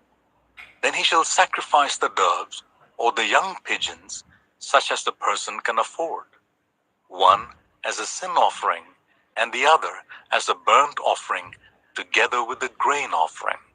In this way, the priest will make atonement before the Lord on behalf of the one to be cleansed. These are the regulations for anyone who has a defiling skin disease and who cannot afford the usual offerings for their cleansing. The Lord said to Moses and Aaron, "When you enter the land of Canaan, which I am giving you as a possession, and I put a spreading mold in a house in that land, the owner of the house must go and tell the priest, 'I have seen something that looks like a defiling mold in my house.' The priest is to order the house to be emptied before he goes in to examine the mold, so that nothing in the house will be pronounced unclean. After this, the priest is to go in and inspect the house. He is to examine the mold on the walls, and if it has greenish or reddish depressions that appear to be deeper than the surface of the wall, the priest shall go out of the doorway of the house and close it up for 7 days. On the 7th day, the priest shall return to inspect the house. If the mold has spread on the walls, he is to order that the contaminated stones be torn out and thrown into an unclean place outside the town. He must have all the inside walls of the house scraped, and the material that is scraped off dumped into an unclean place outside the town.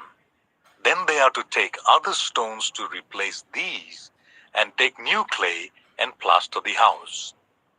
If the defiling mold reappears in the house after the stones have been torn out, and the house scraped and plastered, the priest is to go and examine it, and if the mold has spread in the house, it is a persisting defiling mold. The house is unclean. It must be torn down, its stones, timbers, and all the plaster, and taken out of the town to an unclean place.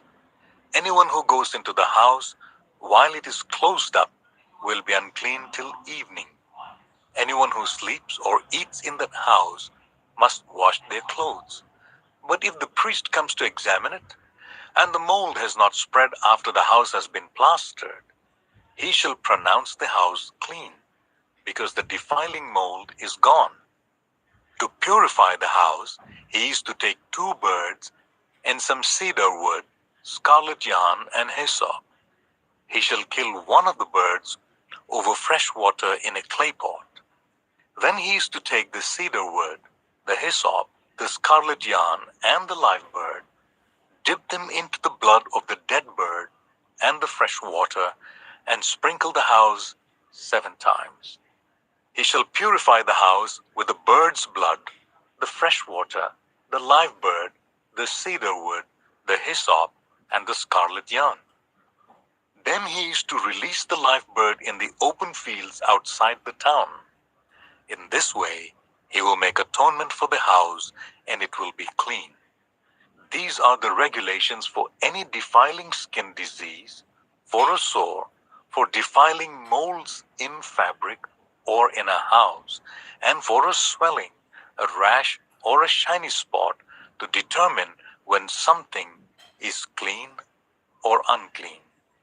These are the regulations for defiling skin diseases and defiling molds. Leviticus 15. The Lord said to Moses and Aaron, "Speak to the Israelites and say to them, when any man has an unusual bodily discharge, such a discharge is unclean, whether it continues flowing from his body or is blocked. It will make him unclean. This is how his discharge will bring about uncleanliness. Any bed the man with the discharge lies on will be unclean, and anything he sits on will be unclean. Anyone who touches his bed must wash their clothes and bathe with water, and they will be unclean till evening. Whoever sits on anything that the man with the discharge sat on must wash their clothes and bathe with water, and they will be unclean till evening.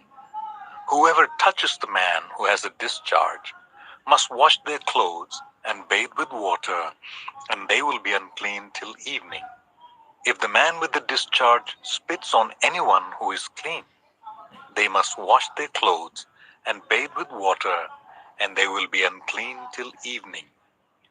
Everything the man sits on when riding will be unclean, and whoever touches any of the things that were under him will be unclean till evening. Whoever picks up those things must wash their clothes and bathe with water, and they will be unclean till evening. Anyone the man with the discharge touches, without rinsing his hand with water, must wash their clothes and bathe with water, and they will be unclean till evening. A clay pot that the man touches must be broken, and any wooden article is to be rinsed with water. When a man is cleansed from his discharge, he is to count 7 days for his ceremonial cleansing. He must wash his clothes and bathe himself with fresh water, and he will be clean. On the 8th day he must take 2 doves or 2 young pigeons and come before the Lord to the entrance to the tent of meeting and give them to the priest. The priest is to sacrifice them, the one for a sin offering and the other for a burnt offering. In this way he will make atonement before the Lord for the man because of his discharge. When a man has an emission of semen, he must bathe his whole body with water, and he will be unclean till evening. Any clothing or leather that has semen on it must be washed with water, and it will be unclean till evening. When a man has sexual relations with a woman, and there is an emission of semen, both of them must bathe with water, and they will be unclean till evening. When a woman has her regular flow of blood, the impurity of a monthly period will last 7 days, and anyone who touches her will be unclean till evening.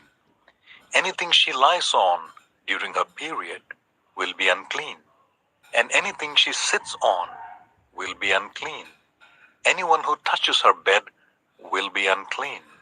They must wash their clothes and bathe with water, and they will be unclean till evening.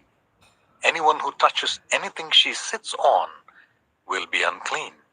They must wash their clothes and bathe with water, and they will be unclean till evening. Whether it is the bed or anything she was sitting on, when anyone touches it, they will be unclean till evening. If a man has sexual relations with her, and her monthly flow touches him, he will be unclean for 7 days. Any bed he lies on will be unclean. When a woman has a discharge of blood for many days at a time, other than her monthly period, or has a discharge that continues beyond her period, she will be unclean as long as she has the discharge, just as in the days of her period. Any bed she lies on while her discharge continues will be unclean, as is her bed during her monthly period, and anything she sits on will be unclean as during her period. Anyone who touches them will be unclean. They must wash their clothes and bathe with water, and they will be unclean till evening. When she is cleansed from her discharge, she must count 7 days, and after that she will be ceremonially clean. On the 8th day, she must take 2 doves or 2 young pigeons and bring them to the priest at the entrance to the tent of meeting. The priest is to sacrifice one for a sin offering and the other for a burnt offering. In this way, he will make atonement for her before the Lord for the uncleanliness of her discharge. You must keep the Israelites separate from things that make them unclean, so they will not die in their uncleanliness for defiling my dwelling place, which is among them. These are the regulations for a man with a discharge, for anyone made unclean by an emission of semen, for a woman in her monthly period, for a man or a woman with a discharge, and for a man who has sexual relations with a woman who is ceremonially unclean. Leviticus 16. The Lord spoke to Moses after the death of the 2 sons of Aaron who died when they approached the Lord. The Lord said to Moses, "Tell your brother Aaron that he is not to come whenever he chooses into the most holy place behind the curtain in front of the atonement cover on the ark, or else he will die. For I will appear in the cloud over the atonement cover. This is how Aaron is to enter the most holy place. He must first bring a young bull for a sin offering and a ram for a burnt offering. He is to put on the sacred linen tunic with linen undergarments next to his body. He is to tie the linen sash round him and put on linen turban. These are sacred garments, so he must bathe himself with water before he puts them on. From the Israelite community, he is to take 2 male goats for a sin offering and a ram for a burnt offering. Aaron is to offer the bull for his own sin offering to make atonement for himself and his household. Then he is to take the 2 goats and present them before the Lord at the entrance to the tent of meeting. He is to cast lots for the 2 goats, 1 lot for the Lord and the other for the scapegoat. Aaron shall bring the goat whose lot falls to the Lord, and sacrifice it for a sin offering. But the goat chosen by Lot as the scapegoat shall be presented alive before the Lord, to be used for making atonement by sending it into the wilderness as a scapegoat. Aaron shall bring the bull for his own sin offering, to make atonement for himself and his household, and he is to slaughter the bull for his own sin offering. He is to take a censer full of burning coals from the altar before the Lord, and 2 handfuls of finely ground fragrant incense, and take them behind the curtain. He is to put the incense on the fire before the Lord, and the smoke of the incense will conceal the atonement cover above the tablets of the covenant law, so that he will not die. He is to take some of the bull's blood, and with his finger sprinkle it on the front of the atonement cover. Then he shall sprinkle some of it with his finger 7 times before the atonement cover. He shall then slaughter the goat for the sin offering for the people, and take its blood behind the curtain, and do with it as he did with the bull's blood. He shall sprinkle it on the atonement in front of it. In this way he will make atonement for the most holy place, because of the uncleanliness and rebellion of the Israelites, whatever have